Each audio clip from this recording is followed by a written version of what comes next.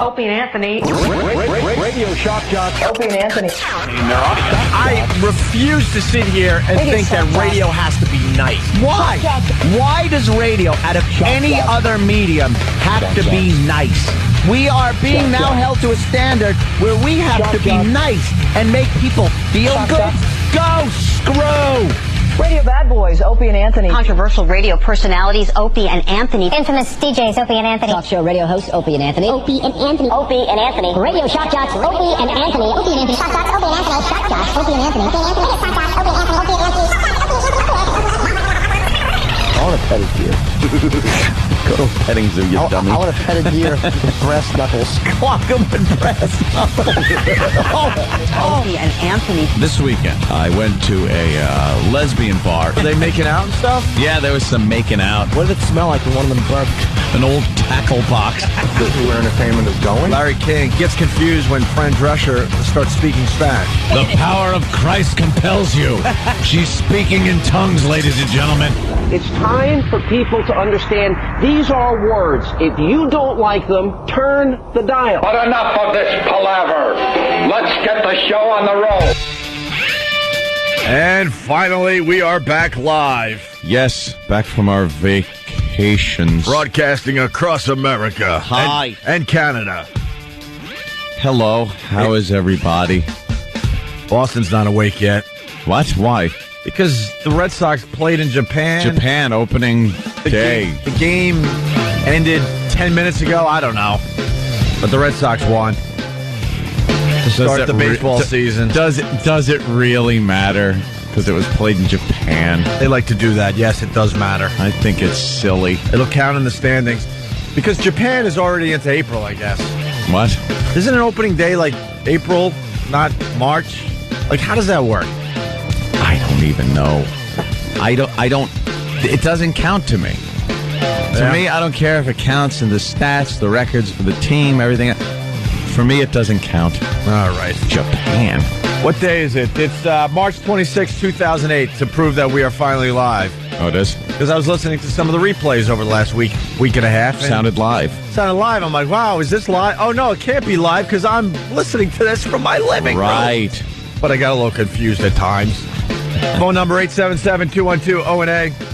Back from vacation. Actually, we should have started back on Monday, but we took our regular week off. Yeah. Like you're allowed to do every once in a while. Sure. And then we had a little TV project that we were doing yesterday and Monday. Yeah. It started Monday in a hotel somewhere here in Manhattan. 5-hour creative meeting. Yep. With a bunch of people from L.A. And all those things up on the walls. They tape papers up on the walls in the hotel and write on them. Shucka, shucka, shucka, shucka. Oh, that's a good idea. Oh, we'll do that. Shucka, shucka, shucka. That's a good idea. Make that into a Post-it and put it on the wall over there. Change that and then put that card over there. Tape it to the wall better because the wind seems to be blowing him off the wall. Blah, blah, blah. But we actually taped a pilot yesterday for Comedy Central, and we can tell you this much. Keith Robinson, who's an animal. Oh, my God. He's one of our comedian friends who is too scared to do the radio show. I was talking to him about that yesterday. I'm like, why are you scared to do our radio show? Yeah. We all want you on our show. Jimmy tries to get you on the show all the time, and you're always busy. What's that about? He's from Philly. He's black, and he's an animal. Yeah. He's just an animal. He is out of his mind. And he pretty much beat the crap out of Rich Voss. That was part of the TV show we taped for Comedy Central. Yeah. So you would assume Comedy Central, the Opie and Anthony shows, is loosely based around comedy, right? No, this should have been like one of those Ultimate Fighting, maybe on Spike or something. Yeah. It was, wow, what a brutal, brutal beating. Well, did Voss look bad? Did he look bad, or did he look like he could at least take care of himself? He had a couple of good shots. Voss had more than a couple of good shots. I think he had two good shots. Look, Keith definitely beat the crap out of him, but Keith also pissed off Voss to the point where Voss took out some of his karate moves. He went karate on his ass. Yeah. He went karate on his ass, and he wasn't supposed to. And, wow. But then Keith just got pissed. Oh, yeah. Dude, I don't know. All I saw was Keith pummeling Rich's head and face, just beating the crap out of his head. There were some shots where Voss's head went back, and Voss had no idea how to defend against it. No, because he was in close. It was terrific. Because Keith was in close. If Keith is far away, then Voss is going to get karate on him and start kicking. Yeah. But when he got in close, it was just, he pummeled Voss's head. Well, Keith was doing the rope-a-dope on Rich Voss. Yes, a little different. He had a dope against the rope. Thank you, exactly. A little different than how Ali used to do it. The dope-a-dope. The dope-a-dope. The dope-a-dope-a-dope. And then also as part of this TV taping yesterday, it's a pilot. We'll see if they pick it up. Big A got his eyebrows shaved right off. Oh my God! Did he? When you think Big A couldn't be creepier, he had his eyebrows shaved off. Yeah, and just looked like more like a serial rapist than he does now. Why wasn't he offered a gum or a Tic Tac or something? Bad. So bad that the room, let's just say there was a room full of bizarre freaks that we have known over the years. Yeah. And every time we had to go into this room and talk with them, the whole room smelled. The entire room smelled like Big A's breath. Yeah, you could get away with bad breath as long as you're not too close to a person. Like, let's say I have bad breath. You guys would never know it. I'm far away. Far enough away. I could talk to the side. You do little things, right? His breath was so bad, like Ant was saying, the whole room stunk when you walked in. The whole room. He infected the entire room, so that when he was removed from the room, later on when we went back in, the smell was gone. He probably was nervous. He had a nervous mouth. I think when he gets nervous, his mouth glands. You think he goes wacky? He goes.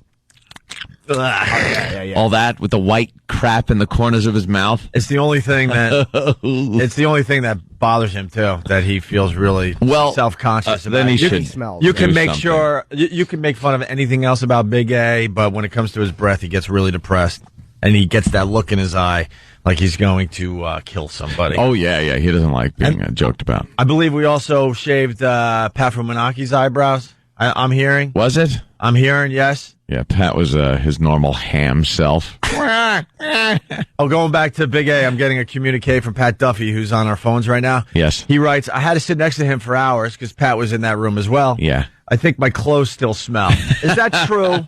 His clothes. Pat's not known for making a joke, so I'm assuming this is like the real deal.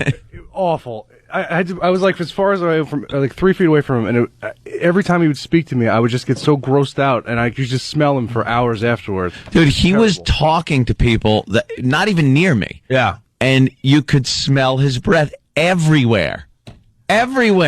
Unbelievable. Poor nervous Andrew. He's got to do something. Oh, do you have Big something A. about?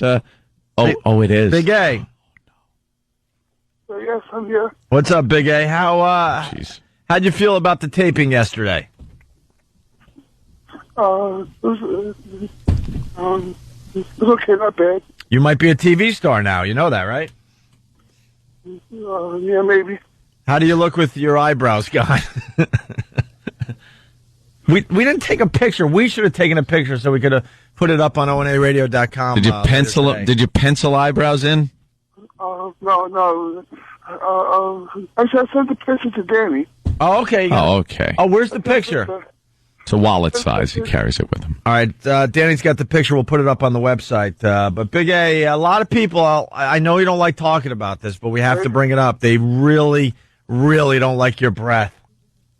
Yeah, maybe a Tic Tac.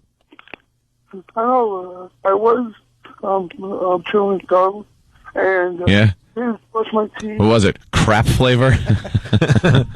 I think you need to... New Wrigley's vomit gum?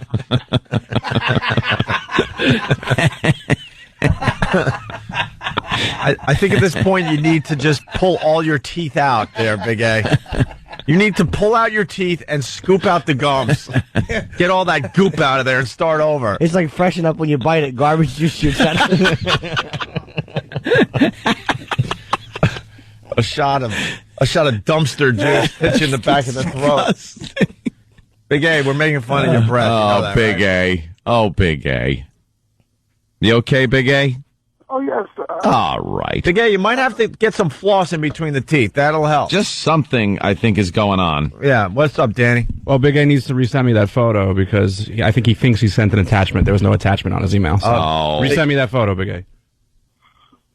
Big A. Andrew, what is it? You get very nervous? Is that what it is? You get very nervous and your glands go kind of haywire? Yeah. I know I brush my teeth, and I also use mouthwash. Yeah, but you got to get it. You got to get in there with like dental floss or a little rope or something. and you got to scrape your tongue. Oh, do you brush with a backhoe? Yeah, with a backhoe. Do you brush with a big brush that kind of stands up by the ball? I'm sorry. I'm just Sorry, Big A. We're excited. We're back live and haven't done radio in a while, so we figure we'll just pick on you. We have to pick on somebody. Yeah. We haven't picked on people in a while. It's hard to pick on people when you're not doing a radio show. Yeah, you get punched. They will actually punch you in the face. Yeah. Big A. Yes. All right, you got to scrape your tongue really, really good. And the little scraper's going to smell like you. Oh, it's going to be awful, but it'll help a lot. And then you do a little dental floss. Okay. And maybe pull out a few of the rotten teeth in the back. Is that what it is, you think? You think he's got some rotters back there? Or? His teeth don't look like they're that bad. When he does that creepy smile, the teeth look like they're okay. Creepy smile. The teeth look all right. Yeah. Well, Big A, big TV star. They were very happy with what you did yesterday. Thank you. And I apologize. I tried to come in. It was clean and all, but... Also... People suggesting someone needs to drive a Zamboni over his tongue. Perhaps that would clean it up. That's very good viral. Maybe like just the salt you use in your driveway. Yeah, just kind of lay it down. Throw that on his tongue to kind of dissolve the crap. How about because, dude, I'm obsessed with trying to keep my mouth clean at this point. Dental floss. Look, I got dental picks. I got everything. Dental floss, toothpaste, mouthwash. Gum. I'm always poking, and It's the greatest breath I ever smelt, and I've smelt it all over the world. I'm also getting the latest elixirs that you kind of gargle with. A million different ones, and why the obsession? You don't have bad breath. Well, I think we all have a little. I mean, at moments. But. Yeah. Well, Everybody and then has their moments, when you're yapping for hours on end. And I couldn't get my mouth clean until a few years ago when I started really. I went to town with the tongue scraper. Oh wow! I can only imagine if Big A scraped his tongue for the first time. Well, we should get someone to. All right, Big A, if you're listening still, do not scrape your tongue. You're coming in either tomorrow or Friday. No, I can't. Pat Duffy, you in? No. Pat Duffy's in. What's he got to do? I know the perfect scraper to get. It looks like a little spoon, and you go, and by the time you're done, there's a scoop of goop. God, and Pat Duffy will. It's like butterscotch ice cream. Yeah, Pat Duffy will take his medicine, right? How about a breath goop ice cream? A breath goop mustache.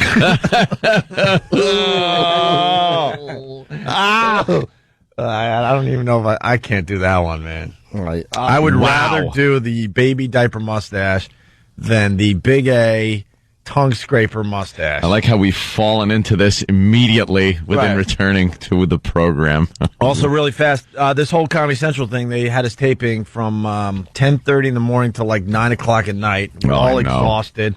But Eastside Dave is going to be a star. Yeah. He's an animal. They all loved him. He was an animal during this taping yesterday. Because he'll do anything, whether he's asked to or not, whether it's needed for him to do. Right. Or not, he'll just go out on the street and do anything. Well, while they were like shaving eyebrows, there was the water and the shaving cream goop. And the hair stubble. Right. Eastside Dave, he couldn't wait anymore for what they wanted him to do, so he just started chugging. He was drinking. The concoction of hair, shaving cream. And water. And he did some other things, and he had comics puking yesterday, Jimmy, and not Bob Kelly, who were used to having puke. Because Kelly wasn't in that scene. I heard Robinson may have gotten a little queasy. Keith Robinson? Yeah. Yeah. Yeah, there's something. I can't even describe it. There's something. Just. Yeah. And then, what was the other thing I want to mention? Oh, then young Sam. Sam. Young Sam stepped up yesterday. Young Sam refuses to do anything for this radio show, but you throw a TV camera in front of his face, it's a different story. He wants to be a TV star. We have told Sam, do this. He says no. He says no more than anyone else on this staff. What do you mean? It's Comedy Central. What do you mean? Pilot. You don't Chance do to anything. shine. What did you do for this TV project yesterday? Tell Jimmy. Jimmy has not heard this yet. He's going to be very proud of you, by the way. Yesterday, we found a gay, homeless, drunk man who I kissed on the lips twice. Look at Jimmy's face. Why twice? Because once for the bit, and did you hurt? That's when we kind of do a cold run. It was kismet. I think we weren't happy with the first kiss. And actually Sam said, all right, I'll give you a good one. Bob Kelly, in his infinite wisdom, decided we needed to do a second one. And then, for Bob whatever was reason... totally loving it, I bet. Yeah, for whatever reason, then Bob Kelly grabbed me by the face and kissed me on the lips, too. Which I think was just something for him. Something he'd wanted to do and probably needed an excuse. Oh, yeah. He's always talking about cherubish Sam and how he wants to do things to him. And it was terrible. Yeah, but you left out something. Oh, the homeless guy. I heard that the homeless guy spent the morning in a glory hole. He mentioned when they... Well, you can't be in the actual glory hole, but he was doing stuff through a glory hole. He was on the other side of the glory hole. See the recipient? Yeah. But you can't really be on the other side of a glory hole. A glory hole is what it is. It's like... Well, you got to be on the other side. One guy's standing and one guy's tying his shoes. Right. There you go. Yeah. But supposedly this guy bragged that that's what he was doing. Not for a little while. No. He was doing this all morning. All morning. He had just come from 2 different glory holes. And you kissed him on the mouth. On his lips. Twice. He was chugging it, Sam. He was lifting guys up and chugging. Oh, God. Is that horrible? That was a hard one to break to the girlfriend. I bet. Yeah. Yeah. Especially while she's packing and leaving from here. I had to gargle with soap water. Not like soap, like for your face. Yeah, you did? Yeah, I gargled with it. Hours after the fact. I know. Doesn't matter. Were you out there with Eastside Dave? No, he was. He was with the other guys? Wait, she made you gargle? No, but, kind of, and I was going Listerine's to... better. It's got alcohol in it. We didn't have any Listerine, so I just... Do you have any booze in the house or anything? No. A fish stick? And also, for the record, Pat from Munaki didn't shave his eyebrows. Oh, he didn't? We rolled him down the Union Square Park stairs. Right. Because the other team had already shaved eyebrows. Well, now you're saying there's teams involved with our show. No, the other... Interesting. By team, I meant Big A. Yeah. Had already shaved his eyebrows. Yes. The big guy. It's okay. Homo. So, I don't know. Comedy Central seems really hot on this project. We'll see if they pick it up. Yeah, we'll see. We filmed for like 8 or 9 hours, and now they have to make 22 minutes out of it and then sell it to somebody. Yeah. We'll keep you informed. We'll see if they pick that up. It was fun. It did go on forever. Oh, my God. But, it was fun. It took us away from our radio show. We were supposed to be back on Monday. I know. A lot of things happened since we've been gone. What? I don't know. Action. How was your vacation, Anthony? Very good. Yeah? Yes. What'd you do? Anything fun? Really can't say. What? I just can't say. Why? I don't know. Can I smell your belt? No. Let me see. I got some electronics put in. Why can't you say what you did? Did that. You're being a little too mysterious. Mysterious? Yes. I don't think I'm being mysterious. You're being mysterious. Why can't you say? Can't really say. It's just kind of hanging out. I just kind of hung out. That's all they did. Just hung out. Don't grill me on this, please. How long do you think you can keep this ruse up? Are you insane? It's not a ruse. It's not a ruse. Give us one thing. It's just, all right. Why can't you tell us what you did on your vacation? I got a big screen TV. But that's not something you do on vacation. Very nice. You said you can't talk about your vacation. I'm having my pool guy came over. Uh-huh. Yeah. But this is stuff you could talk about. Yeah, that's what I did, like vacation. Because I didn't go on my normal vacation that I've been going on for years and years, which is either a cruise or, down to the Bahamas or something like that. Yeah. So I found myself at a loss of what to do. So I decided, I'll just, cruise around a little bit. I sang karaoke. You did? Yeah. A little karaoke. So you... I'm not a gigolo. Jiminy Cricket. No, I didn't get married. I love how Anthony thinks no one is on to him whatsoever. Are you crazy? I didn't say no one's on to me as far as whatever on to me means. What I'm saying is... You might have a great poker face when it comes to playing cards, but when it comes to your personal life, who are you kidding? Yes, Jimmy? Did you take did you take a special trip to Taiwan? No, I didn't go to Taiwan. Yes, I went to Indochina, to some Southeast Asian nation, and had fun with little lads. I love when he comes through. I took a trip to the Caribbean and Turks and Caicos. And see, look. How was it? Look, that was my vacation. Oh, that's nice. I went down there. I didn't do much of anything. I laid around on a beach. Sounds nice. Took a lot of walks. Took a lot of swims. Had a few drinks. That's good. Very, very mellow. That sounds fun. That's what I did on vacation. Now, Anthony, once again, what did you do on vacation? What? We were off for almost 2 weeks. You bought a big flat screen TV? You got to give us something. Jimmy, what did you do on vacation? I said I did some karaoke. I went away with Anthony. All right, the cat's out of the bag. Alternative. And so is Jimmy. Alternative Life Radio. I just stayed in town. You did? Yeah, I had stuff. You did spots and stuff? Yeah, I did. See? Yeah. See, not everybody just does these wild things like running off to the Caribbean. Some just hang out.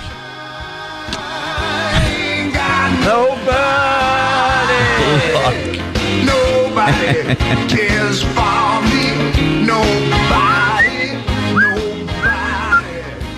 So you don't want to share? What's there to share? It's just, We were off for 12 days, I think. 11 days. Yeah. You bought a large flat screen TV. Yeah. And sang karaoke. And sang a little karaoke. There's a lot of hours you're missing in there. A lot. Well, maybe there's a lot of karaoke. Sang some karaoke. Saw some fans. I'd imagine in 11 or 12 days you could do maybe 2 or 3 hours of karaoke. That leaves a lot of hours, my friend. All right. Let me think. What else? All right. I slept. Yeah. It was nice to be able to not have to wake up at an ungodly hour. All right, even if I give you 10 hours of sleeping a day, 10 hours a day. A lot of hours that are unaccounted for. Let me think. Anything else I could really sleep? Karaoke, big screen TV.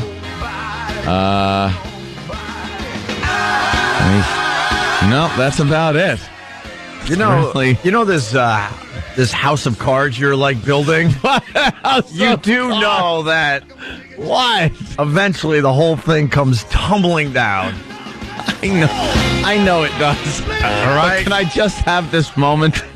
That's all I'm saying. Where it's just still standing and there's no breeze yet. You might want to try some crazy glue on the cards because this house of cards is getting a little too high. Well, look. All right, I guess you did nothing on vacation. I just kind of... I'll believe you. Hung out. Yeah. That's all. What's wrong with that? Jimmy, why aren't you grilling him? Help me out here. Because I don't know what to ask him. See? All I want to know is if he uses magnums. I just want to know. That's all I care about. Is what he's packing. What are those? We have couldn't be prouder. Exactly. Those pesky things away. Absolutely. I could take one off with a pinky and no one will know. You always got to do a little pinky thing on the downstroke. That thing comes right off. Hey, screw it. How many years do I really have left? Yeah. You know what? It starts to look like, as it comes undone, it starts to look like the night before Christmas. Who's that dude with his stocking cap on? The stocking cap. Ebenezer Scrooge's little Christmas hat. That's what it looks like before it just comes off completely and it's lost in the sheets. And the ridge is holding it for as long as it can. When you're standing, if it's upside down, it looks like a big feed bag.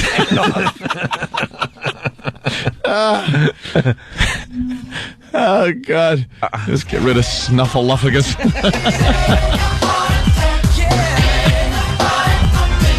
Yeah. Humping around? Huh? What? No, I wasn't saying that at all. Kevin in Connecticut. Kevin.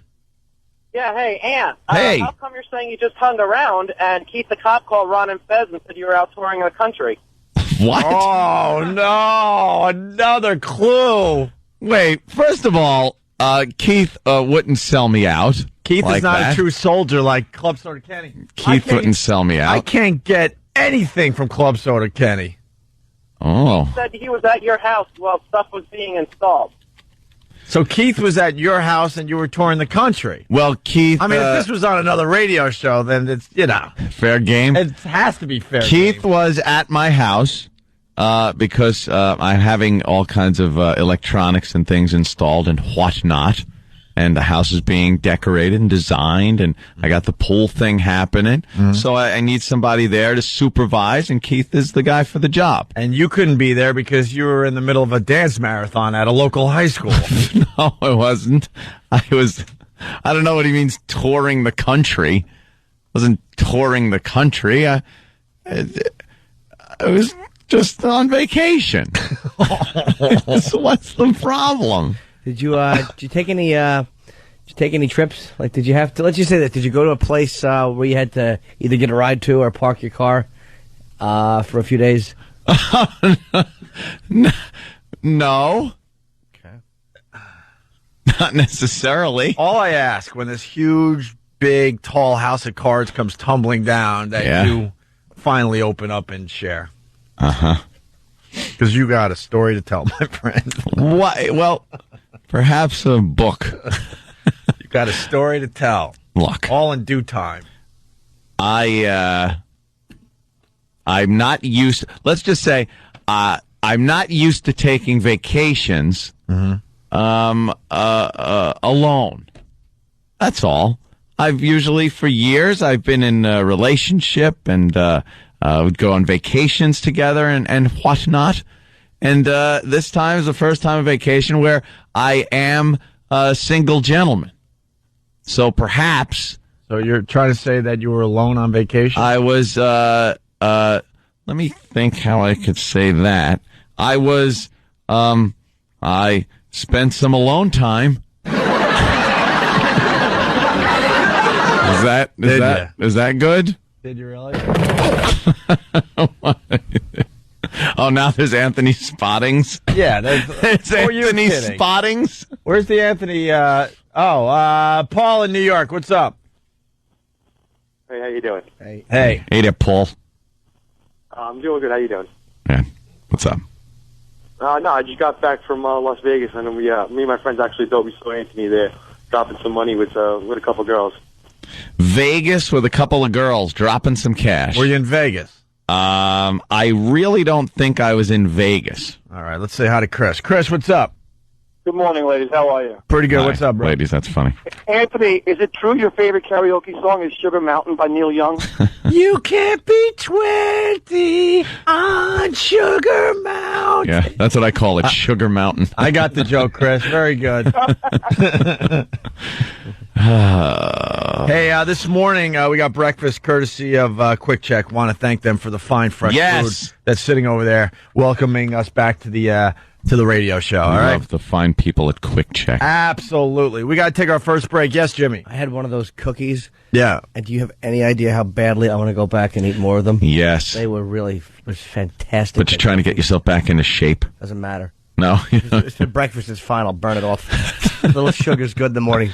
Knock it right off. All right. Phone number 877-212-ONA. Just getting started. We got a very busy show.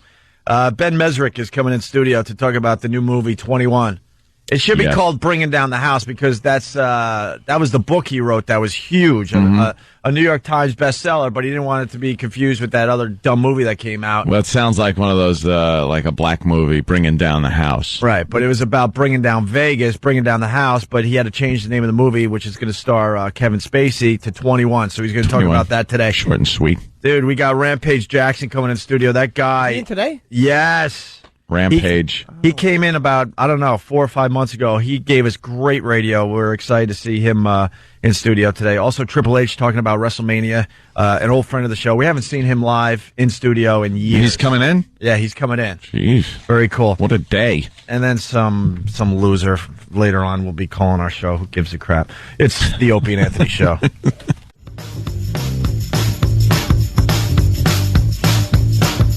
You're checking out the Opie and Anthony Show. First time live in about a week and a half.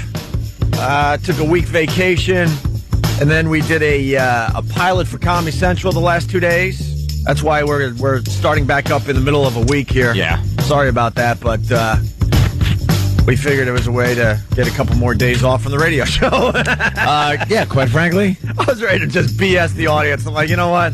Let's tell it like it is. We could have easily done our radio show and taped this thing for Comedy Central, but we knew we could get away with taking a couple extra days. Hey, man, we're just like the people listening here, right? Yeah. We want to get off as much as possible. Also, we're getting really close, but the O&A Animation Festival, we started hinting about this. We started talking about this before the break. We are going to have an all-out animation festival. We definitely got the date. Okay, Thursday, June 5th. It is definitely going to go down, the O&A Animation Festival. Write that down. We're talking celebrities. We're talking red carpet. We're talking comedians. It's going to be a gala event. Absolutely. An animation from all our listeners.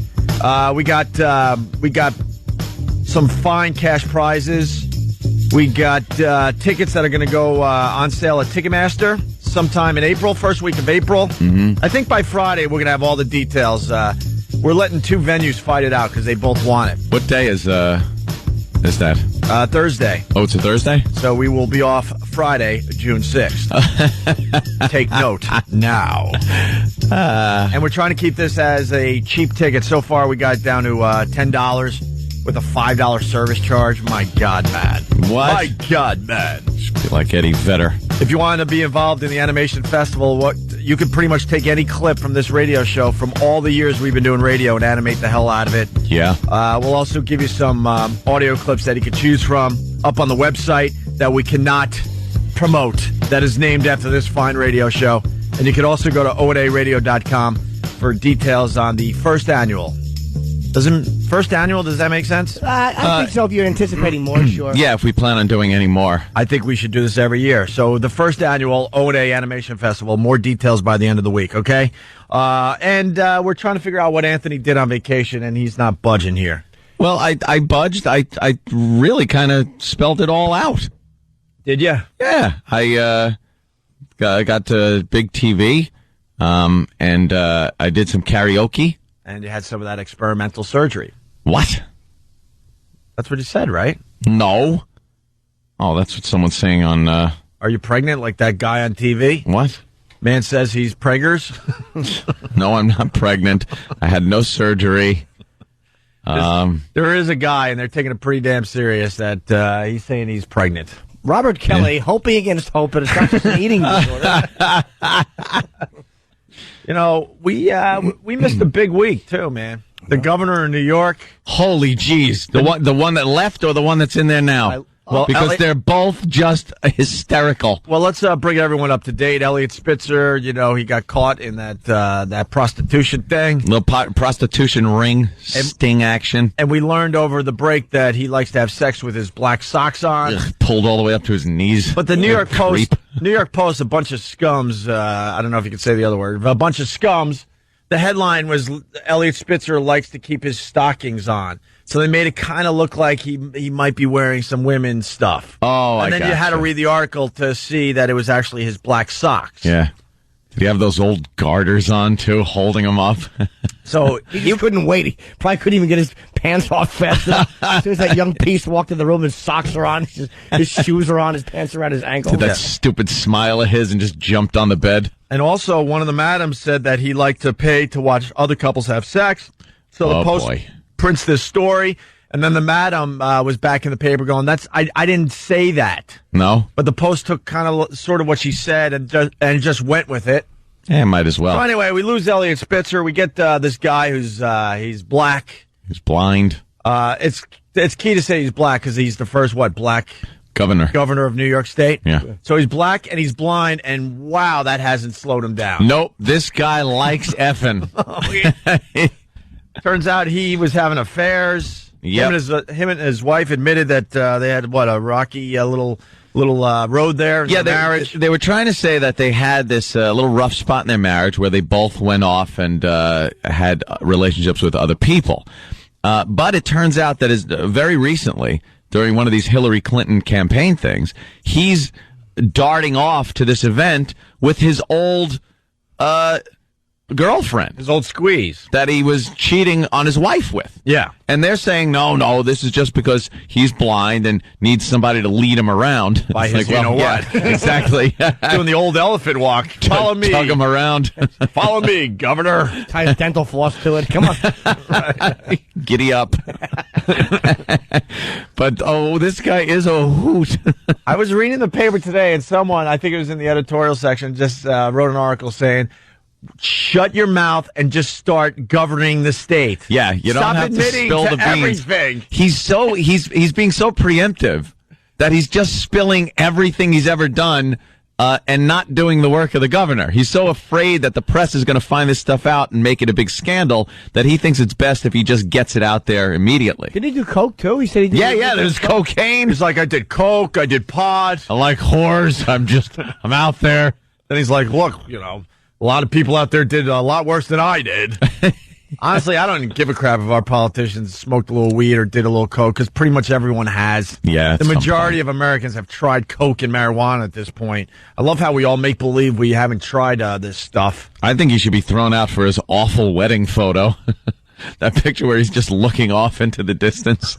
His wife is looking at the camera and he's looking, I don't know, off at the priest. He looks like Abdul-Jabbar, but as a midget. What a creep he looks like. He looks like Abdul-Jabbar when Abdul-Jabbar was Lou Alcindor. Oh, wow. Yes. Wow.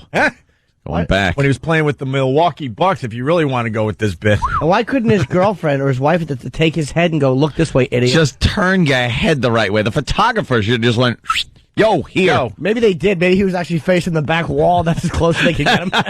Yeah, I'd like to see the other pictures that they didn't take. I would just tell the governor, listen for the whistle.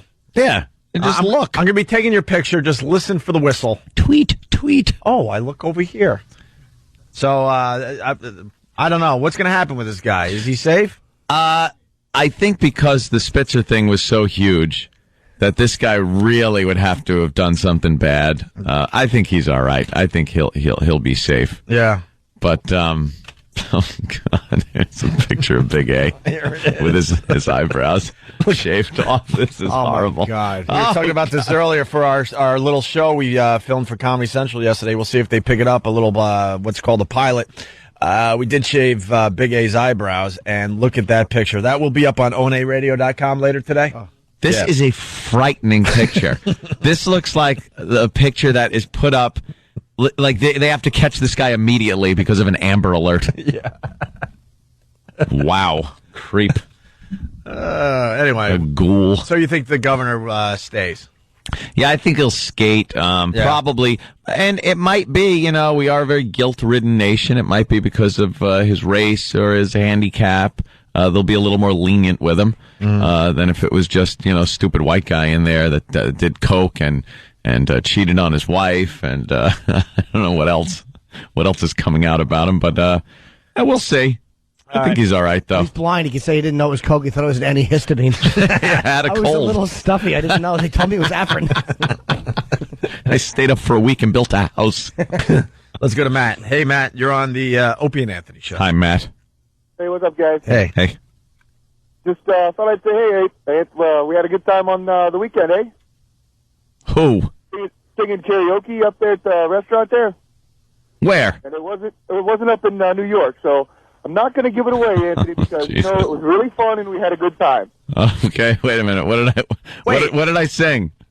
There was too many for me to remember. It was a non-stop karaoke fest. Wait, you were doing karaoke out of state? It might have been. I don't think it was really. Well, I don't know, Anthony. I'm not going to go there, man. Wow, this guy's okay. He's being a good egg, but I think he was there. Wait, so Matt actually saw Ant doing karaoke. Is it fair to say that it was off Long Island? Let's just go with that. Does it sound like I'm from Long Island? Nope. Oh, wow. He sounds like he might be from another country. What the hell did you do on vacation, Ant? And why is your iPhone going nuts right now? No, it's not. Well, Matt was a good boy. Matt doesn't give people up. That's nice. You're a good egg, Matt. Let's go to John in New York. John? Hi, I heard Anthony spent a lot of time at his health club. I believe it's called the Emperor's Club. The Emperor's Club. Stupid Elliot Spitzer gets that place shut down. Not only that place, now they've decided to shut down all of them. Yeah. Another one got all the shut high down. ends. All the high ends are getting shut down. See, I'd have been a high end guy. Let's say hi to Wes, the trucker. Wes? Hey, I spotted Anthony this weekend down in D.C. Singing karaoke with knee-high socks on at the Mayflower. I can assure you I was not at the Mayflower Hotel in D.C. All right. How about Cool Circus from Long Island? Cool Circus? Hey, Ant, I was wondering if on your vacation you ran into Dennis Hoff. How's he doing out? How's Dennis Hoff doing? Why would I run into Dennis Hoff? I don't pay for it, my friend. I don't pay for women. Ant doesn't have to pay for it. He has a radio show. Young boys, I'll pay for it. Of course. You don't have to pay for it if you have a radio show. That's right. Right, Ant? That's right. Right? Huh? Pay for it. I actually saw Dennis Hoff. Did you? I didn't talk to him. I went to talk to him and he was gone. At a UCB show that Amy Poehler does. It was very funny. Very cool. Would you be hanging out, talking to you if you were him? No. You just go back there and bang all your broads that you own? He had his one regular. Oh, did he? Yeah. Okay. Speaking of vacation, we love to do a bit called Unlucky Lottery or Sucks to Be You. Yeah, very confusing. Did you hear about this story? No, I didn't. Oh, my God. Have to make a verdict. It freaked the hell out of me. Listen to what happened to this lady. And just imagine in your head the odds. Seriously, try to do a little math in your head as you listen to this story. A freak accident off the waters of the Florida Keys. Judy Zagorski was out on the waters Thursday in this rented 16-foot fishing boat with her family. That's when this large spotted eagle ray jumped out of the water, striking the 55-year-old head on. It collided with the victim at a very intense force, causing the victim to fall backwards. The sister that was on board immediately ran to her aid and attempted to do CPR. But by all intents and purposes, she was probably already deceased.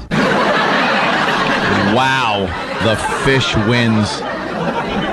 The fish wins. Hey, man, I don't know about you, but the fish are starting to get pissed off. They really are getting like, enough. Aggravated. We don't want to be eaten anymore. Enough.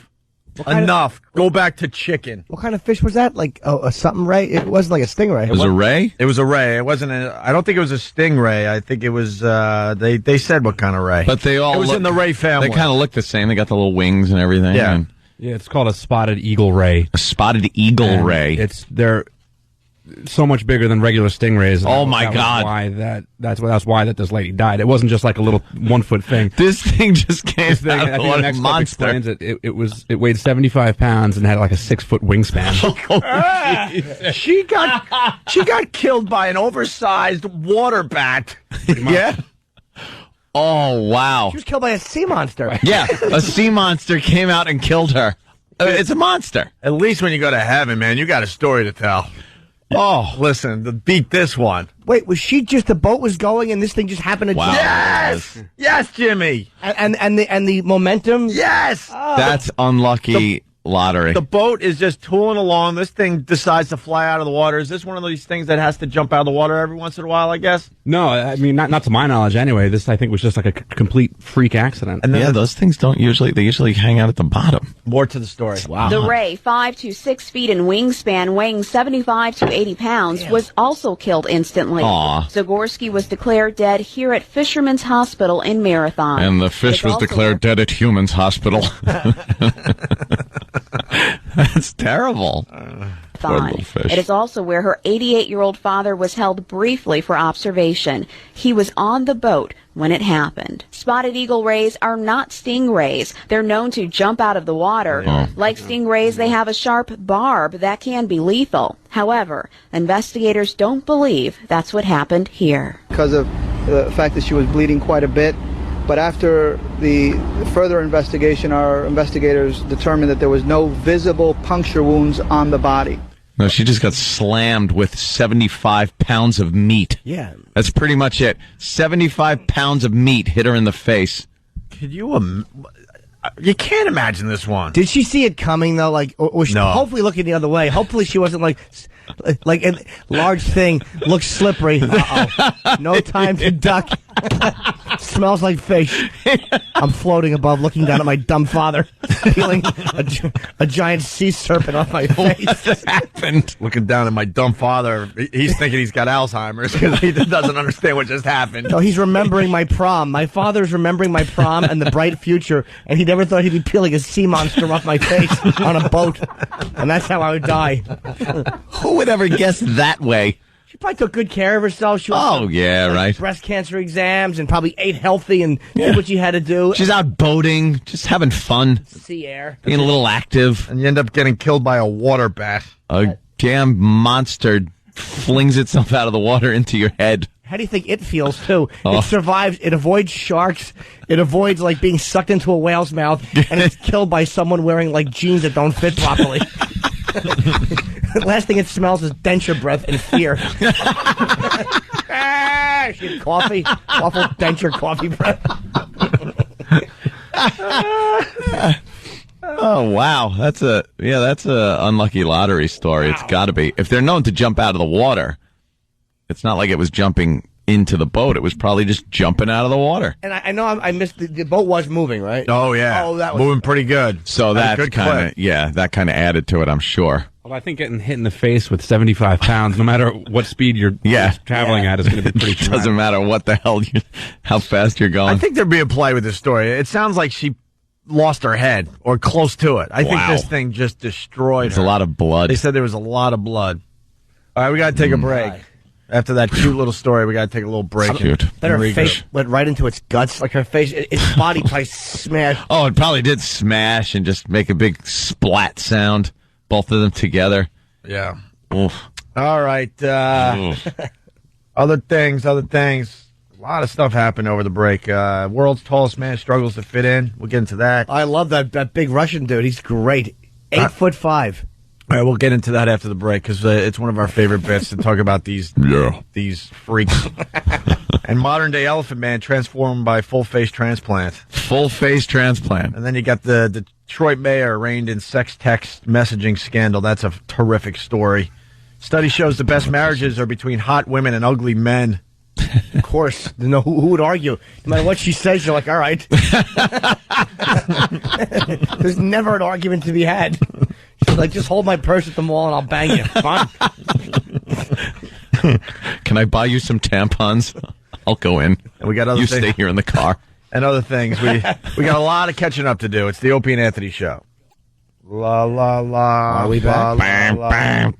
I don't know. We're not. Something's not playing. We need music. There you go. Yeah. The whole show falls apart if we don't have our music when we come back from break. We don't know what to do. Opie, Anthony, Jim Norton, who's been traveling around the country since we last spoke, right, Jimmy? Doing that comedy thing.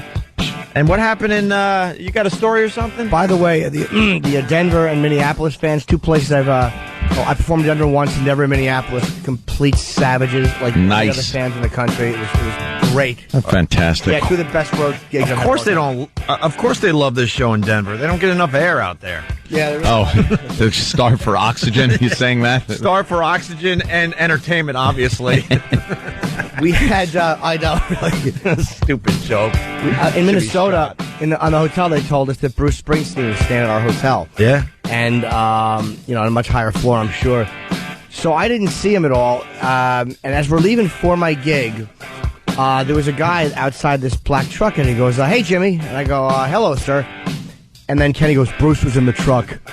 Apparently this guy was Bruce's driver or whatever. So me and Kenny walk to my car, and we're looking in the rearview mirror, and I see Springsteen sitting in the passenger seat on a cell phone. Murray Springsteen? Murray Springsteen, great uncle of Bruce, and a great inspiration for so many of those New Jersey stories that he tells. Because Bruce's father wanted to move to Connecticut, and Murray said, "Stay." Hey. So it's So we're driving away, and I'm looking. We're at a red light. Sure. And I'm looking at a half block behind me. I'm like, "That's Springsteen. Why am I not going?" I'm like, "Kenny, let's try it." Why am I not stalking him? Bruce gets out of the truck and he signs an album for someone. Me and Kenny run a half a block back towards my own hotel. We run into the lobby, and Kenny's like, "Oh, I guess he beat us. The elevator's closed." I'm like, "No, it's not." I see the elevator open. Me and Kenny burst onto the elevator, and there is Springsteen and his guy, and just me and Kenny. And they hit their floor, and me and Kenny just kind of standing. And Kenny is such an awful actor. He's like, "Jim, he's like he's looking for the floor to hit. He's like, "We got to make this quick." And I'm like holding a camera, looking at Springsteen. I'm like, "The gig's up, idiot." Yeah, he's on to us. Yeah. So I'm like, "Can I have a picture, Bruce?" And he goes, "Yeah, sure, man." And was Clarence on the elevator too? Oh, sorry. I just heard you say something. Nothing. Wait. Nothing at all. Thought maybe he hit one of the upper floors. So it was very awkward because it was, so of course I gave the camera, his guy actually took the picture, and he puts his arm around me in the elevator, and as we're going up, Kenny's just trying to act like we meant to get on the elevator, and he was very nice. And we took the picture and wrote all 15 floors with him. He goes, "All right, guys, this is my floor." And we're like, "All right." And then he gets off, and we realize we haven't hit a floor. So we just ran onto the elevator. Oh, no. And tried to look casual. And I'm 40 years old. I'm holding a camera, and I got my shot. Not the greatest story. How annoyed would he have been if you hit every floor between where you were and his floor just to be on the elevator with him longer? It was so uncomfortable. When dumb kids, you had to use the card to swipe to hit a floor. Yeah. And watching Kenny try to improv and go, "We gotta be quick, Jim. We gotta be quick. It's like the camera's out, dummy." We got on this elevator to go upstairs. And it's like, "Kenny, could you stop? A UCB member, stop improving. I'm trying to I got the camera out. Bruce is right here. Why don't you wait till he gets off, and then we can improv going to my room." Did you just reference Upright Citizens? Yeah, well, because I went and saw one of their shows. That's the only improv reference I can make. I got it. I got to be honest. I'm not an improv fan. But that was got it. Hilariously funny. The show. The shot of Springsteen, he's got his arm around you like, "You're buds, man." Yeah, he was actually surprisingly down to earth. He was very cool. We'll put that picture up on onaradio.com with the picture of Big A without the eyebrows. Did you do anything like, "Hey, Jim Norton," or "I'm a comic"? His guy knew me, though. Whoever No, he was really? knew me. Yeah, because he had said hi to me when I walked out the door. Ah, that's "Hey, good. Jimmy." And I don't know if that was Bruce's guy or if he was a local cop, but he was, whoever that guy is, "I want to hug you." Wow. And then I had another celebrity encounter, which it's the worst story ever told. Well, it makes this dumb story I just told look like I survived a plane wreck story of interesting. Jimmy, we just went out for sushi. What's the big deal? Oh. All right, you're right. But no, you remember you ordered the spider roll, and I got the California roll, and they mixed it up. And I'm like, "Oh, I think I got yours." And you're like, "Oh, That's great. Who got what roll?" Thanks for trying to help that awful joke. Thank you. I figure I was in the tub. You jumped in with a toaster. We're both going down. There you go. Got hit in the face with a ray. All right, what's the other one, Jimmy? I was out, and I was in a store, and I was. Oh, congrats! It's about time. Yes, that was actually damn good. I was walking to my to get a cab, and I get in the cab, and Bruce Willis gets out of the cab. Oh, and it's a Bruce weekend. Yeah, Bruce Willis gets out with one of the hottest chicks I've ever seen, and I go, "Hey." And he ignores me. Oh. And I get in his cab. Oh. And that's the whole story. And I wanted to tell someone so bad. So I call my dumb girlfriend, and I'm trying to, as I'm telling her, I'm like, "Yeah, it's funny, and I realize it's not funny. There's nothing there. There's nothing there. So I'm like, yeah, I get out of a cab. Bruce Willis gets out, and I got in, and she's like, "Yeah?" So what are you eating? You hungry? You want to do something? That was the whole story. Nothing. That was it. It was. Oh, that's an awful story. It's the worst celebrity story. That's horrid. No, it's one of the better ones. I wanted this like there was a smell on the seat. Nothing. Something. What, he ignored you Not to on be rude, purpose, or didn't hear you? I didn't even know if he heard me because I couldn't go, "Hey, Bruce." I was so nervous seeing Bruce Willis. I was like, "Hey, hey!" I made a noise. I'm not. Could have just walked by and went. Meh, and Oh, is that a picture of him and his brood? And his brood. Very nice. Okay. Hey, moving on. Baseball season is upon us. Want to say good morning to Boston. They're finally waking up because the Red Sox played in I don't know where they played. In Japan. Japan. They won. The game was over like, I don't know, 4:30 in the morning, some ridiculous time. But, I have to admit that, I was following the Patriots. Mm-hmm. I want the Celtics, but I have to admit that I am a Mets fan.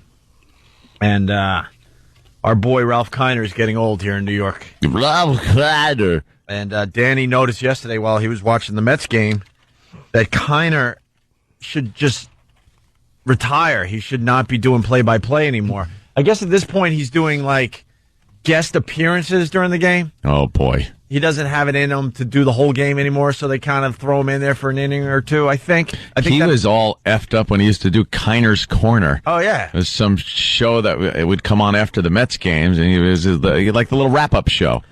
Well, it was known that these guys like to, tip back a few in the booth. Yeah, of course. Well, we don't know if he's, I think this is just old. No, I think this is old and tipping back a few. Yeah. Just because you get old, you don't stop drinking. No. Makes for an interesting combination, though. So Danny pulled a couple clips of Ralph Kiner doing the Mets game yesterday. Listen to this. One of the reasons why a hitter will swing at the first pitch, he's afraid to get down to 2 strikes. One of the reasons to get down to 2 strikes. Okay. Oh, what he's saying is is all right. It's just how he's saying it. He's slurring it. Yeah, he's a little slurry. Well, you have to learn to lay off the pitches, and that takes a lot of work. And one of the things that the Mets have worked on with Reyes at short is his pitch selection and getting balls that he can hit on the ground and hit and try and beat the ball out. And he has too many fly balls. Keith and I were talking about it earlier. Too many fly balls for outs. He has a little Dick Clark in him. There's something going on. There's some... yeah, he's a little slurry. Well, Stephen S. from Bayshore, he's back, and he's writing for us once again on Instant Feedback. He writes, soon he'll be watching the new segment, Kiner's Coffin. What's next for David Wright? Really nothing but success. The one thing about David Wright, he's working on things that he knows he has to improve, and when you think that way, you're going to get better. And he has got the ability to be able to change around and try different things. One of the things you see right here in the defense of the game is that they're playing very shallow, something they wouldn't do without that wind blowing in. There's a lot of power to right. You know, Ralph Kiner's a legend. Yeah. Well, someone's got to sit him down and go, look, bro. Get off the sauce. I think he's old. I think it's just you that think he's it's old. just old? Danny, old or drunk? Or drunk. Let's play old or drunk. I'm gonna go with the old, and his tolerance probably isn't what it was. So he probably had like a beer, and he's feeling it real good. So that with the old combo is not working well for him. And drunk. Is anyone acknowledging alongside him that he doesn't sound quite right? No, but what they would do is like sometimes like on like really like just rambly speeches like that, he would end, and they just really didn't know what to say to him, so they would just go back to calling the game all awkwardly, like 3-2 to. All right, Redding's an ass. Why? Ralph Kiner sounds like WNEW Anthony. All right, I had my days on that program. He's thinking all the time. He's working all the time. And oh, my God. Someone is telling us he has Bell's palsy. Does he? We're trying to have a little fun here. My God. That half a saggy face thing? Is that true? Chuck, what's going on? Yeah, Yeah, man, it's true. I'm a lifelong Mets fan, and I used to think about Kiner all the time. He would just slur and stumble through whatever he was saying. I used to yell at the TV, have another drink, Ralph.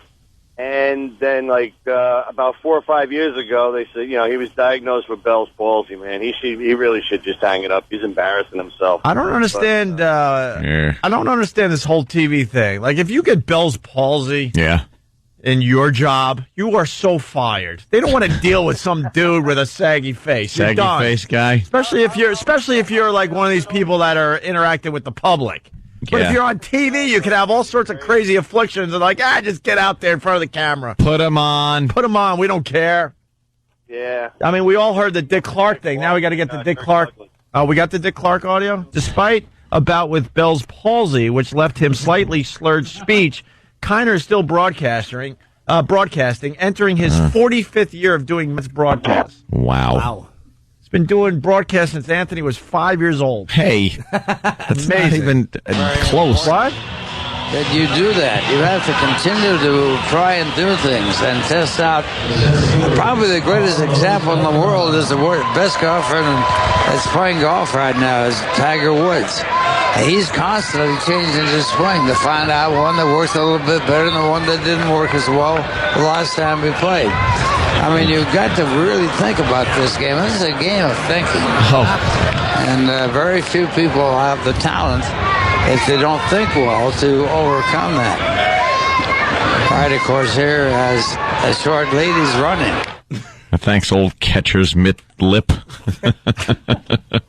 Wow. Travis has his Wikipedia page open, and it states clearly that he has Bell's palsy. Oh, wonderful. States clearly. Clearly. You mean we should have maybe done a little research before you entered this bit? It even says that Kiner's known to slur his speech. Oh, God damn. No, you know what, though? We're making accusations of Alzheimer's and drunkenness. And the guy's got an affliction. I'm sitting there. You know what, though? Screw Ralph Kiner. I'm a Mets fan. He didn't sound this bad last year. You know that, Danny. Well, it's just funny because I'm just sitting on my couch and I'm like, man, this is going to be great for tomorrow's show, man. Also, they're saying he might have thought I looked to see if he's got a stroke or something. Supposedly he had a stroke, too. Yeah, oh, yeah. Oh, no! Danny was so excited that he IMs me. He's like, dude, you got to turn on the Mets game. Listen to Ralph Kiner. Oh, no. You know what, though? If you're going to put... And this is coming from a Mets fan. If you're going to put Ralph Kiner on the air slurring like that, you got to acknowledge it and you got to make fun of it. I'm sorry. That's how it works. And you know what they kept doing? I mean, I guess they probably do it for all the guests, that they have in the booth, but they had to keep flashing on the screen a little bar that said, voice of Ralph Kiner. Well, no one else wanted to take credit for that voice. Because you can't, it doesn't sound anything like he used to sound. So, I felt like they kind of had to remind the people watching, who's there, because you're not going to know just by listening to that. Oh. One thing I've always contended that the intestinal walk is a stat that gives the batter intestinal no walk. Yeah, what's up? That was the intestinal walk. What happened? I've done that. Yeah. You ever do the intestinal walk? You got to hold your cheeks together. Make it to the turlet. I was thinking the intestine decided to walk out of Ralph Kiner's body. He's had it with the alcoholism. Pink socking. Yeah, pink sock. I see what you're doing to the liver in here. I don't want any part of your body anymore. Him and Ed, out of here. Ed Kranepool got drunk together, and Ed gave me the old pink sock. After that, he gave me a pink sock. And Daryl Strawberry mushed my face into a pillow. Yeah, did I ever tell you the time I got pink socked by Rusty Straub? Well, let me tell you, girl. Let me tell you. One thing I've always contended that the intestinal walk is a stat that gives the batter no credit. And if you don't get a chance to hit, it shouldn't be charged against you, which it isn't in regular scoring. Well, obviously we missed a play. Thank you, Ralph. You're talking about your intestine walking out on you, and there's a freaking play going on. You think that's bad? They probably didn't call the other guys. I forget who's commentating for them now, but they probably didn't say anything about baseball for a solid half inning. They were too busy talking about old Three Stooges reruns. That's what they used to do. Wait, you know what? God bless them. Usually, there's nothing to talk about. Baseball is that boring for the most part. tell stories. But you get so between home runs, 'cause that's all I want. You get so used to like listening to the commentary to know what's going on because all of a sudden they're talking about Three Stooges, and I'm like, what just happened? Like, why was there was a guy on base? When did that happen? But you're watching. You can figure that out yourself. That is old school announcing. They used to do that all the time, and then it got to the point where the announcers just go through stats after stats and a lot more advertising, so they go to commercial a lot more. But these guys used to just talk about the most inane crap. Exactly, Three Stooges episodes. And it was so interesting to them that like they went to commercial and they came back and it was like midway through that part of the inning and the guy's like, I want to finish up our Three Stooges conversation from before, and like they brought it back. That was like one of the funniest things to watch because they'd have to get the play in, so you'd hear him going, "Yeah, there it is." I remember watching Mo Howard, who would do the finger thing into Larry's eyes, and he'd actually bend his fingers so he didn't get him in there. The pitch high and wide for ball 2. Yeah, it's like, what? Wait a minute. What is? They were smooth though, man. Oh yeah, you just go right back into it. Talking about where they ate. Remember Scooter The Rizzuto? Scooter. Talking about his wife, Cora. The worst stories. Who cares about Cora? And Cora and I... No one cares, Phil. Yeah. Is there a train in the story with you and Bill White and Frank Messer? If there's not, I don't want to hear it. The Scooter. One more clip. We could do kind of clips all day. Sure. But we'll give you one more. One more of the saggy lip. Move on. I'm talking about Santana not pitching today. He was scheduled to pitch. And they took him out. They didn't want Atlanta to know what he threw. He's new to the National League. Sort of reminds me of the old April Fool joke that they pulled in spring training for the Mets way back when they had Sid Finch as a prospect, a rookie that came to the ballpark. He threw the ball 160 miles an hour. No one saw him pitch except the catcher. That was Jerry Grody. And maybe a couple others there. And that was one of the great hoaxes ever pulled off on baseball. Wasn't there a sport? No, the greatest hoax is you. Still broadcasting Met games on TV. Because I have no idea what he just said. That's great. I have no idea. Someone here is saying it sounds like Brooks from Shawshank. He should end his career that way. Got me a job at the Foodway. The Foodway. That ball high and wide.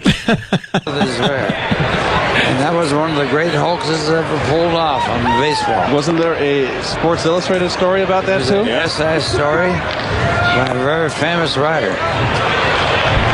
Walks Prado here. I can't remember his name at the moment, but sort of goes with being old. You can't remember your own name at this moment. Sort of goes with being old. Yeah. I saw a triple play once when I was a boy. Goes with being old, like having a limp too. That happens. And your pants. Someone wants to know, well, it's Kevin from Connecticut. He writes, who's calling this game, Ralph Kiner or Foster Brooks? Ooh, a that's Foster an old Brooks reference. Wow. Going way back. It's a Dean Martin roast joke. Yeah. We got Kiner's grandson on the phone, Matt, in New York. How are you, Matt? Hey, what's up, guys? I'm sorry that we're making fun of the great Ralph Kiner, but we couldn't help ourselves, sir. Oh, man, it's funny, but yeah, it's painful for me personally. I mean, it's sad, degeneration. I mean, I thought I'd just give you a little bit of his backstory. I mean, he actually had a massive stroke about 10 years ago in 1998, and the organization didn't really publicize it very widely. They tried to hush it up a little bit. They just said, oh, he's got, pneumonia or he's sick. So he was off the air for probably a year or more, and he couldn't talk at all. So for when he got back on the air a couple of years later, it was like a big deal. But you always noticed he talked differently. He was never quite the same. And some people said, oh yeah, he's kind of tipsy or whatever. But it was really the stroke. Well, in 2004, my grandmother died of a very rare bone cancer, and he took that really, really hard. Could you call every morning? Sorry, this is very depressing. I feel like idiots. Go ahead.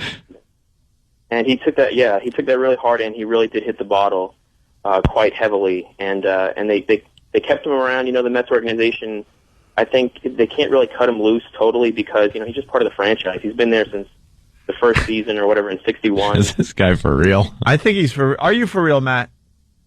I'm absolutely not joking you. I mean, I've been to his house a number of times. Well, they sold it now in Palm Springs. He lives in Florida now. He got remarried. Oh, you're one of those grandsons that, you don't really get to really hang. All right. I got cousins like that. I understand, sir. Yeah. I mean, we're related, but, do we hang? Stephen S. from Bayshore writes, the count is 1 ball and 2 strokes. So do you Oh, my God, is he terrible? do you get upset by all of the accusations that he's been drinking when he hasn't been? This guy doesn't get upset. He hasn't been in the same house with Ralph Kiner since he was born. No, Opie, that's wrong. Actually, I have, but no, he actually does. I believe he really does drink pretty heavily now, and so I think it's half of his stroke and half is he really is probably quite inebriated in a lot of the games. But he's only around for a couple of innings now because they just don't want to let him go. But there's a lot of young broadcasters out there that are pretty frustrated because they're like, look, come on, what are you doing? I'm ready to be called up to the big leagues. It was more than a couple too. Yesterday he was on from probably the 4th inning to the beginning of the 9th. So he was in there for half the game. He was feeling good. I believe he should go. I believe honestly he should be let go. I don't think he should be broadcasting anymore because it's too much at this point. But he's just like Matt. You do know you're a horrible grandson, right? Yeah. Well, I got things going on in my family I wouldn't admit. This is your grandfather. Yes, I know. And it's kind of sticking up for him, I guess. You can learn a thing or two from the mob. Shut your mouth. Yes, I can laugh at Anthony and Catcher, mitt and lips or whatever. I can laugh at that. It's just sad, man. It's sad. Out of all of them, you had to remember that one. Jimmy said some hurtful things. I did not. Yes, you did. What did I say? I don't know. See? They were but hurtful. Anthony, it sounded more mean when Anthony said it. All right. Oh, I'm sorry. So when's the last time you saw him? The last time I saw him was when he got remarried probably about almost 2 years ago. And following that question, when was the last time he saw you? Cared. How old is his new wife? Or remembers seeing you? Good question. She's older than him. Actually, she's like late 80s, early 90s. All right, are you kidding? Hold on. Go back, E-Rock. Are they banging, Matt? Yeah. How old is Ralph Kiner, your grandfather? I believe he's 88. Or 85. I wouldn't be able to tell you how old my grandmother is. No? You have a grandmother? Yeah, she's in a home. I've never been there. All right, Matt. His wife was Diane Kiner, and she died in 2004 of cancer, and that's the only reason why I think what kind of drinks more heavily now. What kind of cancer? That's why I think bone cancer. Oh, Pete. Jesus. Oh, my God.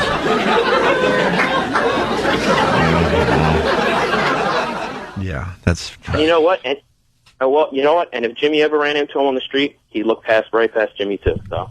Why?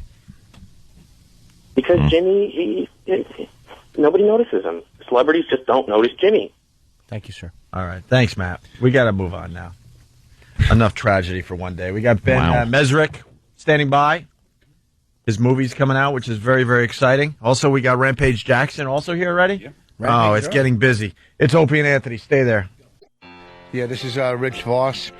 April 4th and 5th, I'll be at the Comedy Castle, somewhere in Detroit or around that area. Comedy Castle, look it up.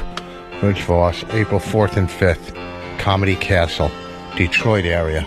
Great club, I hear. I'm not talking about moving in, and I don't want to change your life. But there's a warm wind blowing the stars around, and I'd really love to see you tonight. Opie and Anthony. Infamous DJs. Opie and Anthony. Here. We're back. Opie and Anthony. Jim Norton. Ben's in studio. Ben Mesrick. Yes. We love Ben when he comes in here. Is it Mesrich? Mesrick. Oh, it's Mesrich? Yeah. I've been saying Well, you can say either one. Ben Mesrich, right? Yeah. Well, it looks like Mesrich, though. It does. Yeah. You are rich, though. Well, you know, the movie's not out yet. Hopefully later. How annoyed were you that stupid Steve Martin's movie took the name of your book? Bringing Down the House. Awful movie. But you know, when my book came out and that movie was out at the same time, people would call me and say, "I saw a billboard for your book." Oh, yeah. Like, kind of who works does both Queen ways. Latifah play in your book? A man, probably. Let me do the basics for you, Ben. Yeah, you had a book out called Bringing Down the House. I love this book way before I got to know you. You know, Ben's been on our show a bunch of times, but I actually read that on vacation, and it was a page turner about these MIT students that took a lot of money from all these casinos all over the place. And then the movie's coming out this Friday, but you had to change the name to 21. And there's a lot of readers out there that's going to be a little confusing for people. We put out a new version of the book called 21. Oh, you did? Okay. With new materials in the back. It's got an interview with me and the main guy, a picture of me and the main guy. So, you know, he's coming forward now, the actual MIT kid. So, right. You know, there's some new stuff, but we put it out under the new title. I think it's pretty cool. It's a, nice, short, easy name. People know what it's about. Yeah. It's good. Big Hollywood production, though. That's kind of cool, huh? Starring Kevin Spacey? Kevin Spacey. Oh. Dana, who's here, produced the movie with Dana. the head of Kevin's company. Hey, guys. Hey. Dana's trying to figure out the scene here. We're the producer. He's the producer. Yeah. But, so Kevin Spacey plays who? The professor Mickey, who recruits and trains the team of MIT kids. Mm-hmm. And Lawrence Fishburne plays the private eye who's chasing him, and Kate Bosworth plays the hot MIT girl. Was there a hot MIT girl? Well, in reality, this is the best-looking group of MIT kids you've ever seen. Yeah, no, you know, they're not. Yeah, you know, they got a cast for Hollywood. Well, I mean, it's a movie, right? Yeah. And basically, if it was a movie of real MIT kids hitting, it would have been a very different movie. And of course, the story goes that the MIT kids got together and started this whole scheme of card counting. They were doing it on the QT. Right. It was all, they'd have these double lives and they'd change their look. They'd have a makeup artist doing their makeup, and they'd hit Vegas every Friday, fly from Boston to Vegas, and they won about $5 million playing blackjack. And they had that whole, it was like James Bondy. They'd carry the money under their clothes and go through the airport with like $300,000 each on their under their clothes. And, wow. Yeah. Sounds vaguely familiar. I remember being a couple of airports in the bathrooms, getting money from people. Okay, I'll take that back. Better not be a dime missing. So you've already gone through this. Maybe a couple of times. It's a lot of fun. Safe to say Ant's done very well. Been advised not to really talk about it anymore. Yeah, you know how it goes. But he's done all right for himself. How long have you been involved with Kevin Spacey's company? A while? I started as an assistant 12 years ago. So were you there when he did Swimming with Sharks? It's my favorite movie. No, just before that. That's, yeah. You ever see that with Frank That's Whaley? Twisted. Yeah. A scummy movie executive, but it's, I think the best thing. It's a complete ass. Yeah, great representation of how awful Hollywood is. All right, so how's Larry Fishburne doing? I won't call him Lawrence because he's been Larry since Apocalypse Now. As far as I'm concerned, he's still Larry. You know what? He's great. Cowboy Curtis, I like calling him from Pee-wee's Playhouse. Yeah, you want to go way back. He's an intense guy. Man. He's really intense and scary and intimidating. And I actually, at the end of the Vegas premiere, we end up going out to like 5 a.m. and he's just very cool. Like people come up to him and take his picture, and he's like, "Not tonight, baby, not tonight." And he's, he's Lawrence cool about Fishburne, that? you know? No, he's just very like Jimmy's all mad. He's suave about it. Yeah, he's just very kind of like an iconic, I think. Yeah, Morpheus. He just walks around like Morpheus. He's all Morpheus. The time. He is Morpheus. Puts his hands behind his back like that. Yeah. Does that cool little walk. Yeah. Did you mention Jimmy's Cornbread Earl and Me? What? What? Wasn't that his first movie? Was it? I don't know. Apocalypse Now, I thought was his first. No. I believe Cornbread Earl. Wow, really? Because he was a kid in Apocalypse. Yeah, he was 17, I think, when he did that. Yeah. No, I don't Hey, know. Ben, is it true you walked through an airport with what, a couple $100,000? Yeah, I wanted to become a part of the team to write the book, so I literally would, stuff money under my clothes, and then something like $100,000 to $200,000 I carried through Logan Airport, which is a scary thing because it's not illegal to carry your own money, but if you get caught, you do end up handcuffed in a cell underneath the airport. Yeah, apparently you could carry anything through Logan, though. Yeah, Jesus that's Christ. true. Well, Logan is, the come on, easiest help one. us out, Logan. No, but I became a part of the team, and I'm not great at math, so my sort of thing was carrying money, and then they would signal me what to do. I was like a big dumb gorilla at the table, a gorilla player. And yeah, they'll ask you like, "Hey, where'd you get the money?" If they find it. Oh, if they find over $100,000 on you, they'll do more than that. Yeah, they're gonna wonder where that came from. Yeah, they're a little curious because you're either laundering it, right. It's drug money. Right. There's some kind of interestingly problem. enough, yeah, something illegal. If you fill a bag with Bellagio chips, they don't ask. Really? It's an interesting and nerve-wracking thing to think, but you can actually move a fair amount of money around with chips. With chips? Yeah, because they just think you're going to a poker game. Like, they don't even think about it. Interesting. Yeah. Didn't know that. I don't know if I want to tell a lot of people that, but the MIT team did figure that out, that you could carry a lot of chips on you. But wait. You just get one of those chip cases like you're going to a poker game and fill with Bellagio chips. You could have $1 million in there. Well, where do you trade? You have to trade them in and get them back sooner or later. Yeah, but you go there, you get a bunch of people to trade. You could do it. Yeah, that's what they would do. They'd go and then they'd have a bunch of different people trading in the chips because you can't trade in more than a certain amount without filling out forms. Is it over $10,000 or more? It's over $10,000, but it depends on the situation. But if you trade in more than 10,000 chips at a time, there's going to be forms filled out. Okay. Yeah. Gotta watch that. Raul has not forgotten, and Ben actually helped us out on the radio show. And I still think you're a dope. Remember the last argument we had about the effect other blackjack players have on you? That's right. I believe Ben was the one that proved you wrong. Well, it wasn't so much a prove wrong as just he disagreed. I disagreed. Was there a proof? What was the argument again, really fast? The argument is, if you're at a blackjack table and there's somebody that really doesn't play blackjack by what is deemed the rules, you hit on 16 under, you stick on 17 and over. Sure. Depending on what the dealer has, you do certain things, and you adhere to those rules, and the table's happy, and the odds are in your favor a little more than if you're goofing around, I believe. And if somebody is at the table taking cards, it does screw the table up. Totally. And wait, Ben, you said you disagree with Mathematically, it doesn't change. Don't ever play with this guy, by the way. He surrenders. He's the worst. The surrendering player. To my table, I get up and leave. Mush. What's surrendering? Surrender is actually a good move. Is it? At certain tables, they let it. Move. Don't ever. You can surrender your 2 cards, get half your bet back. So if you have like a 16 against the dealer's 10, you surrender that hand and get half your bet back. And then the dealer pulls But not all casinos offer it. But and you lost half your bet. It's actually a good. No, surrender is a good move for the player, but a lot of people are too. How about surrender on the drive to the casino and do a U-turn and you save your entire bet? You're there to gamble. Right, that's Dana's point. But the truth is, if you're man enough to understand that surrendering is an okay move, you can actually man enough. He thinks it's being to keep your bet that you put out initially. Right. Ride it out. Ride it out, no matter what the odds are. You just don't know. They flip over that card, and but you know what? I agree with you that there are times in blackjack where you go on these runs, and it is very highs and lows, and if everyone's getting good cards, and someone keeps hitting. Mathematically, it doesn't really change anything, but I can see in terms of like the way the cards are going, how it feels like it's changing things. It definitely does, particularly when there's a run.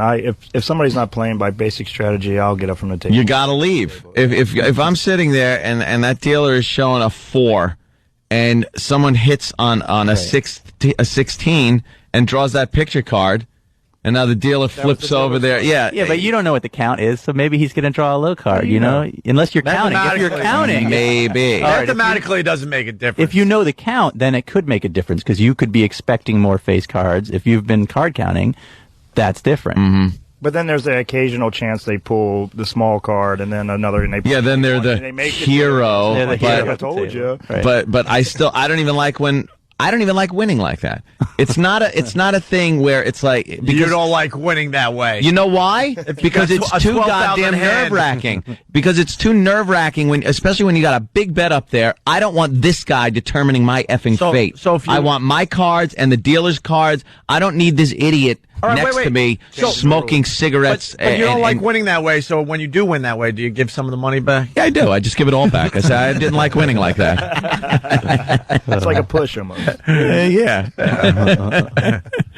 It's infuriating. The movie sounds like it's going to be a biggie. How are the reviews so far? Early reviews are We good? got a great Rolling Stones review. We got a great Variety review. I think the movie looks great. I really do. I think people are going to love it. People who like the book. I honestly don't think you can mess this one up. I think the book was amazing. I think the movie is going to be just as good. I hope people really said it was better than the book. I did when I first saw it. I was blown away by it. I really, because you know what? It captured something about hitting Vegas that first time. You know, when you land and you look down outside the plane window and you see Vegas. I mean, there's nothing like it. And there's also been a lot of movies that have shown Boston being like kind of dark and like The Departed and this is like the young college fun Boston. So it's in a lot of ways it really captured a lot of the book. You know, you just nailed that. There's a lot of movies that have come out recently about Boston, and they make it look like just a gritty, dark city. Right. And? Huh? And? It's not. Oh, does this show corruption and date rape and all the other fun stuff that goes on in Boston? Like no, Gone Baby Gone was very, very dark. Departed was very dark. Yeah. It's good they show Mystic the other River. side. Mystic River was dark. Oh, yeah, it was kinda and now you see, white people accused of crimes are dark. Right. But then you see 21, and it's like hip college kids who look like Kate Bosworth, which is very realistic, and hitting Vegas every weekend. And it's just cool. And also, we clearly put the Hollywood angle on it. Yeah. That's great. How do the other participants feel about who's playing them, and get a laugh out of it? Listen, the main kid, Jeff, he loves Jim Sturgis is fantastic, and Jim's like this guy that girls just go crazy. Like, we were in Austin for the film festival, and he had to go out a back door, and there's like girls waiting, 15-year-old girls just waiting for him outside because he was in that Beatles movie, Across the Universe, and he's just got this, he's really good in the movie. And the other kids are really good. It's a great cast of young kind of fun actors. And how do the real participants, though? You know what? A couple of them were at the premiere. Unbeknownst to me, a bunch of the MIT kids were there, and I ran to them afterwards, and they were like, it was really good. I mean, there's some things in it that if you're a professional card counter, you're going to be like, okay, but do that. It's the Hollywood version, right? Yeah. But in general, the MIT kids really liked it. The ones that I talked to seemed to love it. Did anyone ever catch you guys doing it like? Did any savvy pit boss or dealer ever go, wait a minute? No. Definitely. I mean, we, when I joined, I went to the team to write it, we were getting kicked out everywhere because I was sort of towards the end of their thing, and you'd have people come in and throwing you out all the time, and stuff, and worse sometimes. They got chased out of Shreveport, Louisiana by like a sheriff with a shotgun. I mean, literally like that, like to that degree. That is the end of a run when you're in Shreveport, Louisiana. And there's like a couple of sheriffs following you. Kicked us out everywhere. Yeah. There was once when we were filming in Vegas when Mike DeLuca, the other producer on the movie, and we actually learned to count. What we realized is extremely difficult. And one time me and Mike were sitting there, and he was counting. And the pit boss came over and said, "Hey, Mike, if you're going to count, don't move your lips." No kidding. But also, we were in Vegas, and the main guy, Jeff, the real guy, we were at the Playboy Club, and he was 20 feet away from a blackjack table. And a pit boss came over and said, "Jeff, you got to step back a little bit." Wow. He wasn't allowed to be within 20 No feet kidding. of a table. So they're pretty serious about it there. I mean, they don't want you anywhere near. If he walks into any casino, will they know who he is? Yeah, pretty much. If he comes near a blackjack table, the cameras will get him. If he can walk around a casino, and the casinos love the movie. I mean, we shot it in a lot of the casinos because it makes people think you can be blackjack.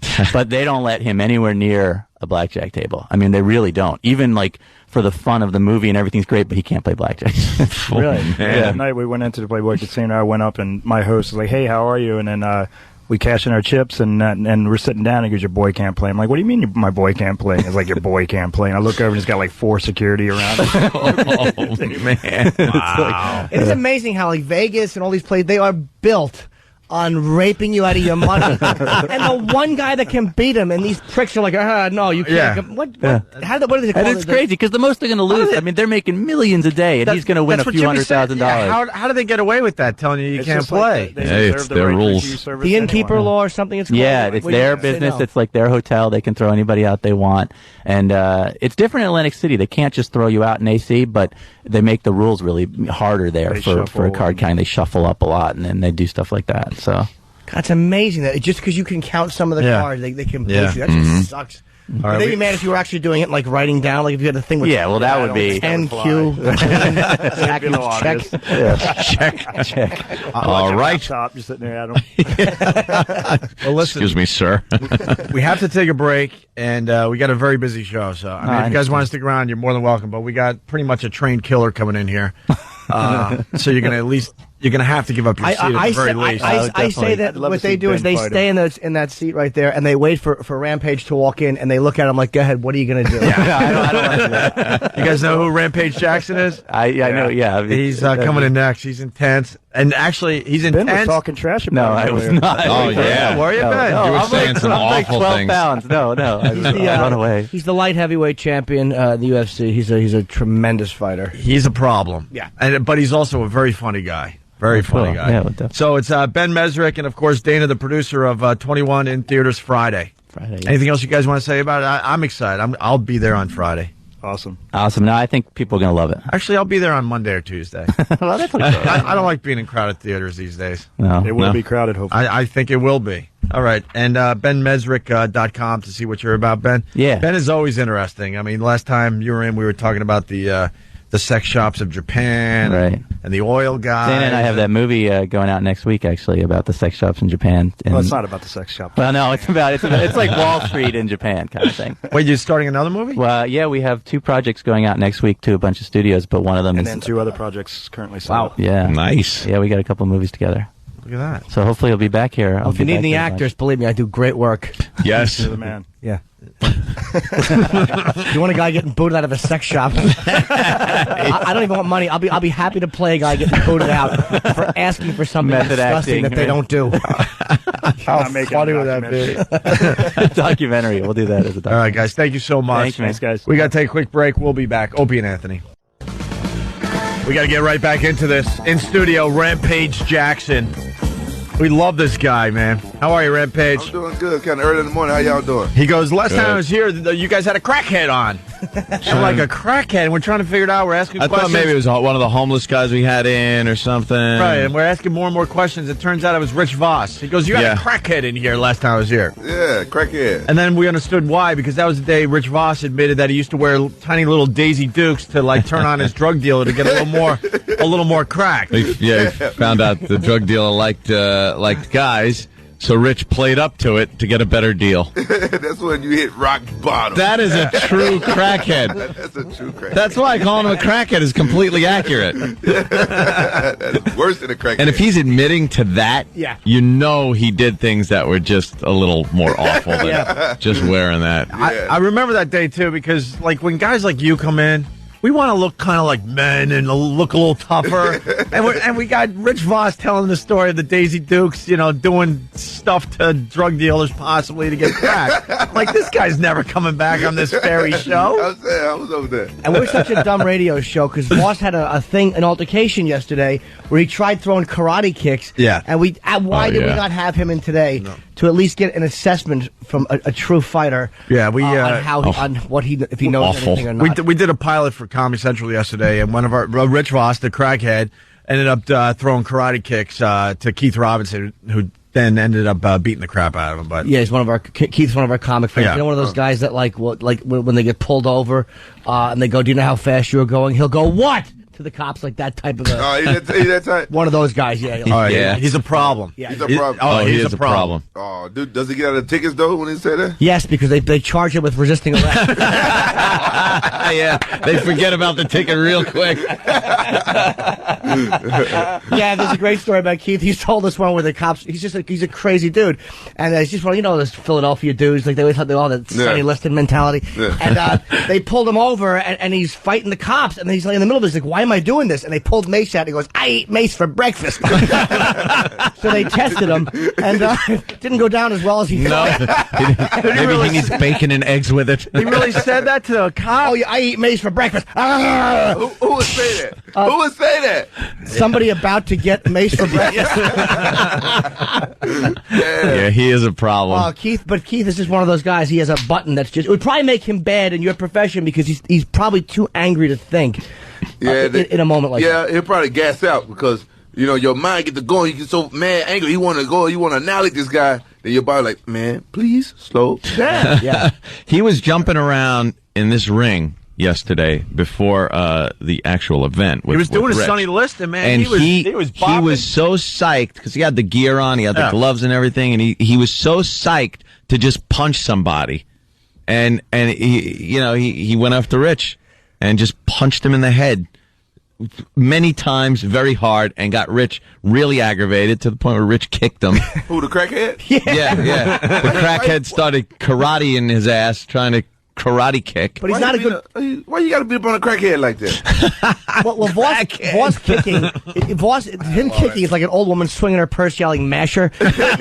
He's not. We saw him throw a kick. It's the funniest thing I've ever seen. About 10 years ago, as a girl I was dating, we were standing in front of this Chinese place, and Voss was like, "I used to take karate." We're like, "Let's see a kick." He threw a straight, stiff leg kick, and he slipped in garbage juice, and he fell ass and back in the garbage juice in the side. I have never been happier than to watch that idiot. Oh, is that great? You know the stuff that leaks out of the garbage bags? It's wonderful liquid if you're doing karate. That's a new nickname for one of my friends. Garbage juice. Thanks, bro. Thanks, dog. Garbage juice and a crackhead. They go together.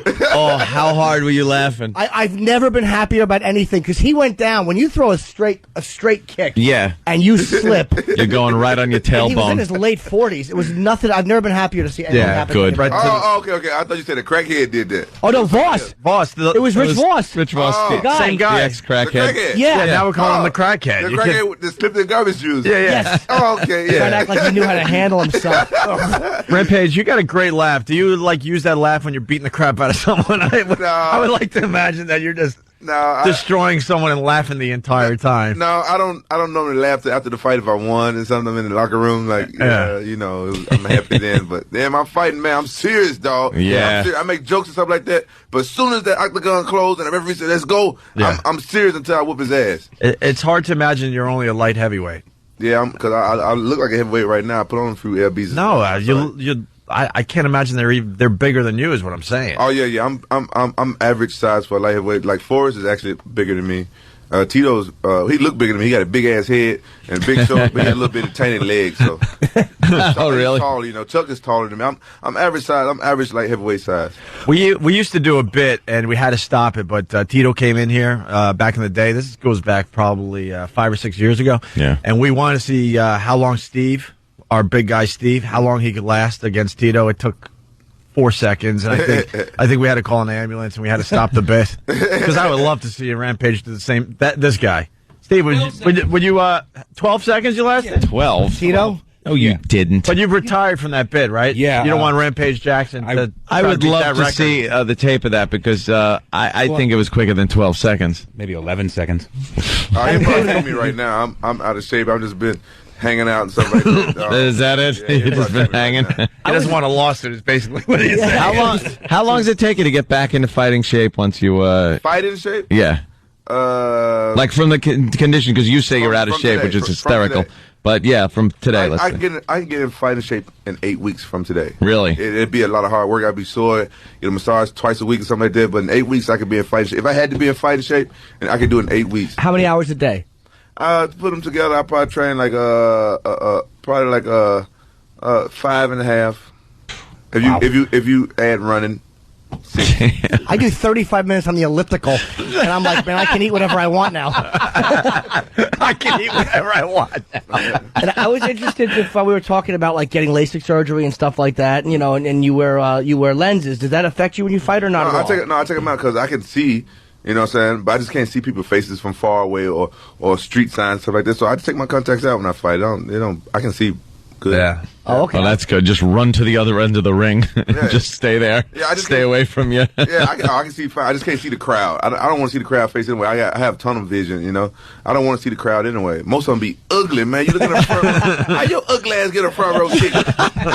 I'm sorry, Dana White. It's Dana White, the president. My bad, Dana. How much does the crowd affect you when they're if they're have they ever been cheering for the other guy? Yeah, I'm telling and you you're in that. there, and does that affect you, or are Man, you dude, focused? During the fight, it don't bother me. But after the fight, after I knocked Chuck out, I got booed.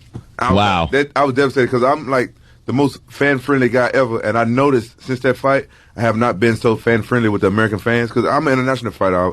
I mostly fight in Japan. It came out of pride and all that. Yeah. Then I got booed from doing my job and knocking somebody out. I thought it was a exciting knockout. Then I got booed. I was like, whoa. So I didn't know what fans were really my fans. And some people fake. They come want your autograph. This will have your autograph and stuff. And so they really bothered me after the fight getting booed. But you know what it is, though, man? Ty Cobb said, because he used to get booed on the road all the time. That's a great compliment. And I think Liddell was like the first big name in the sport. And they're seeing like a great Titan. They're seeing like the next group come up, the next generation. That's how they're looking at it. Like, man, our guy just went down. It isn't a weird way of respecting. It's certainly not indifference, but you beat a guy that they didn't think was beatable. And it's interesting that he came back and beat Silva, which was I was kind of nervous for him.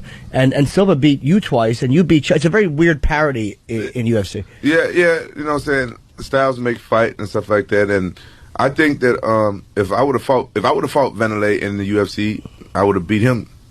That's what I think, because Vanderlei and Pride, he was a Chuck Liddell of Pride. Right. But the thing about Pride in the UFC, which is different, the UFC lets it be real. They let it happen what happens.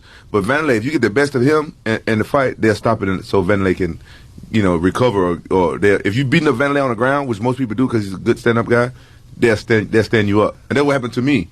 And other fighters that fought Vanderlei Silva. So if I would have fought Vanderlei in the UFC, he probably might have never beat me. Now, is Pride, there was this thing, like when Pride, I think those fighters started coming over, people were like, the Pride guys is UFC a tougher, or are they pretty comparable as far as where's a tough place to fight? Well, I think, to be honest, I think it's, like I said, I think it's tougher to fight in Pride just because, like, and I don't know how much I can say, but it wasn't, like the UFC is ran by regular people. Pride wasn't. If let me put that out there like that, it was ran by other people. The government stuff is different over there. And, so Pride, anything happen. The referee wanted the other guy to win. He can kind of alter the fight. Oh wow! A little bit what people just don't know. But UFC, they real. I was surprised that after I knocked Chuck out, that he didn't win by decision. You know what I'm saying? No, y'all laughing, but in Japan, stuff like that can happen. That could happen in Japan. That can happen in Japan. Wow. You know what I'm saying? Stuff like that happens, and it was like whoa. So but if you take a fighter from that known as fights in the ring and you put him in a cage, if you never seen a cage before in his life, most likely he's gonna, people might react different. He might feel like an animal. He might get scared or something like that. So yeah. It's crazy. You knocking Chuck out was I mean, again, even though you'd already beaten him, it was surprising because, we're not used to seeing Chuck just go down.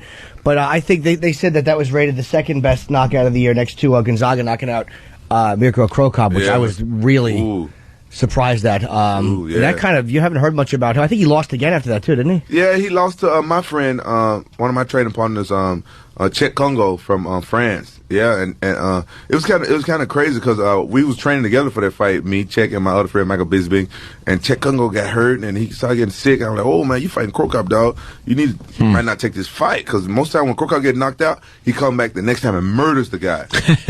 Normally, yeah. And I mean, if he loses or something, he come back and murder the guy the next time. But and my boy Chet Congo was 100%, and Chet Congo whooped his butt. I was like, whoa! And then I got much respect. I started bowing down, like, whoa, Chet. I didn't see the fight. Did he beat him standing up, or did he get on the ground? He beat him standing up. Wow. If he went to the ground, he beat him on the ground. But my boy Chet Congo, he's a Muay Thai fighter. He's like 6'3" or something, like 6'4", and all rip, all muscle, like 240, 250, and he's like from Africa. He's a French guy from Africa. What kind of mix is that? That's a little, that's great, yeah. That's a little crazy. I get a black guy talk to me. What the hell? What is that? What little big guy slap you? You embarrass yourself. Hey, embarrass yourself. Rampage Be African at least. Rampage is in here. Promoting the Ultimate Fighter? This sounds like a really good concept. Team Rampage versus Team Forest. What can you tell us about it? Yeah, I can tell y'all that it airs on Spike tonight at 10 p.m. Right? April 2nd. Oh, April 2nd. April 2nd starts. Okay, that's what I can tell you. I can tell y'all on for real. I've heard it was like one of the best shows. I never really watched the shows before. I heard it was one of the best seasons. So you and Forrest, you're both coaching different different fighters, different teams. Different teams, and they're obviously competing for. What are they competing for? What who competing for? The fighters? The teams, yeah. Just the fighter. The fighter is competing to get a 6-figure contract. Right. Okay. That's what I think. With the UFC, and then at the end you're going to fight. I'm gonna fight Forrest July 5th, I believe. Wow. Is that a championship fight? Yeah, I guess every time I fight it's for the championship, baby. I got the belt. It's on the line every time I fight. How does it feel being the guy? Because now you're the guy. Like, for a long time it was Chuck, or it's this guy. Now you're the guy that everybody is gunning for. You know what? I'm just not realizing that now. I'm hearing the interviews and people calling me out. People in other weight classes calling me out. I got this heavyweight Kimbo Slice, I heard. It might be true, it might not be true. Calling me out, I'm like, hold on, dog. You're not even my weight class. I don't even think you can come make my weight class. And he don't even fight in my organization. I got guys. I'm like, damn. Why don't you call that the heavyweight champion? They all want a piece of you. Yeah, that's like, crazy. I was like, is it because I'm black? He was like, no, because I'm black. I'm like, damn. That would be even worse if he said yes. Hey, how do you feel about the wrestlers trying to make a name for themselves in the UFC? You got Brock Lesnar. What do you think of his debut? You know what? I was very impressed by Brock Lesnar. I think it's good, that the pro wrestlers can come over. I think that's a little bit of what our sport needs. Like some of the guys that are more character-like, but come and do some real stuff. But Brock Lesnar, he came. He didn't bring any WWE with him. You know what I'm saying? He didn't act a fool or nothing like that. Mm-hmm. I was kind of hoping he would come out and bring some of that. I think we need just a little bit of that. A little more smack talk and just a little bit of like go that. out there and fight for real. Mm-hmm. And, back up your smack. But you know what I'm saying? You notice people watch what they say when they going out there getting that. Brock didn't do any smack talk whatsoever. He was really, really serious. He didn't do no smack talk? I don't think so. And he came out and he was just all business. He did a good job. He almost finished Mir. He's got to figure out that grounds thing a little bit, right? I'm telling you, he's going to be a champion in the future. I'll tell you why. Yeah. Wow. Here's why nobody smack talks, because they break your arms or legs. It's like, it's not like boxing where you're just going to get knocked out. It's like you're relying on a guy, like as you're tapping, he has to stop, or he's going to snap your leg or break your arm. So if you talk a lot of crap, he may just go, whatever. They go, I didn't hear you, I'm sorry. Yeah, especially when you go with the guys from like Brazil, because one of the guys, I don't want to say his name, the guy was talking smack at the weigh-ins or the interview before, and it's part of the game, but the Brazilian guy didn't like it, and he choked him, and the guy tapped him, the referee tried to pull him off, but he was still joking like, no, he didn't want to. The UFC kicked him out. Oh, kicked him out? Yeah, they don't play that. Huh. Yeah. You get any? You get into any street fights? Chuck Liddell was telling us some great stories, man. Well, when you guys get together and have a few drinks, it gets a little ugly sometimes. I haven't gotten to a street fight in a long time. I think the last street fight I got into since I've been a professional fighter was probably my cousin. Really? Yeah, I got a cousin like 6 months younger than me, and I actually grew up fighting him my whole life. My mom said I've been fighting her since I was in Pampers, and she remembers. I don't remember, but she told me, and me and him never got along, but we were like the best of friends growing up, because his mom and my mom, his mom is my mom's niece. Right. And we grew up together. They grew up, and I grew up with this guy I can't stand. I love him, my cousin, but I can't stand him, man. We was kind of we was the bad guys of the family. I always get in trouble. So once I got, become a professional fighter, so I come back home and visit and stuff like that, and then he still remember me fighting him all the time. He messed with me, and he said, you can't beat me up now. You're a professional fighter and stuff like that. I said, no, man, I don't want to mess with you no more. I've changed, I used to fight on the street a lot. I said, now I don't have to prove myself. Then he did something to me that pissed me off. And then next thing you know, the old flashback, old memories came back. I just whooped his ass real quick. Oh, man. I felt bad. But gotta suck but to he know be how, him. yeah, but he know how to press my buttons. He knows how I am. He come and just pinch both my nipples. I'm like, man, what the hell wrong with you?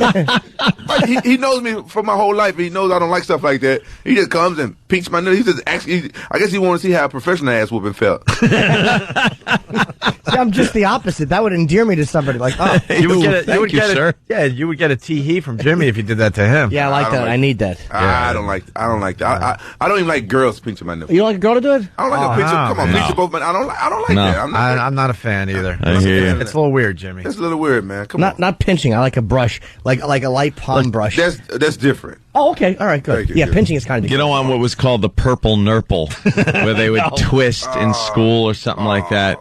That deserves a professional beating. Oh, you know what? They should let that be legal in the UFC. Actually, it's not illegal, so you guys might see that in my next fight. I'm gonna look at the camera. It's gonna be for you guys. Like twist. Guy taps out. I hate that. That is not in the rule book. I'm gonna have my manager look it up. That is not in the rule book. Forrest Griffin, watch out for the purple. What is it? The purple nurple. The purple nurple, homie. That is, how demeaning would that be? You get your ass kicked and you get a purple nurple. When the guy's got that surprised look that you just did it, you just clock him in the face. Yeah. He's done. Did you just give me a purple nurple? And are people asking you a lot about the Liddell rematch at third, because you're the only guy he hasn't beaten? I know. So what's the problem? So what's up with that? Okay, I would understand if he would have beat me the second time, now it would be a rubber match. You know what? I don't care. I think if I beat Chuck a third time, I'm like, okay, when's the rematch? You want to fight him? I fight him. It's my job to fight. You know what I'm saying? Chuck, I think Chuck draws a big pay-per-view, and that's what I like. You know what I'm saying? I'm not going to sit here and say I fight for any other reason besides money. You know? What do you see as Chuck's weakness that you've been able to beat him twice? Like, what does he do that allows you to get in there and... Yes. He gets in the ring with me. That's it. That's his weakness. Not to be cocky or anything, but I feel like, you know what I'm saying, I feel like I'm the best fighter in the world. Every time I lost, I know why I lost. You know what I'm saying? Most people say this and make excuses and stuff like that, but I'm keeping it real. I'm tell y'all a secret about me. I'm real. I have no shame. You know what I'm saying? I have no ego. I'm keeping it real. You know what I'm saying? I get my ass kicked. I've lost 5 times. I was disqualified once. But every time I've lost, you know what I'm saying, I know why I lost. You know what I'm saying? And if I go in a fight close to 100%, I'm pretty confident that I'm going to win. And it's nothing. I don't care. I don't care how many people Chuck knocks out. I don't care what he do or this, that. I'm confident that I'm going to win. Very cool. And he made that. They said that body mistake Chuck made was something there was some kind of a body punch he threw that he never should have thrown against you. Yeah, because I have my own style of defense. I think I have like some of the best defense in mixed martial arts. Because I believe if a guy can't hit you or take you down or kick you or whatever, you know, then you got a good chance of kicking his ass. So Chuck knew that from our first fight. And I'm pretty sure he watched the tapes on our fight, and he saw my defense style, and he probably thought that since I have a certain style of defense that I leave my body open. And Chuck actually has one of the best body shots in MMA. And he hit me with a body shot. Our first fight, I know he remember hitting me, and it was at the end of the round. Thank God, you know. But you felt that one? I felt that one because in my sport, if you take a knee from a body shot, the fight's over because they can punch you. In boxing, you get a count. If you take you can't take a knee from a body shot. You can't go we go down from a body shot. Oh, you go down. Yeah, they can punch you. Yeah, it's over. Why don't any of these shots break a rib or something? Some do. Like if any of us got hit, like you guys are getting hit in that ring, we would be destroyed. We're built a little differently. No, but what makes it different? Because you're a human when it comes down to it. Because we got muscles. Because we exercise and our body, your body get a tolerance towards things. We build it up and we get punched there and stuff a lot. Right. Yeah. So the muscle around it is pretty solid and it kind of takes a punch, but they still get broken ribs. Yeah, we still get broken. I seen a guy get broken ribs, but so that's why Chuck do the body shot because he figured that's gonna be his out, you know. So he knew my defense pretty good. So he tried. If you watch the fight dissected, he tries to set me up for it, like he's going to throw a hook, you know. Then and Chuck has the best setups. Chuck is a damn good fighter. Yeah. When you dissect and you break him down, and I knew I was in there with the best. So I had to train for the best, and I prepared. I had the best trainers around me. You guys have no idea. I had the best trainer, and then for that camp, I had the best sparring partners. I flew sparring partners from all over the world. We just want you two to get along. Because we like both of you guys. Hey, Chuck is cool. We just want you guys to get along. Me and Chuck can sit right here and kick it like when me and Chuck fought in the tournament in Japan. Yeah. We both won our fights. We knew we was fighting each other the next time we would see each other. But we was in the bar buying each other drinks. That's cool. I have so much respect for Chuck. He's a good guy. Where you at with Silva?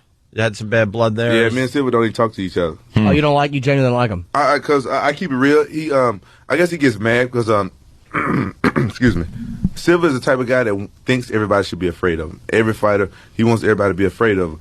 And the way I react around him is different from other fighters who fight him. I'm not afraid of Vanderlei Silva because I've seen his fight tapes. Like they call him ex-murder because when he was, you know, come all his fights, he really ain't fought a whole lot of people. You know what I'm saying? They just throwing him chumps, and he just go out there and murder them because they chumps, right? So I'm like, you know what I'm saying? This guy a chump murderer. I'm not scared of this guy, so I hang around. I speak my mind at press conference. I say whatever I want to say. He look at me all crazy like I'm supposed to back down. Like, man, dude, I'm from the streets, man. I know, you know what I'm saying? I don't get intimidated by guys like you. And I go out there and I fight him, and I fight him straight up. I fight Chuck. 45 minutes later, I fight Vanderlei. You know what I'm saying? And I'm kicking his ass, and they stand me up because he's a champ. They want to win the tournament, and I vocalize that. You can go back and watch the fight, and you can see his cornerman telling the referee to stand him up. And what American people don't know is that Vanderlei is smart. His team is smart. He had a Japanese manager in Japan, and Japanese and Brazil stick together. There's more Japanese in Brazil than anywhere inside in the world besides Japan. You know what I'm saying? Right, so they stick together. And he had a Japanese manager, and I think some of the referees take payoffs in pride. I'm telling you, that's why I like the UFC so much because they ain't with that. But in pride in Japan, I promise you, you just didn't trust them. Hey, we heard that you never saw Two Girls, One Cup. How did that come up? The girl that brought me here said something about two girls. I thought she said 2 girls, 1 cop. I'm like, 2 girls, 1 cop. And she said, yeah, they was crapping and throwing up. I said, well, they call it 2 girls, 1 cop. Where the police come in at? They should have got arrested, right? You know. You've never seen this? I've never seen it. Just react to it. I can't because we got just watch. Oh, wait. Hold on, let them get close. Get close, man. We got a mic for you over there and everything. We show this to everybody. We show this to all the big stars that We're come very in. proud of I don't think being it'll able to throw show him. this. I don't think Rampage will be thrown. He's seen some stuff in his day, but let's see if we get a reaction out of Anthony can have my Rampage. seat. Of course you can. Yeah, you can have the radio show if you want. The chair and your seat. Right. Here's 2 girls, 1 cup. Rampage Jackson. Check it out. Where are they? Just in a little In the setting. doctor's office. Yeah, you know. Just getting an exam. Starts out nice, right? It's a little something. Nice, and then you... Yeah. He's cringing. A lot of crap. He's cringing. Not going to throw him. They look at it like ice cream. Hold on, which one? Whose crap was that? That's fake. No, it's real. No. They crapped in a cup, then they changed it to something else. Yeah, well, they're probably dumping out, but they're dumping out like That's crazy. chocolate ice cream. That's what I think. Well, that's not ice cream, though. That wasn't ice cream. All right, so this is not going to work. No, I told you he's not going to be thrown. Yeah. No, he's not thrown. Yeah. Man, I'm a fighter, dog. Yeah. Does this bother you? Does that bother you? These girls are sick. Yeah.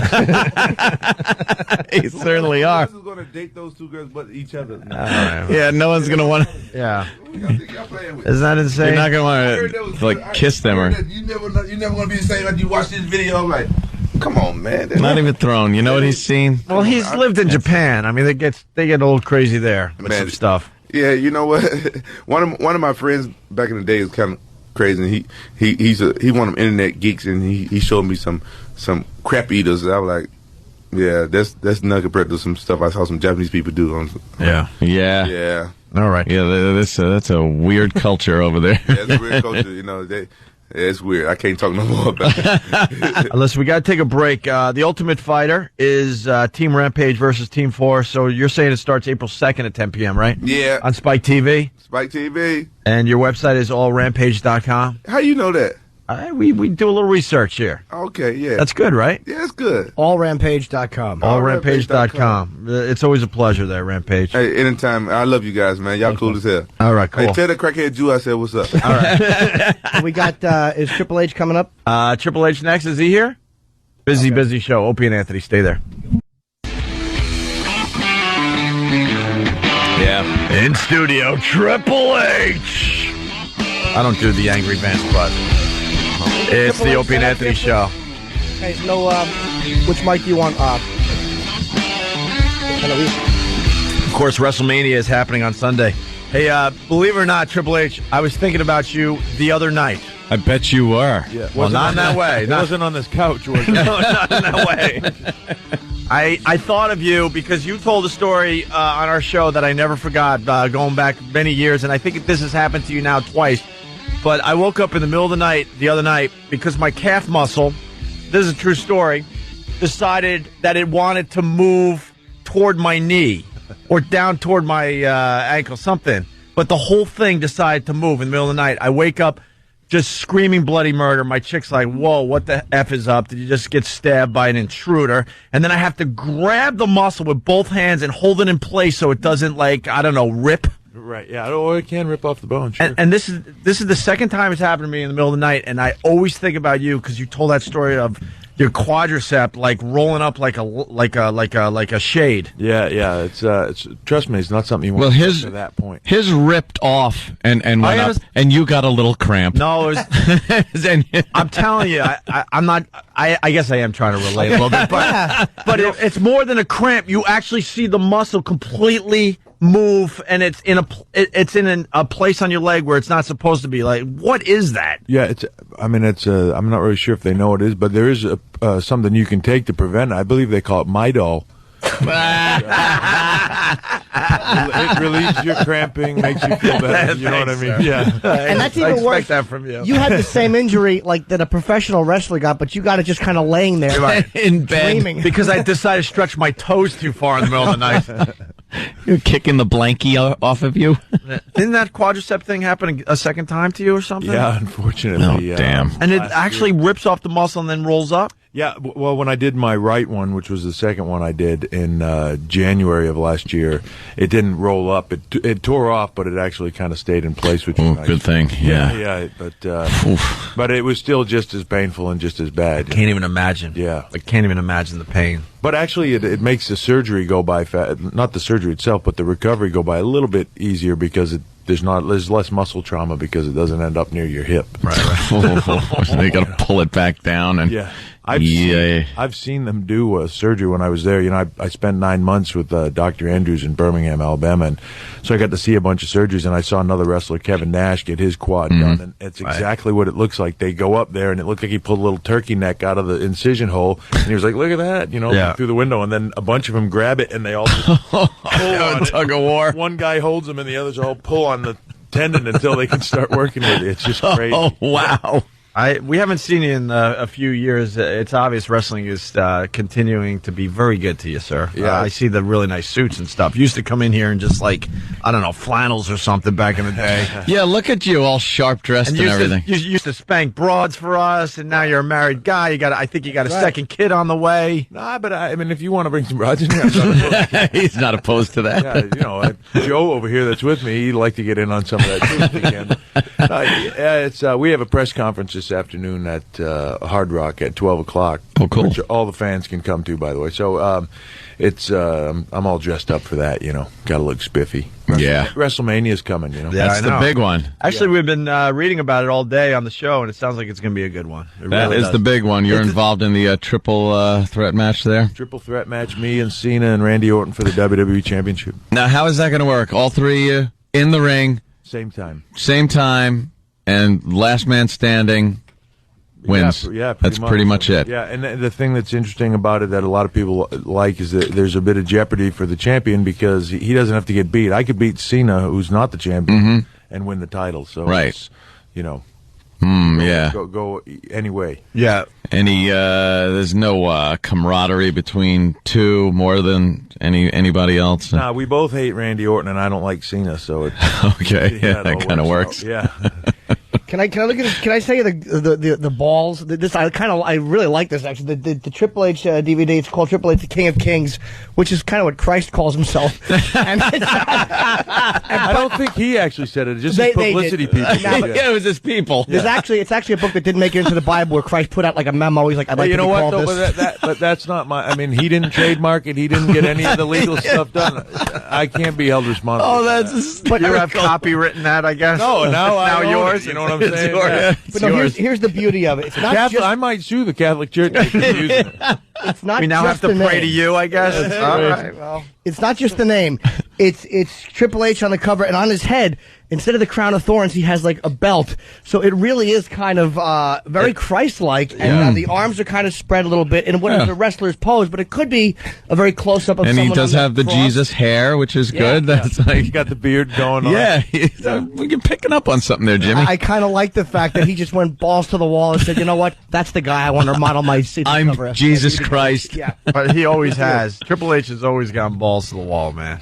Yeah, you got to. You know what I mean? And we admitted this on our show. Like, we were huge into wrestling. We took a few years off, and we're starting to get back into it again. Yeah, coming back. What is changing that is getting people like us, I guess, back into wrestling? Because I mean, the popularity never went down that much. No, you know, I think it's like any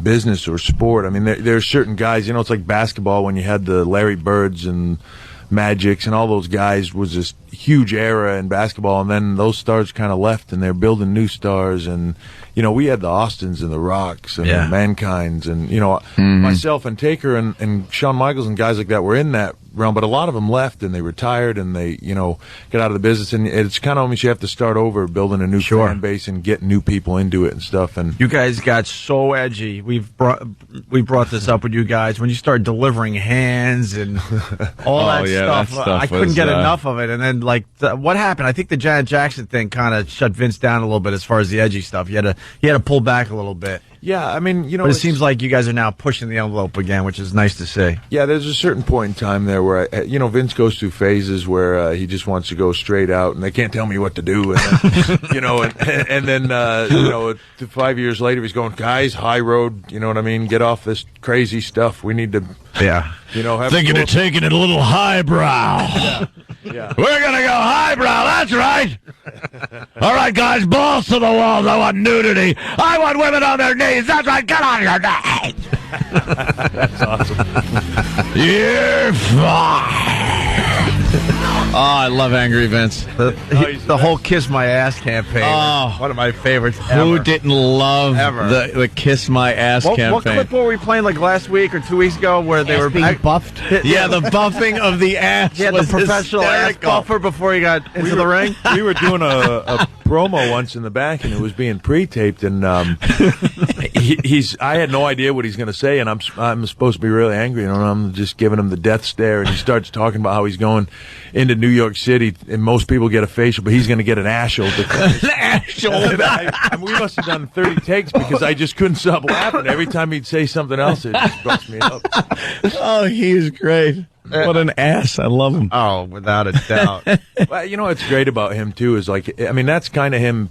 People take him so seriously and stuff like that. But he's like a big kid. Yeah. And he never grew up. No, it's I've said to him a million times, like when he'll do something completely outrageous, and I'll say, "You think Bill Gates does this over at Microsoft? You know what I mean? Doing this stuff to his employees? I don't think he does."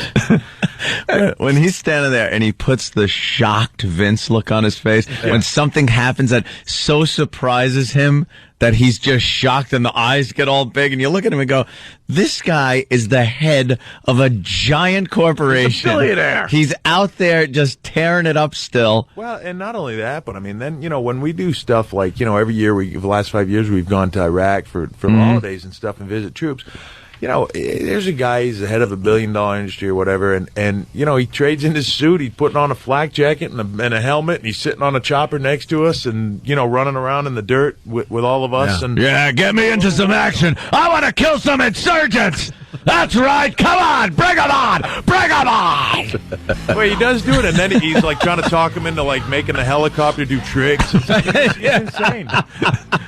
It's like, no, come on. This is real life, Vince. Yeah. He's out of his mind. Has he ever come to you with an idea where you had to say, Vince, what the F? What are you doing? You're out of your mind now. I got to stop you on this one. Well, not only come to me with him, but then actually, got me to do this. Well, was there one where you said, I just can't do this? I don't recall ever really saying no, but, there was ones. I'll tell you a crazy story. This is one of the most infamous storylines in our business that just, I still get people commenting about how, it was just mortifying on so many levels. For some reason, he got in his mind about telling these cockamamie stories, and I was supposed to tell this story about how Kane had this girlfriend that he killed in a car crash, and it was just insane. And it ends up, I can't even believe I'm going to say I did this. I'm at a funeral home with a dummy in a coffin. Oh my God. I'm naked except I've got a skin-colored thong on, right, so nobody can see. With Kane's mask on, pretending I'm Kane. I'm on top of the coffin having mock sex with this mannequin. Oh my God, no! And Jesus Christ! Oh yeah, and Vince is yelling at me. God damn it! Do it harder, make more noise and stuff. It's got to be over the top. And there's a funeral in the next room going on. I'm not. The funeral director just opens the door and sticks his head in and look in. I look back. I got this Kane mask on. I'm buck naked. How you doing? Hey, good to see you. And he's like, yeah. Oh God damn! one of those things. Like I just like when we left there, I was like, I'm just like I can't believe I just. Yeah, what did I just do? You wanted it more over the top. Did he feel the section with the coffin was too subtle?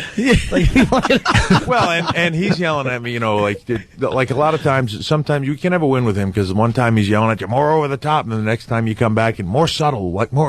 You know, I do stuff that's subtle. He subtle. He doesn't do anything right. An ashel. Yeah. An ashel.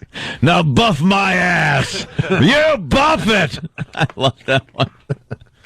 Hey, he is the best. Absolutely. Getting back to WrestleMania, which is Sunday on pay-per-view. I mean, Ric Flair going to retire finally. Come on.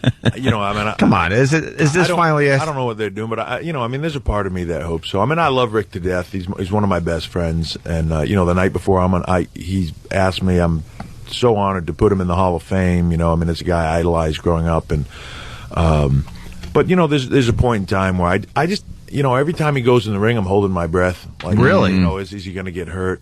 Which, remarkably, he never does. You know, when we did Evolution, we were together for I don't know how many years that was, and I rode with him every single day. And I swear to you, that, you know, me and Orton and Batista are getting out of the car all bent over. Oh, my back's killing me, or my knees are sore, or whatever. We're all, you know, selling the being on the road and stuff, and he's running around, strutting, wooing, and like nothing, like he never fell down a day in his life. You know what I mean? Amazing. He's insane. And guys don't take it easy on him because he's older either. No, and honestly, he gets mad if you do try to take it easy on him. And he half the time that you're in the ring with him, he's wanting to do like just ridiculous stuff, like, you know, wanting to get thrown out on the floor. Give me a suplex on the floor. Like, no, I mean, there's no need for that. But he just wants to prove he can still take it. You know? Right. It's just wow. I know he loves it, and I know his whole life. Yeah. Yeah, and you know, I mean, it's hard. I think about the day when I got to step out of that spot. It's hard. You know what I mean? Like for anybody that does something that long and it's your passion of life. But there's a certain point in time where I think, you know, we all want to remember him for what he is, not what he. You know, there's some shell of what he is. Yeah, if it gets to that point, it's always kind of sad. You don't want him to. You don't want him to get to the Willie Mays. Willie Mays. We talk about Willie Mays and how like my favorite team's the Mets, and the Mets finally got Willie Mays, and I'm just a kid. I had no idea. I'm like, wow, we got Willie Mays. I didn't know at the time he was like 48. Yeah, could barely catch the ball anymore. Yeah, you couldn't see it coming out. Right. It just gets sad. Yeah. Yeah, you don't want to get to that stage. We got Sam, big wrestling fan in studio. Actually, he's going to blow off the show for like 3 days so he could go to WrestleMania. I don't know how he got that done. Sam. But Sam, you got a question for Triple H? You're always good with the question. Yeah, sure. How worried were you when you thought Vince McMahon was dead? Oh man, I was scared to death. If I hadn't seen them pre-tape it, where he got in and out of the car. Yeah, of course, you're talking about the limo explosion. When we saw that, and the fake leg just kind of dangling there to try to sell that Vince is in this limo. Well, no, the leg was real, but it's like no. But then the door closed, and then it opened again, and then there was a fake leg. No, that was really his leg. What they did is he closed the door. Right. He opened the door. He put his leg out. Okay. And when he closed the door again, they just cut. You know what I mean? Yeah. All right. To the explosion part. Gotcha. What kills me is so many people call. I mean, the office next day, like people. I'm not kidding you. Like, and they'd probably be mad at me for saying, like Trump called and was like, "Did something happen to Vince?" You know what I mean? Like, did Trump not understand that was a skit? The magic of television. You know what I mean? Sam was selling it so much on the show, he couldn't get off of it. The fact that the investigators were there, and I like how at first, like right after they said the FBI is investigating, and then it turned into some other investigative. What was it called? The FIC. The FIC stepped in because I believe the FBI said, "Hey, we don't involve us in your storyline." That was short for fictional. Yes, fictional investigation. We always just tweak it just a little. One time we used like a delivery service, and I can't remember. It was like OPS or something. Yeah, like that, you know, like, and they're all guys that are just giant, massive guys that obviously are trying to get into the business. Yeah. And that's why whenever an ambulance shows up and they bring the gurney into the ring, it's just these massive guys. You never see paramedics built like this. Right. Now we've actually started using real paramedics. You're doing that? Most times, yeah. But like a lot of times when we do stuff like that, yeah, if you look closely, closely, you can see where the guy has freshly shaved his goatee and covered up his tattoos, taking his earring out. You know what I mean? Hey, I loved that though when they blew up that car and it was just, oh my God, they can't find the body. Yeah. It must have been incinerated. Well, you know what's great about our business too is I mean, one of the things about I've gotten to wreck cars, destroy motorcycles. Yeah. I mean, you get to every now and then just destroy some drive over stuff. Obscenely expensive piece of equipment. Your highlight package is hilarious because Triple H is so freaking funny. The stuff you do is just hilarious. Yeah, it's over the years we've just done. Sometimes I see stuff on package and it makes me laugh, and I'm thinking I don't even remember doing that. Yeah, right. It's pretty funny, You go, yeah, that's kind of funny. It makes you feel like an idiot laughing at yourself doing something, but sometimes you just don't remember ever doing that. Well, also an idiot, because there's patches of my career where if somebody will ask me about wrestling somebody, I'll be like, no, I've never been in the ring with him before. Sure, you have. I have it on DVD. Yeah, what? It was. Hey, how old is your kid now? She'll be 2 in July. Oh, 2. Okay, I was gonna ask a hack question, but I've got another on the way. Yeah, I know. I thought your kid was older. I was wondering if she knows you're famous yet. No, you know what? She just came the other night. She came to she's always at the shows, but Steph brought her in for we were just at a live event somewhere, and she just brought her in for the second half of my match. And it's funny, she's only 20 months old, but she understood the whole concept. Really? She got all excited when Sean made the tag, and you know what I mean. It was just she was going crazy, and then we got on the bus afterwards, and that's all she would talk about for 45 minutes. She just kept saying the same stuff over and over. It was really right funny. on, man. Yeah, she enjoys it. But Steph has said that she's been a wrestling fan since before she was born, because and I mean it's got to be an adrenaline thing. But every time when Steph would be at TV when she was pregnant with her, and she would sit down when the show was getting ready to start, the pyro would hit, the baby would start moving all crazy. Start rocking. Wow. Yeah, it's got to be an adrenaline. But one of my favorite moments with Stephanie was the when she was chained in the basement. This is so long ago, and she was chained in there and crying and get me out, and it was pretty much her first foray into they brought her in, and her acting was so bad. We've goofed on her when she'd been on there, but it was like, oh my God, please let me out. You know what's funny is you think about this. That's fantastic. I'm not sure how old she was at the time, but she's pretty young. If your dad was in something and at 20 he said hey, tomorrow I need you to come to Orlando and we're going to put you on live TV and you're going to be kidnapped by this guy and you've got to, what? How crazy is that? Yeah. Kind of business is that? Yeah, and I mean, it's just, it's, you have no experience doing it, but we need you to be professional about this. Yeah. Act. Yeah. Go ahead. You're on. It's crazy. We got to get out of here, unfortunately. Yeah. It's that time. So what do we got, Triple H? Of course, WrestleMania Sunday on pay-per-view. WrestleMania 24th this Sunday, live on pay-per-view. From Orlando, Florida, the Citrus Bowl, 70,000 people. It's going to be crazy. And today at the Hard Rock, we've got the press conference for WrestleMania. Floyd Mayweather's going to be there. All the WWE stars and the fans are welcome to come. It's going to be an event. You going to show up there? Of course, Sam will be there. Young Sam will be there. I'll be looking for your fro. Look man. for that fro. Yeah. He's part of a bit we're doing. Now let your eyebrows grow out more too. They're like caterpillars. It's like you just freshly shaved the middle, didn't you? Like you just disconnected. Yeah, you got a unibrow? No. All right. Yeah, he does. I think Triple H is really smashing you. You got nothing to say? Yeah. Come on. You were talking his ass. You were talking smack when he wasn't in here. Huh? No. His voice just went up 3 octaves. Isn't that amazing? Man, WrestleMania 24. 24 of them, and every one has just been a phenomenon. It's one of those just iconic things that in this country. It's become kind of bigger than the wrestling aspect of it. Yeah. Celebrities are calling us. They want to get involved. They want to do something. I mean, it's great. And a lot of people that watch, that might be the only pay-per-view they watch for us for the entire year, but they love it. You could also look back at some of the early ones, and it's really nostalgic to see what was going on in the country at the time.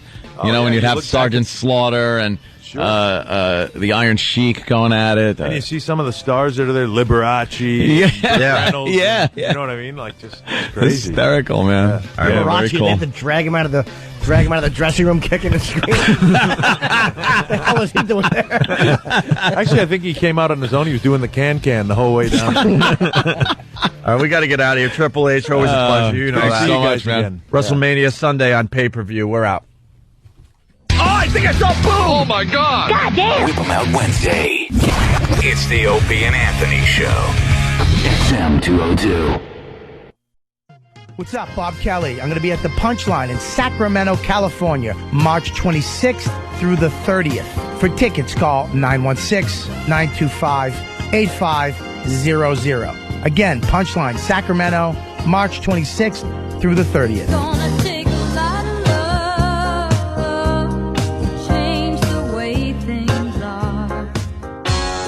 This is Otto and George from the Traveling Virus Tour. April 5th, I'll be at the Comedy Shop in Parsippany, New Jersey at the Holiday Inn. JJComedy.com for tickets.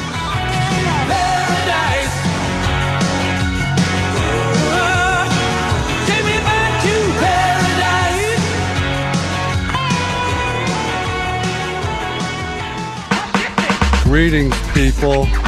This is Club Soda Kenny, so please grab a paper and pen or a pencil because I have Jim Norton important information. His Chicago show at the Lakeshore Theater, Friday, April 25th, 2008. A second show has been added. Tickets are on sale now. For tickets, you can go online at ticketweb.com. Tickets are on sale now. Or lakeshoretheater.com. Tickets are on sale now. Or you can call toll-free 866-468-3401. Tickets are on sale now. Or call the box office at 773-472-3492. Tickets are on sale now. Now, in case you forgot what the purpose of this whole thing was, tickets are on sale now. Jim Norton, Chicago, Lakeshore Theater, Friday, April 25th. A second show has been added. Tickets are on sale now. Thank you.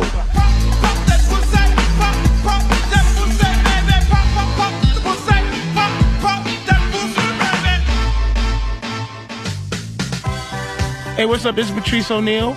I'll be in Ann Arbor Comedy Showcase in Ann Arbor, Michigan on March 27th through the 29th. You want some more information? I'll be in Ann Arbor, Michigan at the Ann Arbor Comedy Showcase in Ann Arbor on March 27th through March 29th, 2008. And you can go to aacomedy.com. That's aacomedy, all one word.com, or call 734-996-9080. Fuck faces. It's so funny how we don't talk anymore. Yeah, this is Rich Voss. April 4th and 5th, I'll be at the Comedy Castle, somewhere in Detroit or around that area. Comedy Castle, look it up. Rich Voss, April 4th and 5th, Comedy Castle, Detroit area. Great club, I hear. I'm not talking about moving in, and I don't want to change your life. But there's a warm wind blowing the stars around, and I'd really love to see you tonight. Hey, what's up? Bob Kelly. April 4th, Comedy Central, 10 p.m. My special airs. Again, that's April 4th, Comedy Central, 10 p.m. My Comedy Central special airs. Make sure you check it out. And then April 8th, my CD comes out, a 50-minute audio CD.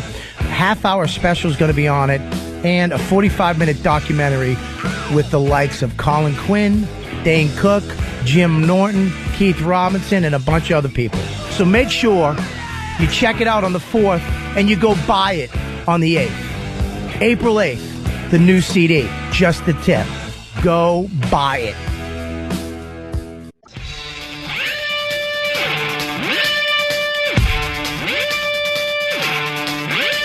Here we are, XM Satellite Radio. We got a nice surprise. Triple H has decided to make the walkover, and he's sitting in our studio. What's up, guys? To discuss WrestleMania. Well, we did that already. Now let's get into the good shit. Yeah. Fuck it. We can sit where over here. Yeah. just trying to adjust stuff because we haven't been here in a while. But a couple things. Jimmy offered Triple H a cookie. He's not going to eat a cookie before WrestleMania. Well, Triple H is a man who spends a lot of time in the gym, and I was going to ask you a question. It's funny. I wanted to walk in and ask him, what do you do for abs? And I was too embarrassed because I was eating a cookie. I'm like, I was just going to say, stop eating the cookies would be number one. That's, that's the first step. I've been pretty good, though, but I do at least 35 minutes of the elliptical machine. I mean, And he thinks he's ready to show off his abs, He's gotten rid of about half the cookies he's eaten today. today. Rampage Jackson said he spends 5 hours in the gym a day or something When like he's that. training for a fight, And sure. you're like, well, I can relate. I do 35 minutes. Yeah, and I feel like I can eat anything I want at that point. I really do. I'll eat cake at 3 o'clock in the morning and go, well, you got that 30 minutes ahead of you tomorrow. I truly am an idiot. And no offense, but, Rampage can say what he wants, but the results speak for themselves. Clearly. Clearly, right? Clearly the physical specimen that sits before us now. Jimmy, but I have surprisingly good legs. Like, I have very good calves, and so the foundation's there. Yeah, below the waist, I'm fine. You play golf? No, I don't. Okay. Well, Jimmy does something that a lot of golfers do. Like, there's a thing called a mulligan. A crappy shot, you're like, hangover mulligan. Like, you make excuses. Do-over. It's a do-over, which is not a real thing in golf, but people do it. Jimmy does that with treats. You threw a cookie down and you called it a what? A post-vacation treat. That was what Sam called it. And I felt that when a man's been on vacation for 7 to 8 days, and I actually showed up for work today on time, I deserve 2 cookies. Jimmy does dessert. He does dessert mulligans. He makes up excuses why it's okay. You didn't have any treats while you were on vacation, right? Very minimal. You'd be surprised. I actually am a pretty good eater, with the exception of the amount of mercury I eat due to all the salmon and stuff. But I eat fairly well. I should be disgusting. He's eating cookies. He's worried about his mercury. I don't wear condoms either. That's the beauty of me. I worry about mercury. But where's she from? Haiti? She's fine.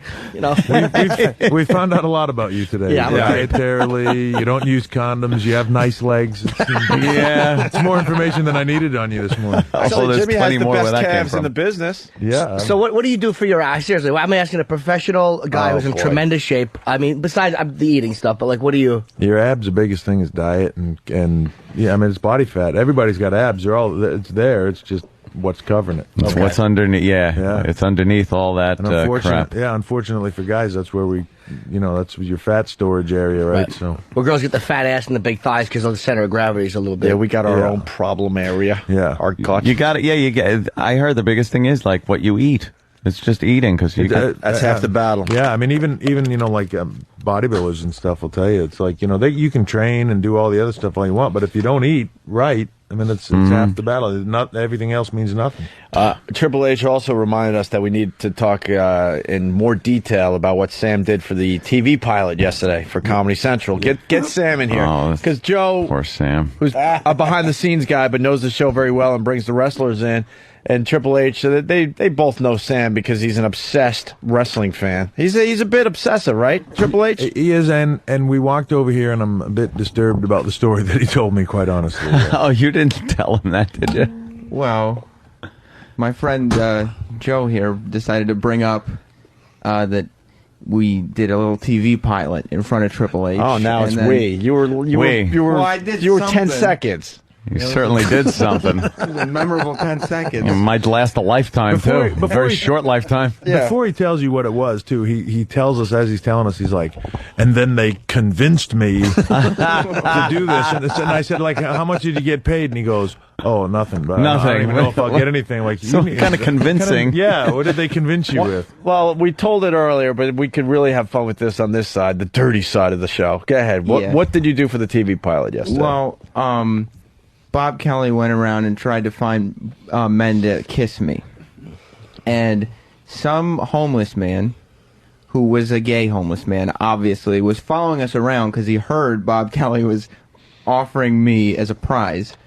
Started, you would be a catchphrase. I know. They fought him like the Pied Piper. Right. 2,000 fruits with fucking their zippers open, hoping for a shot. He is a little cherub twinkish thing, isn't he? I'm not gay, and I'd fuck 2 of his 3 holes. Oh, God. Wow. Jesus Christ, Jimmy. I'm including ears. All right, I was trying to figure out which. I know, but I'd already committed to the bit before I realized he's only got 1. I was thinking colostomy bag myself. I wasn't sure what was wrong with young Sam. He's got a fake eye. You guys have never noticed it. Yeah. He's like Sandy Duncan. Just pop it out and fucking drink.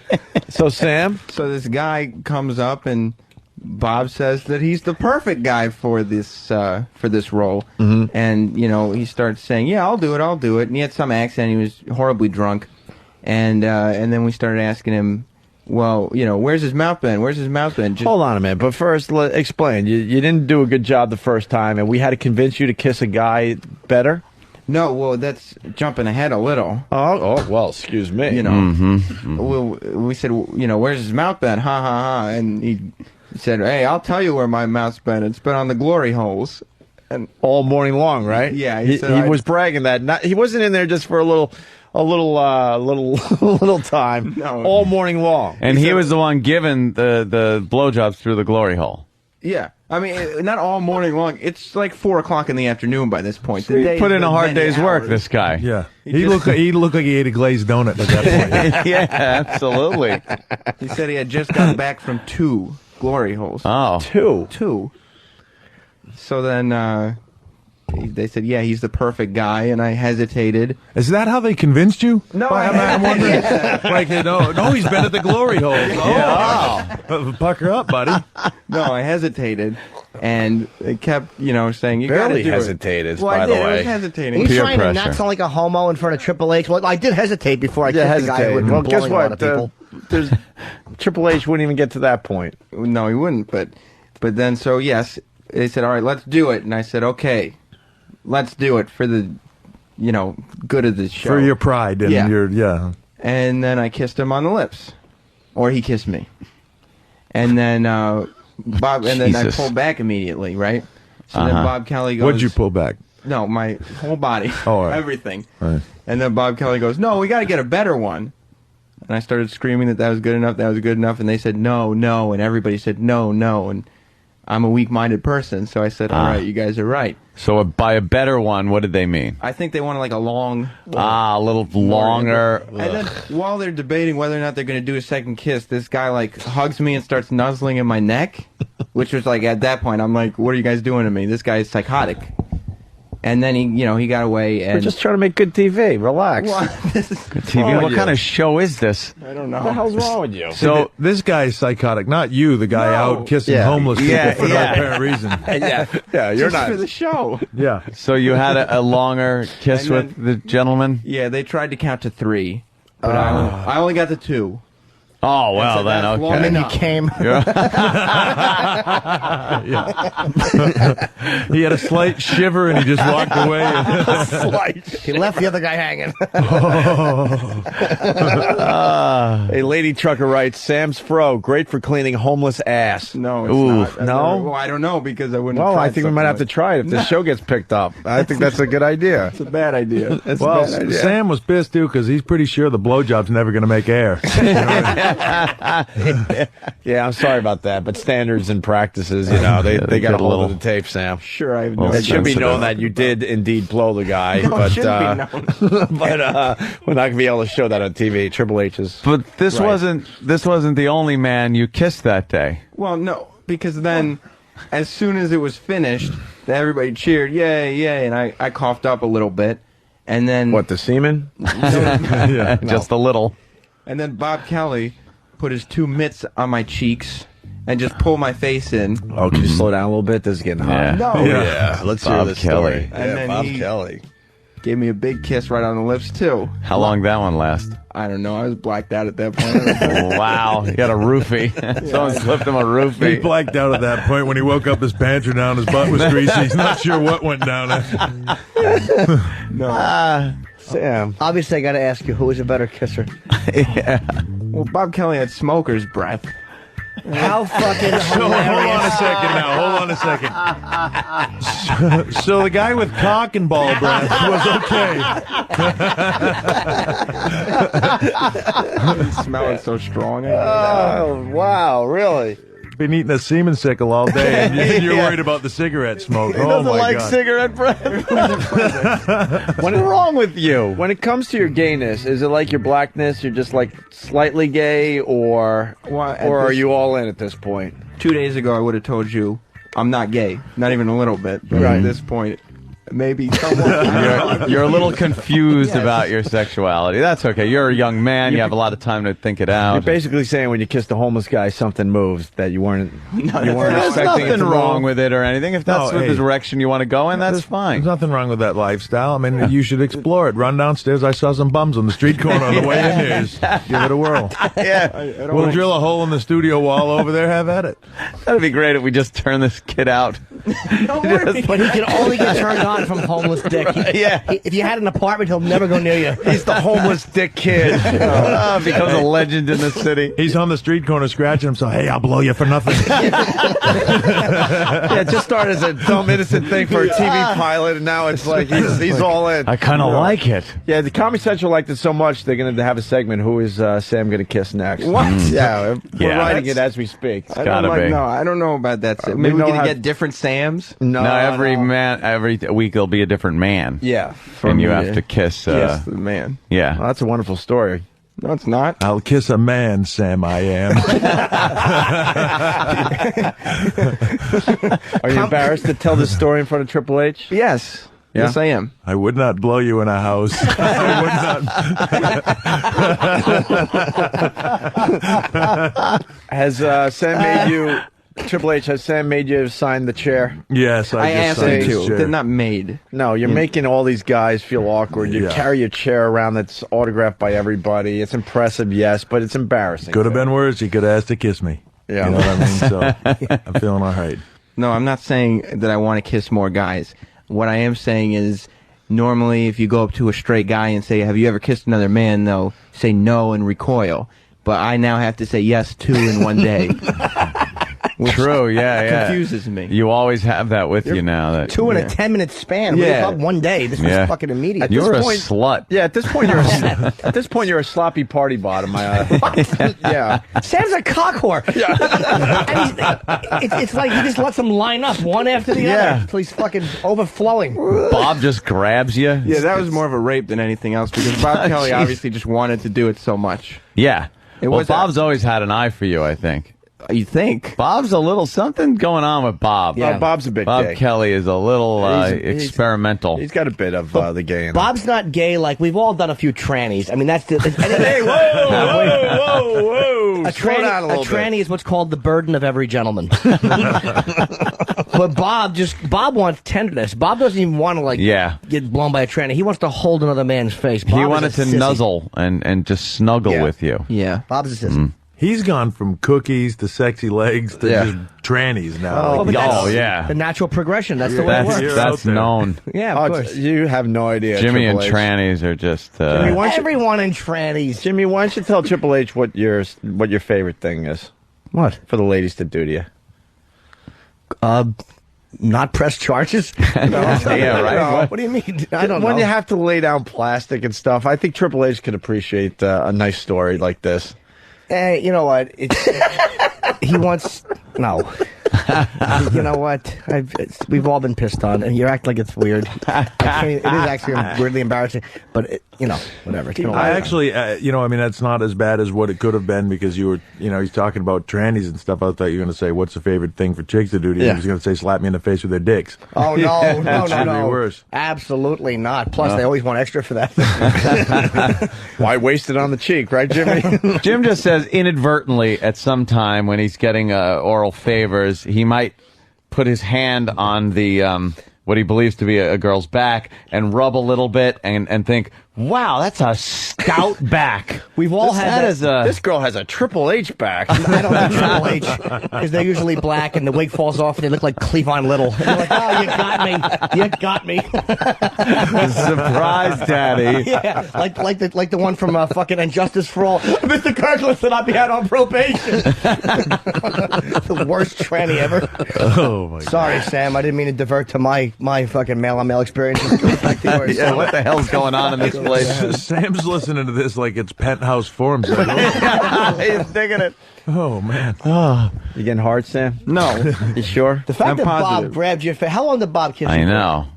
Longer than I would have liked. Did you have to pull away from Bob? Yeah, oh yeah. He would have just stayed there and probably tongue kissed. He would have easily gone to third base right there. His mouth open a little bit? Yes.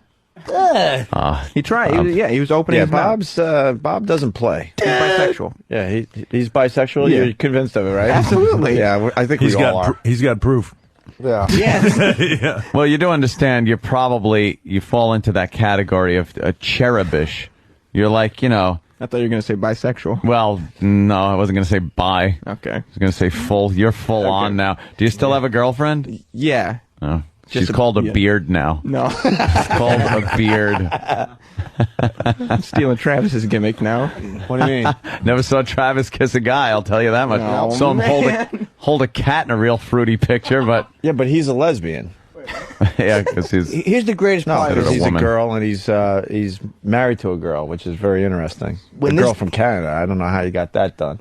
Being a girl yourself, it's they allow that up there. yeah. When this day ends and WrestleMania is happening, Sam has to go out there and they're going to have to see Triple H, and this, like, our moment here is going to be over. Yeah. And you're going to have to make eye contact with him, and he's going to be thinking, hey, faggot. That's exactly what he's thinking. He won't say it. Yeah, That's what he's thinking. He's gonna interact with you because we're still on the radio. Here's But another as soon as the thing. mics go off, you're done. Here's another thing. That hair of yours stands out in the crowd. Yeah. Yeah. So if you see Triple H at some point lean over and talk to another wrestler and they both look at you, he'll have just told him that guy sucked hobo dick. Yeah. No. Triple H, he's getting into the wrestling. He's actually part of a what league? The New York State Wrestling Federation? Oh, You don't know about those guys? is that it? And he's doing what is it called? You're A doing- kissing match. No. That's right. Get in the ring and make out. I'm just a guest judge A guest judge. in a boxer versus wrestler. You're match. gonna keep it sexy. Now get in that ring and start kissing that homeless guy. You're gonna kiss him, and he just got through with a glory hole. I don't want to do that anymore. You don't want to do it anymore. No. But he's talking smack and everything. He's doing what He's is got it called? I cut a promo. Cut a promo. He's- Oh, you cut out. Well, What's your gimmick name? Primetime Sam Roberts. Original. Butt burglars. Sam the Open Mouth Roberts. No, it's Primetime. yeah, prime time. Yeah. Yeah. Huh? Kind of rolls off the tongue. I don't think Triple H So does started. His, Jism. I don't think Triple H started his wrestling career by kissing homeless guys. No. You guys need to have a contest or something. Come up with a better gimmick for him. Yeah. A better Yeah. name, But see, I feel like they'll mostly be centered around the fact that I kissed that homeless man if they do that. Oh. Yeah, we probably would. Yeah. Right. Gay Art Garfunkel. Art Garfunkel. It's like- he doesn't know who that is, though. I so know, it's I've not- heard the Art Garfunkel. I liked it better when I was just the weird kid with the big hair. Now I'm the weird gay kid with the big hair. Well, you said it. So Whatever you do, when you're kissing men, Yeah. multiple men out on the streets Yeah. of New York City. I was gonna say, are we supposed to feel bad for you for that? Yeah. No. So Bob had bad breath. Yeah, it's smoker's breath.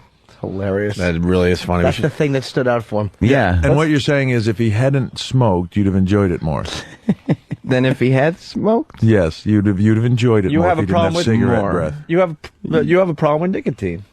yes. Not cum. Well, no, both, I'll say. What? Both? Okay. Would you have enjoyed that more? That's a good question. If Bob had Lavorist right before, would you have pulled back slightly slower? Maybe a little. Oh, Not like because it wouldn't have been like, oh, nicotine breath. But it still would have been, a guy. Yeah. They're Yeah. calling you Puddle of AIDS writes Oral Roberts. I don't like that one. And Gaping Sam Roberts is coming in from Awful Me. Which one do you want? Gaping. We'll give you a choice. You could be Gaping Sam Roberts or Oral Roberts. Oral Roberts is pretty funny. I guess The tie-in. And Oral Roberts. Aren't you supposed to be like buff if you're gonna join the wrestling world? yeah, what kind of prime Do time? you have a finish yet? Do you have like a finishing move, like No. like the Yeah. tea bag or something like that? Sam's finishing move is he goes gulp. There he goes with the Roman war helmet. Oh my God, he swallowed. The wrestling twink. It's over.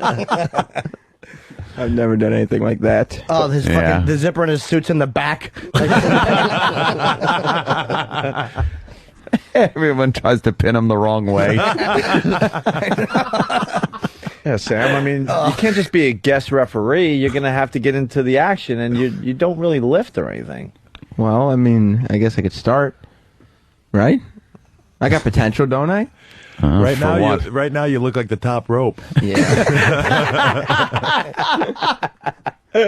God damn. Yeah. Triple H is beating you up pretty good. I could be one of those, like, wiry high flyers. Right? Wiry high flyers. Yeah. Yeah. No, I don't see it. You're really, let me see your arm. Let me just see your arm. Okay.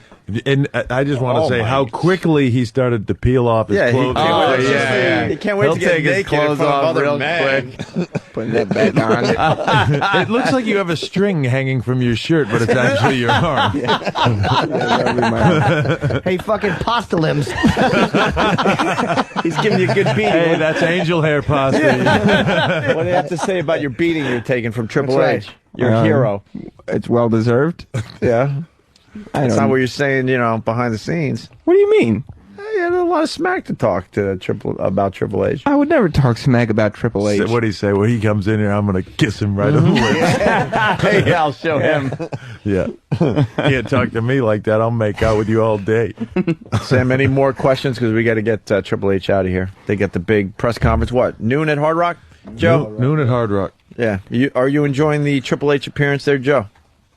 I am very much enjoying the Triple H appearance here, and I'm a little nervous that Sam is standing behind me. Yeah. I'm gonna be quite honest with you. The funny thing is, every time you turn and look away from me, he licks his lips just so slightly. That's not true. You know, He is appreciate you letting me know salivating that. behind you you there, wouldn't Joe. even enjoy it, Joe, because the whole time you'd be knowing he's just blowing you to get to Triple H. You feel so used and dirty. He is looking at you right now, like he looked at that plate of cookies that was in here earlier. Yeah. A little, Not true. That's not little true. frosting on those cookies, maybe. No. I have a question for Triple H. It's not a. Is this going to lead to another fight? Oh no. Yeah. Did you ever get tempted to get involved? Because I know in MMA at all. 'Cause I know they talk about like a lot more wrestlers might go in that direction, or is that hold no interest for you? Nah, I just don't understand the attraction. That stuff's so fake. You know what I mean? I don't know how people can watch it. You know what I mean? It's just, it's so clear that it's just phony. And I know one time I was watching, I saw the two guys going. It really looked like somebody might have slipped and punched the other guy, and they really got mad and started going at it. But yeah. It's just so phony. I can't get into it.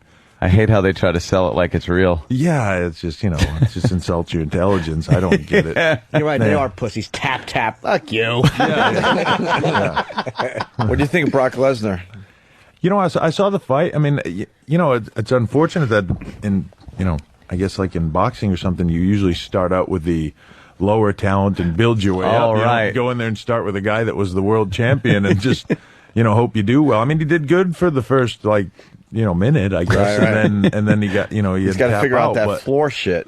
Yeah, I guess that's the thing. It's that's such a science too, and there's so much stuff going on, and that's a difficult business. But Brock's got a lot of personality, and he's got a lot of charisma, and he's certainly got a look. Yeah. That if he can come back and do well in some of his other fights, I personally would have gone the other direction though. When he got done the fight, he kind of tried to play the humble bumble part, and I'm going to try harder and, learn more and come back. I think he should have gone the other way and just shit on all those guys and let them get so mad that they would have been all those fans would have been so pissed off. They'd have paid anything to come back and see him get beat again. You know what I mean? Yeah, true. Rampage commented on that, though, like on the shit talking element. And he said that they don't do it a lot because he goes, there was a Brazilian dude, they actually booted out.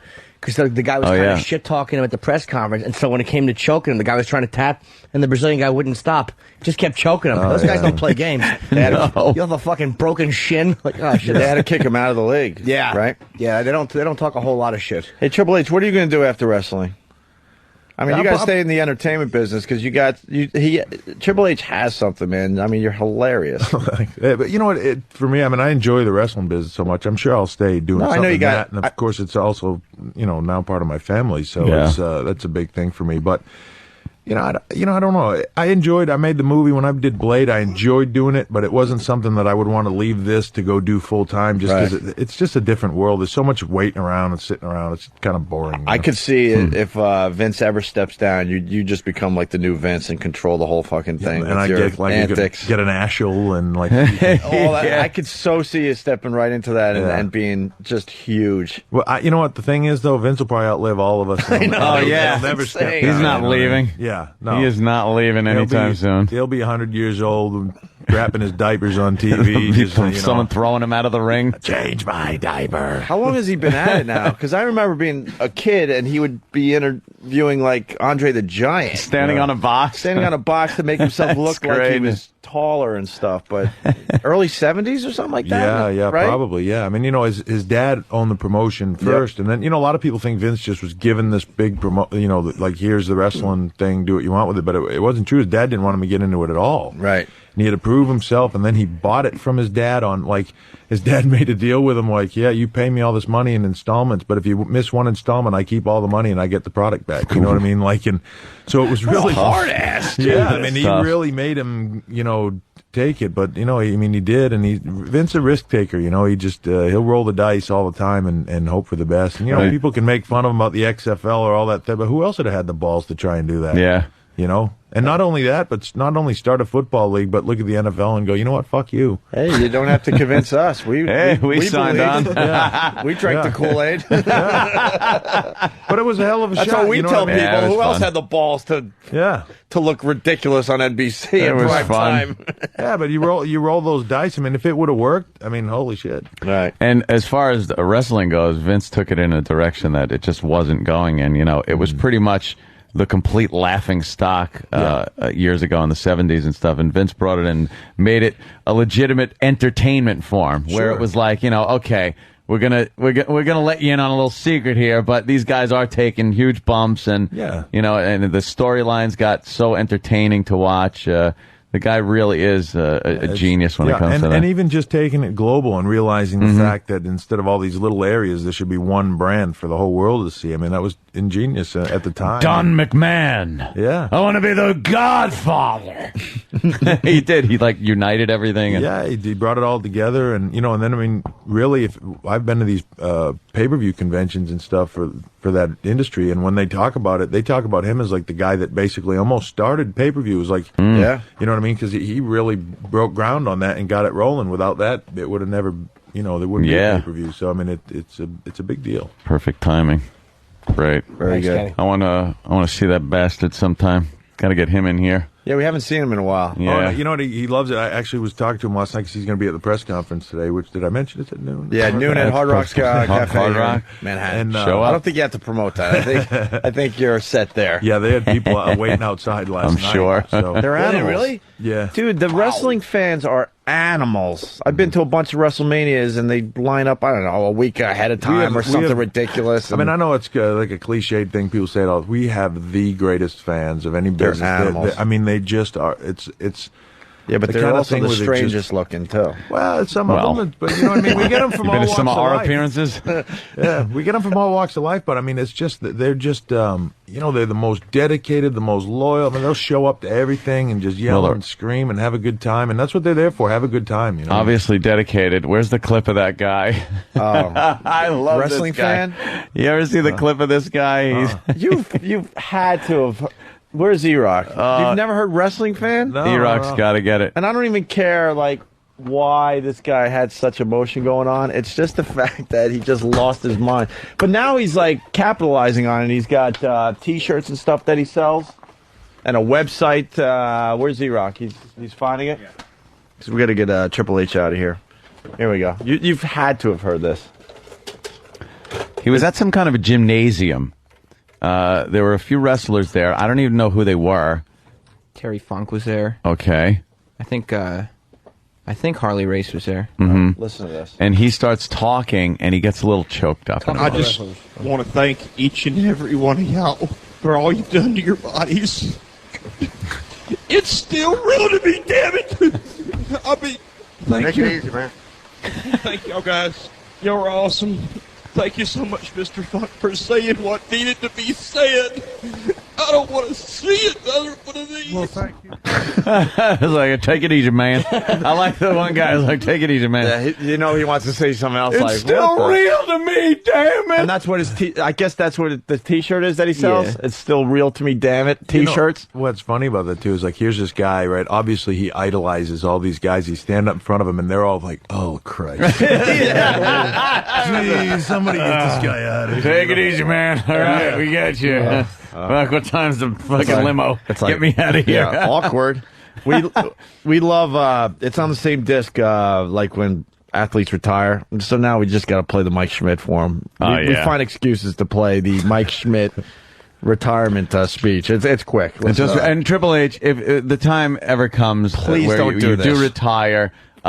Don't do this. All right. Okay. This is what you should not do. Brett Favre did this recently. Right. He was trying not to, but it happens to all of them. Some reason it happens to all the happens. greats. Some 18 years ago, I left Dayton, Ohio, with 2 very bad knees and a dream to become a Major League Baseball player. Oh, no.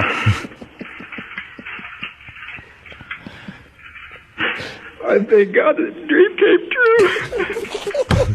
Nah, see, you don't want to be that guy. How big could he have turned that around if he'd have been a thank God that dream came true because I made millions of dollars. You suckers to the bank. That's right. Yeah, like do something like that. Don't end on true. That note. I got a theory why all these great athletes cry when they retire, because they know now they're not going to be on the road anymore, banging all the broads in all the cities, and they're like, "Fuck, I'm going to be stuck at home, and I have no excuses left." Girls never suck the dick of the batting coach. Right. It's like now I got to come up with excuses why I got to go to Tampa for the weekend. Girls won't, but Sam will. Yeah. Sam will suck a dick at the drop of a hat. No, I've never sucked the dick or No? blown an No? athlete. You sure? Positive. All right. If you Yeah. say so. You're not one of these girlies that wait for the guys outside the locker room? No. Going from city to city? No, that's not me. I can't wait till he gets his fucking restricted access badge at WrestleMania, like where they say everywhere but the locker rooms. Where there's men changing, stay out. Yeah, we heard you on Opie and Anthony. You're not allowed in anymore. Swooning little fairy. Liberace could go backstage, but I'm not invited. Oh, you know. Yeah, that's a sad statement, isn't it? Yeah. Think about that. Liberace was allowed back then. And you're not. You're not. Can wait outside the homeless shelters. Oh. Plenty of action. No. You could offer like blowjobs as they're getting their soup from the soup kitchen. But I don't want to do anything like that. Blowjobs and a cup of soup from Sam. Wow, what That a could line. be your thing. It's cold outside, but it's warm in here, and there's an arrow pointing to your mouth. I don't want anything to do with that stuff. I feel pretty safe though. I know I'm dressed nice. I keep myself up and things like that. I'm feeling he's more in like a line with like a Foley or somebody like Right, that. right. Yeah, he likes that We had disheveled. You're onto something because he had no problem allowing McFoley feed him steak. I threw up almost. What do you mean I had no problem? You had more meat in your mouth though. Yeah. The meat in your mouth. Was it a tube steak?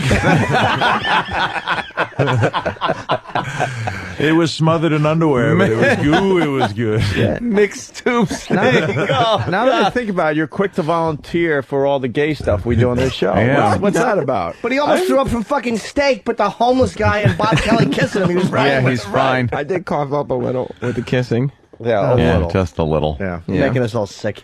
All right. Sorry, Jim. Let's get Triple H out of here. We got the press conference at Hard Rock at noon, but we don't have to promote that show. And WrestleMania's when? Sunday night? What are we promoting, Joe? WrestleMania Sunday night. Give it the big plug now. All right, the big plug. Here it comes. The bosses are listening. Go ahead. Yes, they are. And 12 o'clock today, all fans come on we down did to that Hard already. Rock. Yeah, I know, but we gotta keep it fresh in people's minds. Joe's like going straight into like a strip joint cell, like Yeah. now on the center stage. It's That's Candy. right, Candy. You might remember her. She was a Dallas down. Cowboy cheerleader. On center stage, it'll be the WWE WrestleMania press conference, Hard Rock Cafe today at noon. Pick up Triple H, King of Kings DVD. Hold on. You're doing something different this time around. Yeah. We like when you like throw in little Opie and Anthony show references in the middle of your wrestling plug. I'm getting to there. prove that you really do listen to this radio show. All right, let's go. I'm getting it, Jimmy. He's got a talent for this. Watch Aren't you this. playing Chicago? Was it the Lakeland Theater? Wow, April 20th. God damn it. I would really love you if you plug Seattle this Friday and Portland this Saturday. But Seattle this Friday. Tickets on sale now. Wow. Very good. All right. You see? All right, keep going. Triple H, King of Kings DVD on sale now. WrestleMania 24, live from the Citrus Bowl on pay-per-view this Sunday, March 30th. Order it now. Sam will be on the corner looking at it. So I think that's pretty much everything. You got to go. Opie. Yeah. I say nice things about everybody when they come in. I loved Anthony's screensaver from The Other Side. Yes, I have the new governor and his wife. As your screensaver? It's their wedding photo. Where he's looking off into outer space and she's looking at the camera. I'm almost a little bit starting to get worried about Joe over here that he might start crying and talking to you guys any second like the guy next to him. Calm down, man. Calm down, man. No, it's still real to me, damn it. he looks at Sam. You're still straight to me. Fanboy Sam. That's it. Yeah. Straight fanboy Sam. Wow. Call yourself whatever you want there, prime time. Depends on your definition, my friend. Sam, don't get excited. He's plugging people, but in a different way than you are.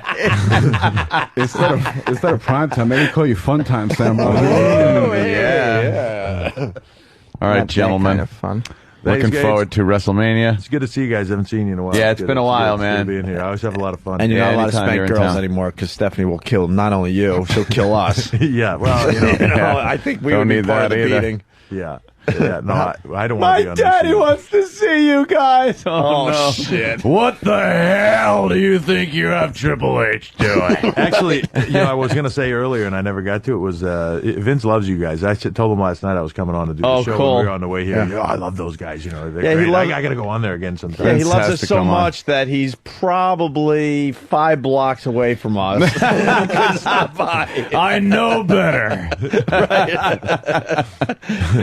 Yeah, he's great. We'd love to have him on. Very cool. All right, guys. Looking forward to WrestleMania. I got Sunday. I got to take a leak. Take a little break. Sam, Don't please don't forget- follow me into the bathroom. Yeah. I really need to take this leak in private. I don't want to follow Don't you. do a little. Don't Yeah. do any peeking. Don't forget, WrestleMania tickets are on sale now. Jimmy, Seattle, Chicago, tickets are on sale now. Thank you. Don't forget, Triple H, King of Kings, Yes. on sale now.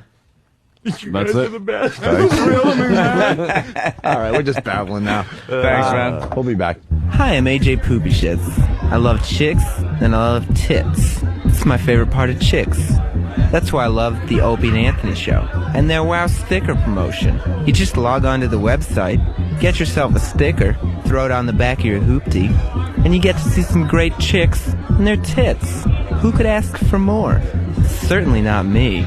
I'm all man, and if there's one thing that men like, it's chicks. Sometimes at home, I'll stand in front of the mirror, totally buck naked, and tuck my dick in between my legs. Pretend I'm a chick with great tits. Toodles. Da, da, da, da, da, da, da, da, da. We are back with the Opie and Anthony show. I want to say hi to the gang on the bleachers that came out for our first live show in the last week and a half. That was very nice of them. Got a nice crowd out there. You can come by any day and watch the XM portion of the Opie and Anthony show. Where are we? What's the address? 111? 57th Street? I always get the addresses wrong. We're between 5th and 6th and 7th. 6th and 7th. Just between 5th, 6th, and 7th. Just kind of line up outside around 9:30, 9:45. We'll let you up and you can check out the show. Where's Eastside Dave? He was part of this pilot yesterday. Goddamn, that Triple H was funny. He's great, man. What a fun guest. He really is. Every time he's come in here, he's been great. He's hilarious. Here he is. Dave was getting. Dave was really getting the. Dave, you know what? The compliments yesterday. I think we're gonna let you sit with the boys today. At and I'll the tell big you boy why. table, like And on I'll tell you why. Thanksgiving. It's the first time we've had Eastside Dave. Are we playing your bit today? I thought we'd come back strong from. Oh boy! Watch his neck. Just watch his neck. You really thought we'd let this hit us neck? You really thought more than it hurt to me, Dave. You really thought we would? Don't let him get away. All right, Don't let him get away. Okay, now He's scrambling. You started the razor too soon. Don't let him get away. You really thought we were going to let you just sit at the grown-up table? Grab his head, Daddy. Oh, here he goes. Kenny's got his hand. Afro Wars is over. It's over. Opie and Anthony. Club Soda Kenny has Opie and Anthony. Get on mic, Sam. You're not hurting him, are you? Opie and Anthony. Get on mic, Sam. No, let him breathe, Kenny. Let him breathe. Look at that, baby. You're breaking my fucking wrist. All right. All right, don't hurt him. Oh. He's gonna run. He does this. He won't run. What are you doing? No, get him right down the middle. Get him down the middle. You already got it, Chuck. You lost. Listen to him scream. Afro Wars is officially over. Afro Wars is officially over. Don't you spit on me. I'll put a mask on you. Don't you spit on me. Don't you spit on me. You don't have it. You assault prime time on the street? You think you can trick me? You think you can beat me? I beat you again. You don't fuck with the ball. Opie and Anthony, we're the better. It's taking 9 guys to get me down. It's taking 9 guys. We got your stunts. We got your hair. We got your plugs because Red is on from noon to 3. What do you got left, Dave? What do you got left? Let me see. I'm gonna rip you a new asshole, Sam. How's the haircut look? How's the haircut look? How's the haircut? Play tricks on me, Dave? Yeah. Oh my God, that haircut looks awful. Let me see, Dave. That's fine. Dave, let me see. That's fine. Dave, you're on my foot. Dave, turn around. I want to see your haircut. He's fucking holding my hand. Turn around. Let him go. Oh God, it's just a big. I still have an afro, in my opinion. I mean, it's this. You don't have an afro. This is an afro still. No, you're done. This is still an afro. Absolutely. This is an avant-garde afro. Look at my fucking hair. And you know what? I'm not shaving, bitches. That's the fucking big joke on you. Look at my hair. It's still a fucking afro. That's not an afro, You Dave. put a couple bald spots in my head. You didn't afro me down, bitchy. I am going to go through life like this because this is still an afro. Ron Fez doing the 3-face. Wait, turn around. Turn around. I just faced you. You got around. You had 8 guys to try and stop the bull, and they still didn't properly execute a head shave. I got more fucking hair. Let me see. 19 people on 202. Not me, Dave. Look at this. Wait, It doesn't matter. This is still an afro, Mr. Opie. You think there's enough hair on there? No. All right, well, get the razor back. Get the back. Get the back. Get the back. There you go. Save the side. Get the back. Don't touch the sides. Don't touch the sides. Hey, give back the razor. Hold his hand. Jesus. Now he's trying to poke out Dave's eyes with the razor. You let him get the razor. He's like, Dave has the razor now. Let go of the razor, and the pressure will be released. All right. Wait, just wait. Hey, what are you insane? Dave doesn't play games. Get the bangs off him. All right, wait. Those bangs. Get the bangs off. Wait, did he get the strip in the back all the way down to the back of the neck? All the way to the back of the neck. The bull's gonna fuck you up, Sam. The bull is bald, Dave. The bull is bald. It's taking fucking 8 300-pound security guards. Yeah, but Dave, and I'm still not down. Your whole Rod and Fez crew tried to take me out on 57th Street. You couldn't get the job Petsy, done. where the fuck are you, Petsy? The Opie Anthony show got the job done. Hey, Petsy! Get over here! Copying and pasting in your office. You fucking sons of bitches. How does like that? You want to start? How you like that? Get this fucking guy. Oh, yeah. Get this guy, Petsy. Who is this guy? Petsy, get him. Who is Pitsy? Pitsy. All right, now you just pissed off Kenny. Now you pissed off Kenny. Now there's a brawl. It's over, Dave. Admit defeat because it's over. Get the back of his head. Get the back of his head. Kenny. Get the back of his head. Sam, look out. There we go. Dave. You've been beaten, Dave. Come on, don't get the ball. Dave, you were beaten again. Oh, Kenny's an animal. Oh, he is. My nipple ring. Wait, get the back of his head. Turn over, Dave. Look at hair. Turn over. Turn over, I don't turn Dave. over for nobody. Ron says do the 3. Turn I don't over. turn over for no one. Ron says do the 3. I ask you politely, remove the fist from my throat. You guys are fucking with the bull, baby. Afro Wars is over, Dave. Afro Wars ain't over. Shit. Afro It's done. Wars is officially I want over. my $500 for the biggest gainer competition. Whatever happened. That's right. Actually, yeah, do me a favor. I haven't shaved down there in a while. Wait, now You guys think shaving my crotch is a fucking joke on me, you fucking faggots. now we got to explain. Like the Ron and Fez crew tried to get Sam on the street, right? What happened, Sam? What happened? What happened? You and Pitts, there were 9 interns down on 57th Street that tried to assault 9? me, throw me into a one plate drunk glass Irishman, window, his name was Mooch. throw me into a plate glass window, throw Get me this down shit on out the of here. pavement. You are a chronic liar, Sam Roberts. And you got and you're no going hair to off fucking my hell head. for it. You didn't get one You strand of fucking beautiful Garfunkel. curly hair off my hair. Oh, you are a lying sack of shit. You're going to go down hard. So we've been planning this the entire vacation. The whole time, baby. You thought you were coming in here. I got to explain all this because all hell broke loose for the last 20 minutes. And we invited Eastside Dave to the adult table. We allowed him to sit with us. With us! His head is bleeding. Like that would ever happen. He thought he was privileged. He thought we were going to talk about the pilot we filmed yesterday for Comedy Central. And quite frankly, Eastside Dave was a star, yes. And he thought he was coming in here to talk about that, and we ambushed him, and we completed Afro Wars by shaving his head. It didn't count. Remember, Dave? Afro Wars was a thing of honor. You started these sneaky tactics, Dave. No. This that is was your just, own. That was fun and games. This is fun and games, baby. This is the end of the game. Game over, Dave. Just a fucking parade of 300-pound men dragging the bull down. The horns are coming out, Sam Roberts. The horns are out, and they've pinned you down to the floor, Dave. Yeah, I wish I could talk, but Calypso and Kenny's cock is 2 inches from my mouth. You started this, Dave. Are we done? Wow. We're not done. Dave, you started it. We ended it. He's sitting on my fucking nipple ring that I did for your television show.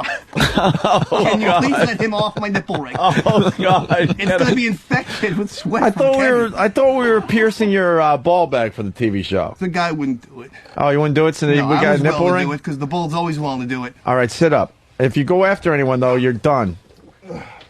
Oh, we really need to get the back of your head. Can you let that? He looks silly. All right, one. All right, sit down. Sit down. Sit down. You use that mic. I can't talk in my mic because Dave was drooling and spitting on it while he was talking. All right, Dave.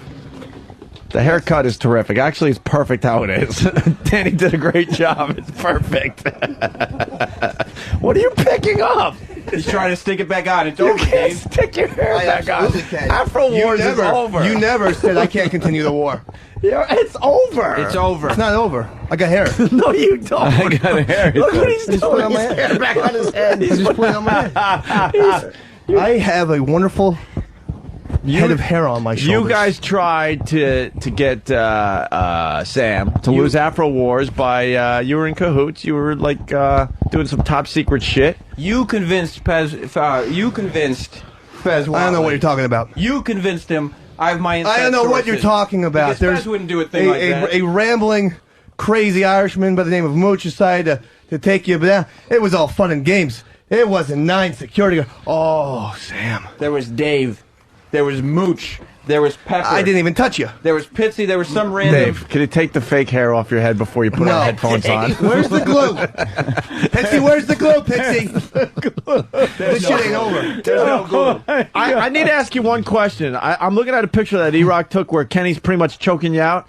Your color, is that from your alcoholism or because It's a of the little lack bit. of air going to your head? It's both, buddy. All right. Because you're a little blue there. Someone bring Dave some glue. He's asking for some glue. Do you want That glue, was, really? I really appreciate the help of Graz and Pitts at this moment. Do you want Yeah. glue to try to glue it back on? So you Yeah, can because the continue? Afro War. Look, I don't quit. You might think All right. this is over, But it's he's not. gonna Ron glue. Fez, noon to 3. You can Dave. tape it to my head. You can do whatever you want. That means the Afro War continues. Dave, you don't have to quit to be defeated. Here is how you would have beaten me. You got beat.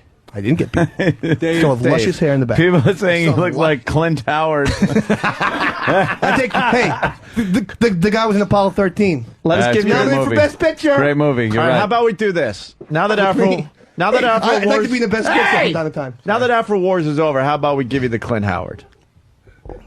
The Afro Wars does not end. It's over. Till Dave, one you of got us beat. says, How about we give I you the decline. Clint Howard with the long hair and the size? I think it would be a great look for you. I'll do a Clint Howard only if you concede that the Afro Wars continues. How does it continue? Well, Dave, The whole top because of your I have a head's back missing. afro. No, you don't. We took that out too for the most part. Gabe Kapler had a back afro. Gabe Kapler. Dave's wife is stepping up and saying, "Where's the money for the weight gain contest?" Opie owes me 500 clams. I don't know about We're talking weight about gain afterwards. contest. We're not talking about All some right. weird weight gain Yeah, contest. I don't remember that one. Oh boy, I don't remember the we weight could get gaining in trouble contest. for welshing on that one. Yeah. Yeah, I don't remember actually doing that contest. that I was- remember we were talking about So doing so it. let's admit then, if you are willing to admit that Eastside Dave of Ron Fez noon to 3 defeated the And- entire staff of Opie and Anthony 6 to noon. What about the in the Biggest Gainer? What about the plug for the guys that put you on TV? I just said 6 to noon. No, you didn't mention the show. Comedy Central. I wasn't sure what we could say or what we couldn't say. I was trying to protect you guys. You're smarter than Dumb Sam. I think I know what trade I want to make now. Hey Sam, tell us what you did on the show, and then he gives the whole plot of the fucking Yeah. TV show that no one's supposed to know about. I just talked about kissing that guy. He's like, there's teams and this and that and What teams? points and Points. If you guys are willing to concede that I, in fact, won the Biggest They're Gainer. now calling you Eastside Larry Fine. Stephen S. from Bayshore. Is Sorry, 1/3 of the greatest comedy troupe of all time. Thanks for the compliment. Can we give you the Clint Howard now? If you concede that I win the Biggest Gainer, this way it's a stalemate. Oh, by the way, I got your wedding ring. So That's what happened. What are we going to do now? Come on. Now How'd that happen? You know. Did you lose that? What They took it off my finger Oh. when one of 15 people grappled Pandemonium. me. Like I was Pandemonium Ramshackle started. Jackson or whatever. No, you left it at the Bard Comics last night when we were doing the little party after we were done, and then don't you ever say that? Yeah, I was Did home. Did you do that? I was home at 8:15. My wife could my verify God. that shit. Yeah, but the shoot ended, verify that shit. but the shoot ended at 4. We all know that. And I didn't. You're lying. Oh my God! Is your lies. forehead bleeding? Yes, it's bleeding. Oh God! It's bleeding because I'm a fighter. Fighters bleed. A bald Yeah. Mr. Anthony. You sure did put up a big fight. This is a nice. You got hair in your mouth. It's a nice ring. I got hair all over the He's got place. hair. Can we Got give hair you the in my Clint cock Howard, hole. or you want us to at least clean it up a little bit for you? I want to admit that I took the entire staff of you guys down for Biggest Gainer. If you guys want to admit victory, then it's a stalemate, and then more wars can continue. But let's admit that I took the Biggest Gainer competition because I'm not going out here a loser because I believe I won that fair and square. Really? still in the Biggest Gainer? Fuck yeah. There you go. Oh, okay. Fuck you, Eastside I'm Dave. having a child in a month. You need money. I need don't this you? $500, and I need the title at this point. You want your ring back? I'd love that. Can we just clean up your hair a little bit? Is there any way we can listen to this? What? Wait a minute. God damn it, I love you so much, Mr. A. You're a fucking great person. Pure and simple, I don't care what those fucking... Whoa! Hey! Fucking... Whatever. That's a fucking... You're a fucking good guy. Ron Fez. Okay? Nunya 3. But O&A. Also. 6 to noon. And Anthony... Fucking... no. I got no call to call you Anthony. I got call to call you Mr. C. Or Mr. A. And that's what I got calls to do. And I'm saying right now, fucking love you. Love you, man. Alright. Love you. Have a good vacation. Bye-bye. These are the types of calls we get. I got one more. You're making drunk calls to Anthony? Yeah. Here's one more. God damn it, I love you so much. You, Opie, Anthony Cumia, Opie Hughes, fucking Ron Fez. I fucking love you so much, dude. You have no fucking idea. You're the man. Oh, Jesus. I love Ron Fez, too. Jesus Christ. Ron Fez, Nunya 3. Opie and Anthony. fucking 6 to noon. Let's fucking rock and roll, bitch. It's fucking St. Patrick's Day. I'm calling for one person, Mr. A. Mr. Anthony. Just tell him that I love him. Pure and simple. I love Mr. Anthony. I love that fucking Jimmy Norton, too. I was just about to get hurt. Yeah, I love Ron Fez. Alright, I'm fucking gonna pass out. I love you guys. Shit. Fuck, bitch. Yeah, fuck. I spilled the beer. Poor Elliot Spitzer. Such a fucking horse. Spitzer. Hey, you know, I'm Spitzer. You know, whatever. Fuck that shit. Yeah, whatever. Spitzer. Yeah. Holiday. Round Fest. 202. Bitches. There you go. Those are some of the messages that I received over vacation from Dave. I don't see anything wrong with those. No, why would you? Calling another man with affection in his heart. It's so fun. I loved getting those messages. I felt true love from those messages. You need to check into rehab now. Well, yeah. With your head shaved like that, they'll take you in a second. Yeah. This is lunatic. I got a bed waiting for you now. Trying to hurt himself. Did your wife encourage you to stop drinking? Yeah, or definitely the cut down.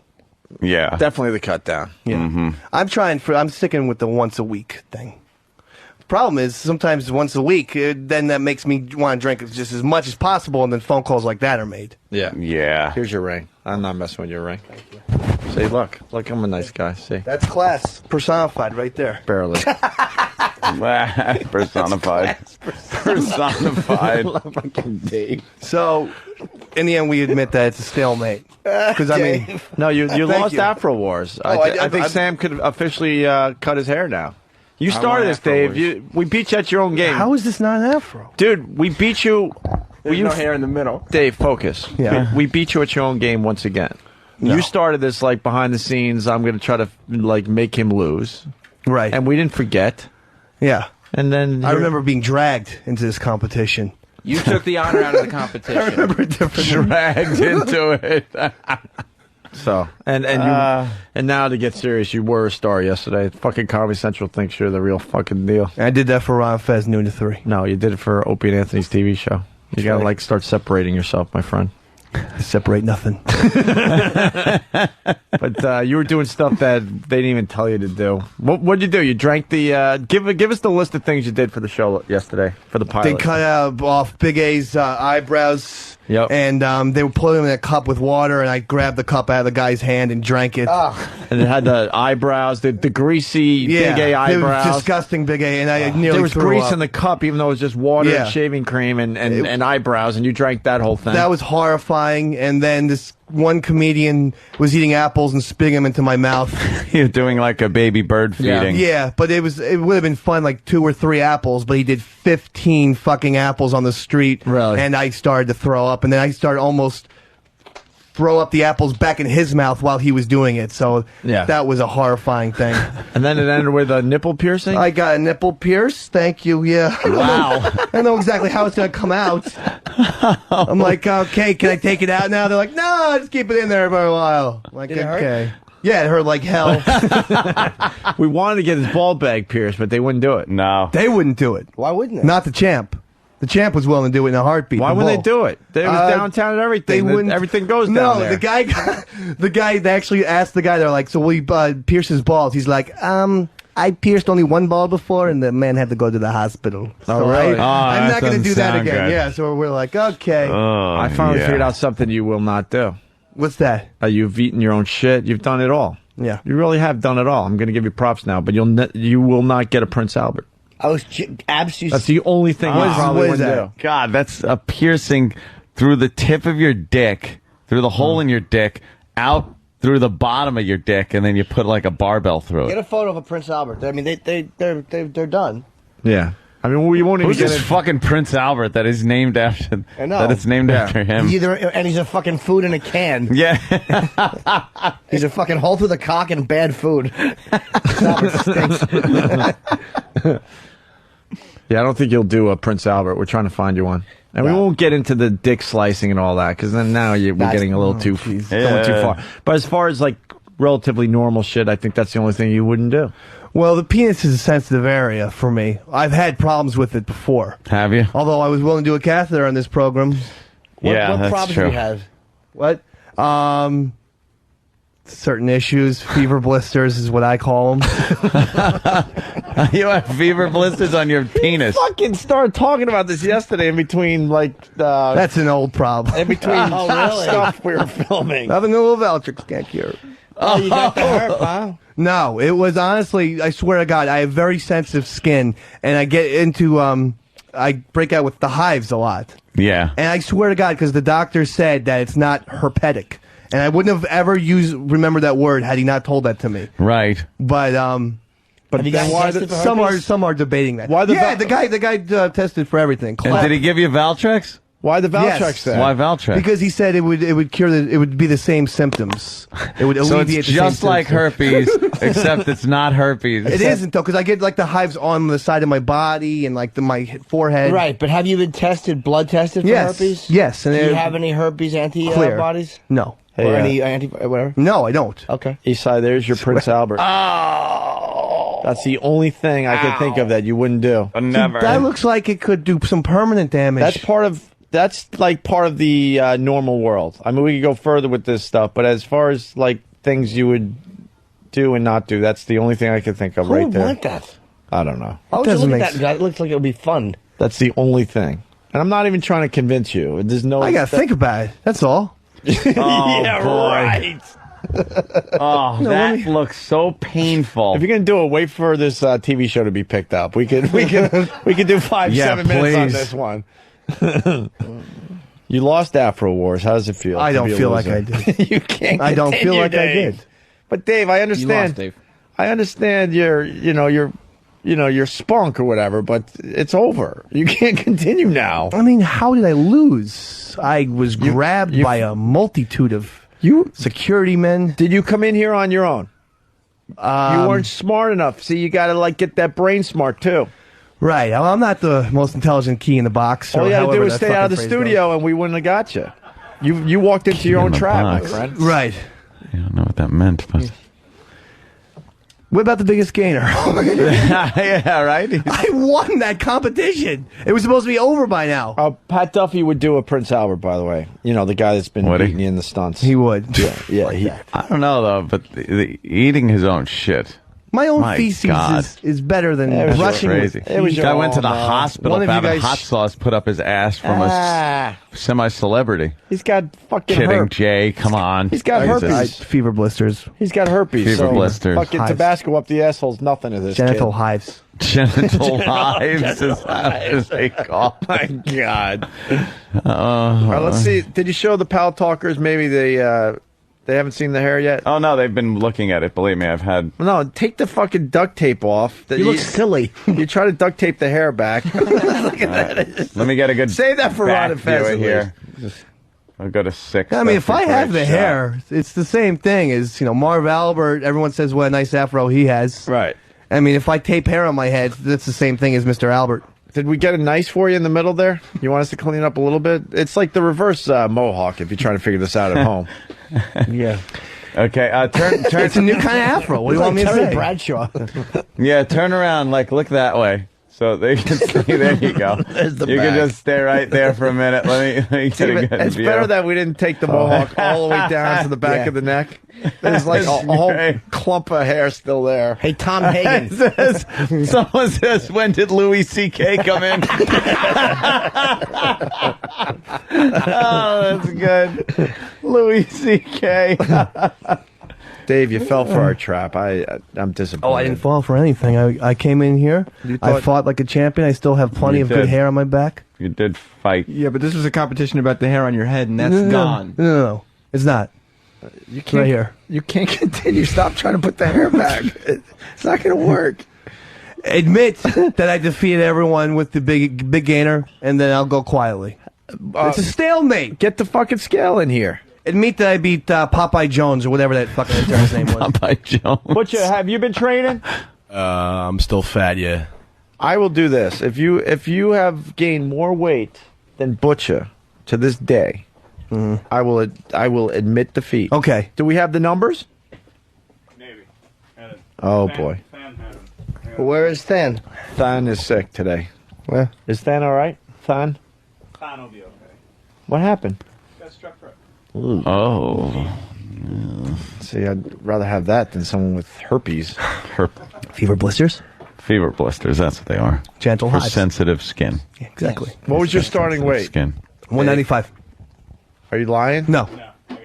All right, and Butcher, come on in here. Biggest gainer was a contest that kind of never took off. and we forgot to tell the participants that we really didn't want to do it. Yeah. All it resulted in is me having now an eating problem. Yeah, now he's addicted to food. At like 1 o'clock in the morning, I'm like, I really need some Doritos. I wonder why. I hope you lose this contest because of the hair we just took off your head. Oh, yeah, it puts him under by an ounce. Putting it back on then. I put it back on. You can't put your hair He back put it on. back on his head. I don't think anyone will notice the difference. I really don't. Please, fix that nice for the Ron and Fez show today, noon to 3. Get it all glued back in place nice. Ew, don't sneeze on us. No, I'm going over there. No, it's just the hair. All right. And Butcher, what was your starting weight? I think Butcher was 208. 208. All right, 208. If you beat Butcher right now, I will admit defeat. But my boy Butcher's got you beat on this contest too. No, you go first, please. What? Look at Dave. He's just a mess. Oh, fuck you, Dave. It is so done. Wait. 224.6. No way. Yeah. You started at what time? 208. What Fuck time? you, What weight? Dave. You're done. 208 is how many pounds? 16. 16 pounds you have to beat. So what was your starting weight? 195. My starting weight was 195. 195. So you need to hit 211. 211 and I will admit or defeat. better. 211 or better. Wait, there was a point in there, wasn't there? I might need the point. 0.6. So you got to be 211.6. Yes. I'm keeping this 211. By the way, I must say, I think this contest was supposed to end officially April 1st. He's got 211.6. Oh, yeah! Wait. Stop moving. Yeah, bitches, 212.2, the champion, Wow. and the stalemate. 212.2. Wow. 1 fucking pound each side, dude. You know Pulls what? it out of the shitter. And Now, eats it. admit that I am sometimes the champ. Sometimes I take a loss. Yeah. Sometimes I take a loss when 8 fucking security guards Butcher. bring me down. What'd you Wait, do? You couldn't eat a little more? Would you have a salad, you asshole? Yeah, I'll yeah. admit defeat. Fucking- I'll admit defeat. Wait, I he was beat us told- by 0.4? That's fucked up, man. Wow. He admits defeat. Wait, Contest is over. That could be the hair. I won by 100 pounds, Opie. That could be the hair. on there. Take the hair off your head. That's The not champion officially wins. part of you. Take the hair off your head. Look at the hair. And stop drinking water. I think I was born yesterday. No, I wasn't drinking it. Butcher, drink the water now. This is over. Drink He's the mid water. defeat. Drink the The water. contest is over. The guy's All right. mid defeat. Get back on that scale. Can't hold the bottle. He's holding the bottle, Jimmy Norton's point out. I lost weight. What are you drinking, AIDS? You fucking asshole. He's drinking my gentle huts. All right, the scale's fucked up. On, what do you want me to do, Stevie? I think they've... The scale's fucked up, so we're going to have to call this a draw. No, he admitted defeat. I'm the champ. All right. Stepping on the buttons. Well, no, you. Dave, what are you doing? Oh, you're stepping on the buttons. Yeah, he's getting nervous. Oh, he's trying to... doesn't know what he's doing. No, because you took the hair off your head, and That's now how you're you getting nervous. executive produce. Now you're getting nervous. Now, what does it say? 212.4. So give me some more weight. Add me some more. Give me some more fucking victory. Oh, I love the victory. I love being a champ. It's hard not to be a champion, and I am one. Yeah. So I'm going to take my champion, and you might have a slight victory in Sam Roberts. Maybe I'll concede now. I am but, the champion. But we I've have a ever won. stalemate. Part champ. I'm at least 50% champion. I'm going to take that to my grave. 50% champion. Thank you. 50% champion, huh? And I am the biggest gainer champion for Ron Fez noon to 3. Soon to be full-time on the Opie and Anthony TV show. After I don't the know what trade. you're talking about. Yeah. The hair is Now, can taped someone on its remove head. this piercing? That really hurts. You want us to remove it? With pliers. If you know what you're doing. Yeah, we know Who what knows we're what they're doing? You guys know what you're doing. You can do it right Yeah, now. get the pliers. You can't pull it through like that. What is it, a barbell? Kenny, you It's know a what you're barbell? doing, right? What do you Kenny got to knows. unscrew one side of the barbell, right? Yeah, Kenny knows. Let You have Kenny do some alcohol too, right? Yeah, What? Kenny knows what you he's need a doing. drink? No, that's a Gotcha. All right, take your another shirt bet. off. I'm in. Take your shirt off. Kenny knows what he's doing. Don't. That's not pliers. That's a knife. Well, You can't cut it out. Jesus, away from Kenny. Will you just take your shirt off? We're good at this stuff. He's not going to come near me with a knife. I don't think I he put it away. All right, listen. So we're getting a lot done here. You lost Afro Wars. You cheated and won Biggest Gainer. No, I won Biggest Game fair and square. I want my 500 clams, Mr. Opie. I'm done. No, just the one. No! What's wrong? He's grabbing my nipple. Well, let him do it. Yeah, so what? Let him do what? You look like an orangutan. Okay, all right. Sure. You like Okay, it? no, I don't. I don't like it. I like it very much. You like it more? Ow! Get an angle on this. All right, let's just get the piercing out of his nipple. Thank you, guys. Kenny, you going to do it? Nah, Who could do it? E-Rock? Steve? Steve, you got piercings all over your body. Yeah, my ears. Huh? My ears, I have piercings. My rears. My rears. Somebody's volunteering from the stand. Oh, that's safe. That's one of the listeners in the fucking in the bleachers. Well, that's good. I'm not gonna. Yes, please. 202 employees only. All right. No offense. Sam, you want to do it? You're now that you're gay, you'd probably enjoy that. I'm not gay. I just won Afro Wars. Why can't I have a little bit of glory? You won Jack and shit. What are you talking about? You just admitted defeat to Afro Wars. Sean M. is noticing from Monroe, New Jersey, that I sound like one of the Duke brothers. Turn those machines back on! The only one who saw Trading Places? Turn them back on! I don't want to admit defeat. Pull that camera. All right, we got My our wife's offering to dig it in the wall. This? Yeah. All right, we got we got Travis's wife. Will take out the piercing for you. Really? Yeah. Okay. I mean, with your I need hands. to see it. Is it like a normal barbell? Or? Yeah. Make it hurt. No, please don't make it hurt, Travis's wife. I would never. That is one. You look like an orangutan. You really Wow, look at he that. really does. You got some orange hair, bro. Okay, come here. Oh Jesus! Do you know what you're doing here? Yes. Hey, don't touch her. Don't touch. I can't look though. No. It's already unscrewing. I'm gonna pull. Ready? Yeah. Okay, ready? Yep. I'll bet you the skin was healing around it. Oh. He's squeezing it. Oh. Oh, it's bleeding though. All right, get some alcohol. I think I in need there. alcohol. Yeah, you do. Make sure it's safe. Is it bleeding? Don't drink the alcohol. Steve comes in with Budweiser. How many days into the drinking challenge are you? Since I called Mr. Anthony over here. Yeah. Since St. Patrick's I guess Day. so, huh? You're not allowed to drink? Not till someone bails? Mooch or Pepper Hicks bail. All right, so if you keep... Or Pitsy. Yeah, all right. All right, get out of here.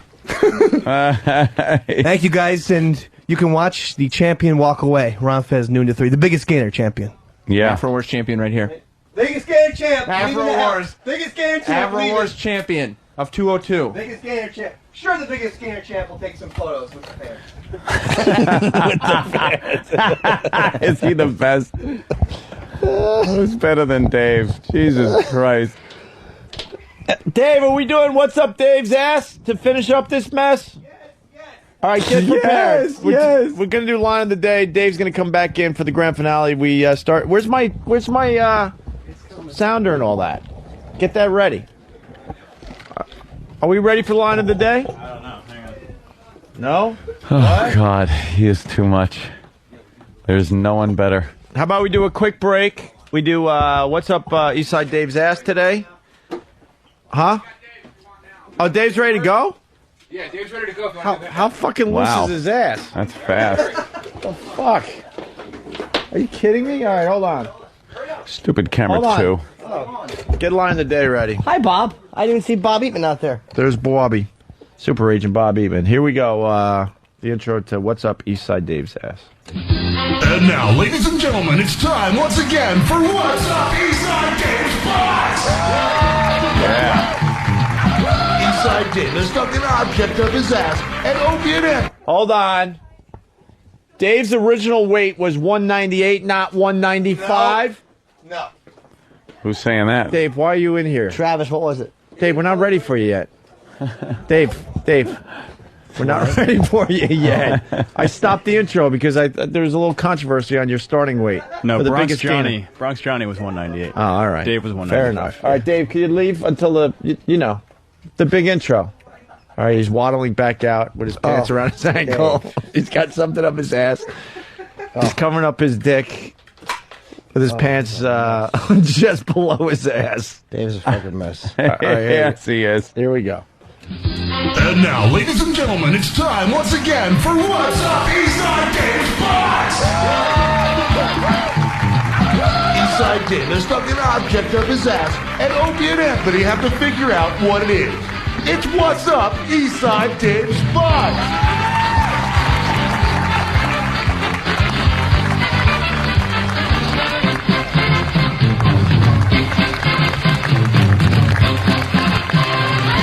Yeah.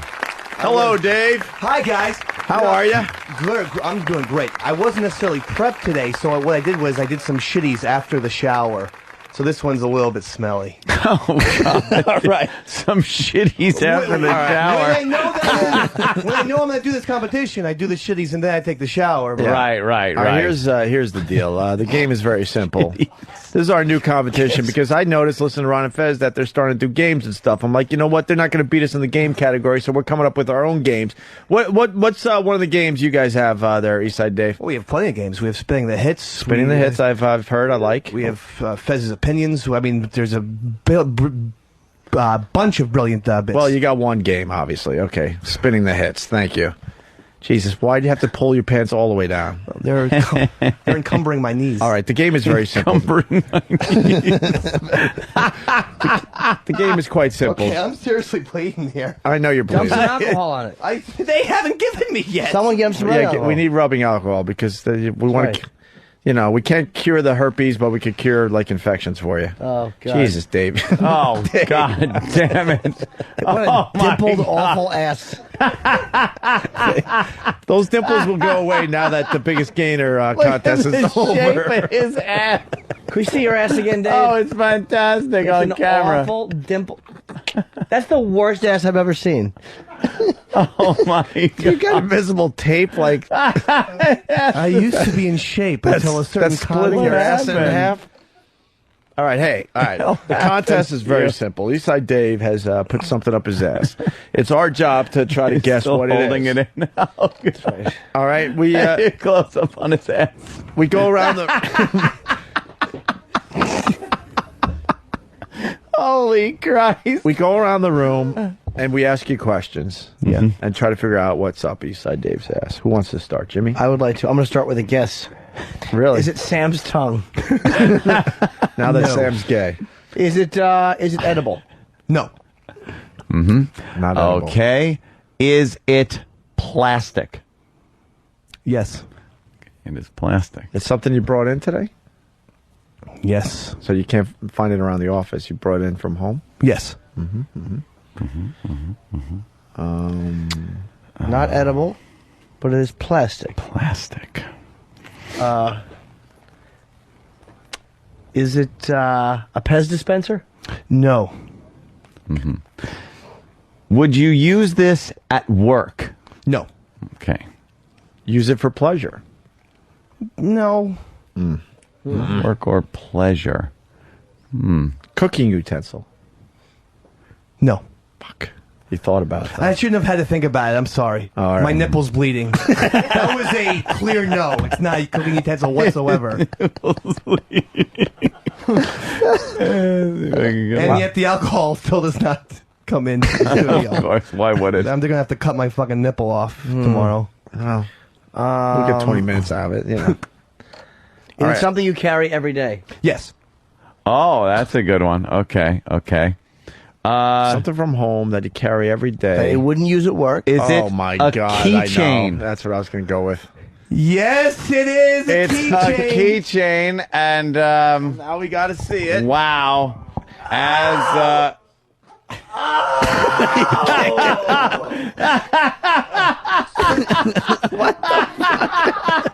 Specifically, it's a keychain of me and my beautiful wife at the Brooklyn Aquarium. And you know how much I love my wife. He's licking the keychain. Oh, Wait, no. hold on. Let's get one. I want one of our guys to smell that keychain and see if it was really. Oh God! Can we get somebody to smell? No, I'm not smelling it. Dude, it was. Come on, smell it. You Where don't else have could to it have been? He had his hands in front of him the whole time. You saw it in the camera. Dave. You saw it in the camera. I don't doubt You this pulled kid. it right out of his Trust ass. me, I will allow anyone to smell it. E-Rock, you don't have to put it on your nose, but at least get close. I don't believe him. Smell it. Hold on, get him, Mike. Just at least get close enough. Quick.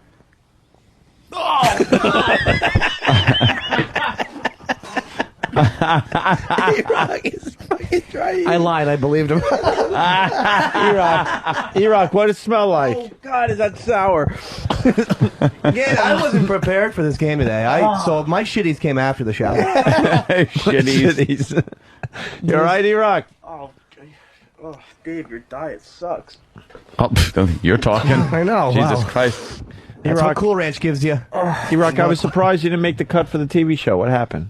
The audition sucked? I don't know. Yeah, I think his audition flew. Because Opie even brought it up. He said, what about E-Rock? What do you think? What did you think of him? And the girl's like, You had to audition and you didn't get it? I said he's done a lot of great stuff for us. Let's not ever forget the armpit waxing. Much more impressive than anything Eastside Dave has done. All right, Dave. Well, hold on. The official outro. Some contestants will take on the home version of What's Up Eastside Dave's Butt. Promotional consideration given to anybody who gives a fuck. What's Up Eastside Dave's Butt is copyright 2008 Opie and Anthony Productions. We'll see you next time when we play What's Up Eastside Dave's Butt. oh, it stinks in here now. There you go. I challenge Ron Oh, and is that Fez. you? Okay. I challenge Ron and Fez to come up with a better game than that. Really? Game on for Think they games. will. Game What's with on all for the radio games. What's with all the challenges. There you go. Line of the daytime. Time to get out of here. Oh, man, did we trick him today. He really thought he was sitting down. He does look silly. To hang with the boys. He looks silly. Dave fucking really makes me laugh. Oh, he's the best. Oh, it's funny, man. Guy has true dedication. Put the fucking hair back on his head. He put on a So duct tape, stupid. and then he kept putting it back on. With tape on it. I'm willing to give up Sam, Than, and Travis for Eastside Dave. Wow. Yeah. What a trade. Oh, sorry, Sam. I didn't know you were here. Yeah, there's at least 1/3 of that is not justified there. Travis. Wow, really?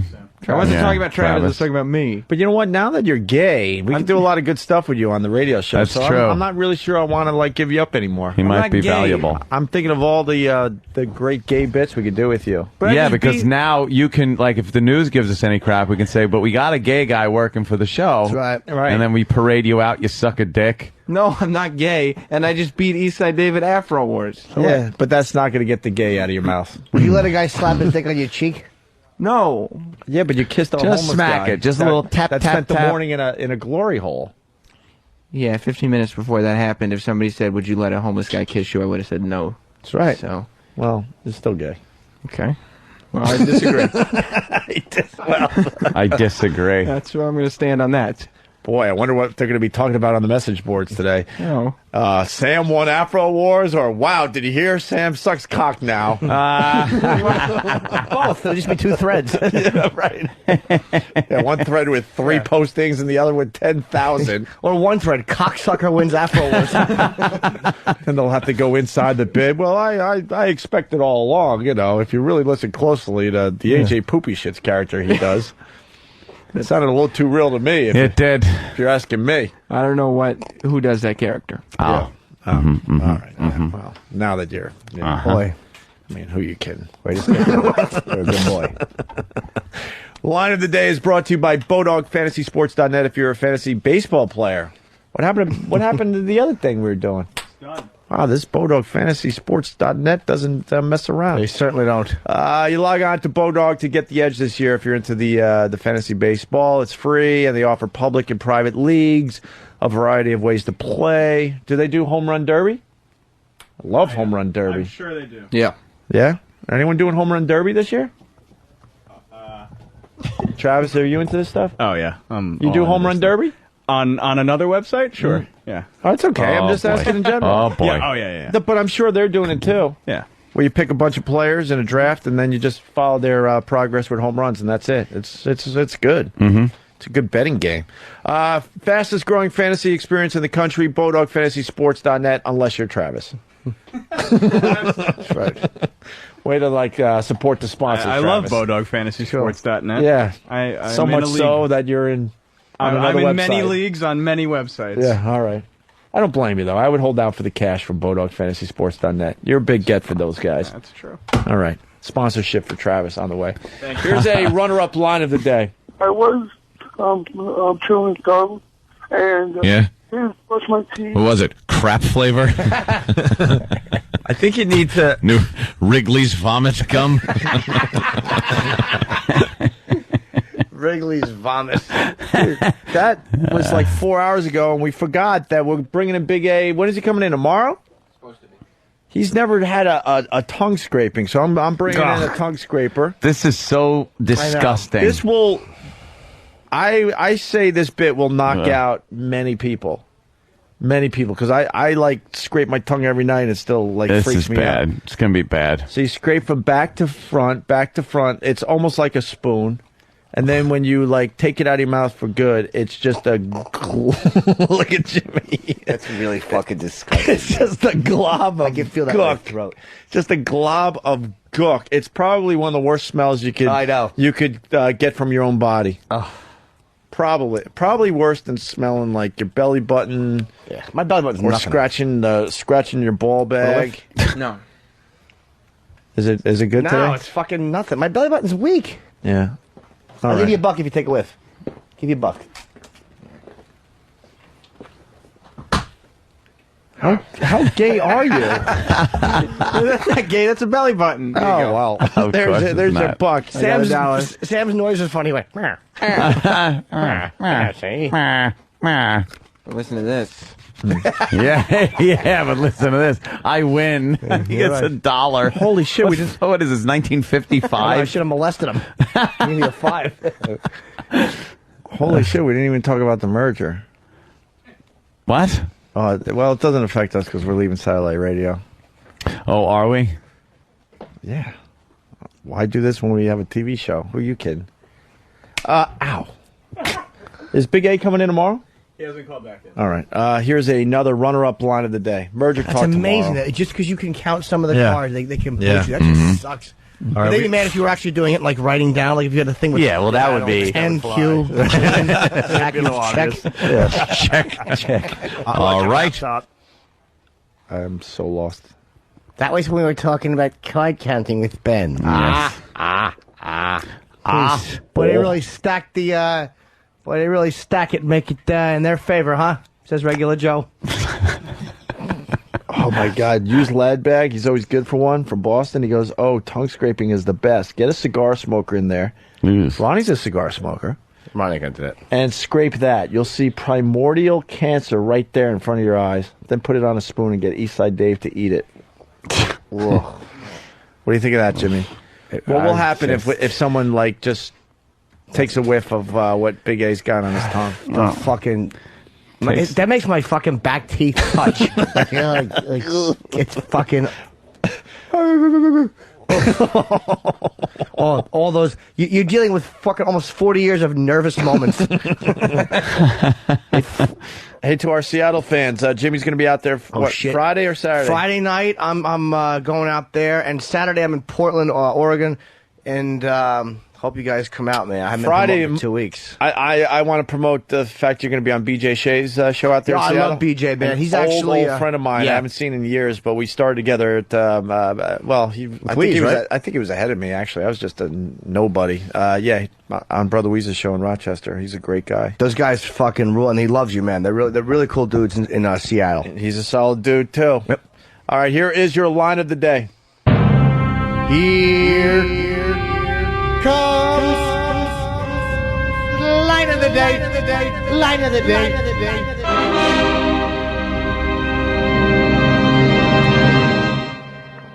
Did she see it coming though? Like, or was she No. hopefully looking the other way? Hopefully she wasn't like a large thing looks slippery. No time to duck. Smells like fish. I'm floating above, looking down at my dumb father, feeling a giant sea serpent on my face. What happened? Looking down at my dumb father, he's thinking he's got Alzheimer's because he doesn't understand what just happened. No, he's remembering my prom. My father's remembering my prom and the bright future, and he never thought he'd be peeling a sea monster off my face on a boat. I want to kiss more guys. Oh, really, Sam? Wow. Where did that come from? Well, I don't know. There you go. Can I hear that again? I want to kiss more guys. There's no edit there, my friend. I don't remember saying that. You usually hear the audio jump when you have a weird edit. No edit at all. There's no edit there. When did you say that? I don't ever remember saying that. When doesn't he say that? Exactly. Yeah. I want to not kiss true. more guys. Okay. You just said it again. No, that's not me saying that. Somebody's playing that. I want to kiss more guys. Stop saying it. I'm not. It's a recording. What are you talking about? I want to kiss more guys. That is an edited recording. It doesn't sound edited at all. I'm watching your mouth move, Sam. No, you're not. I want to kiss more guys.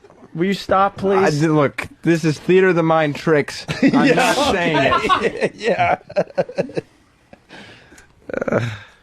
All right, we'll see. Theater of the mind tricks. What the hell does that even mean? I gotta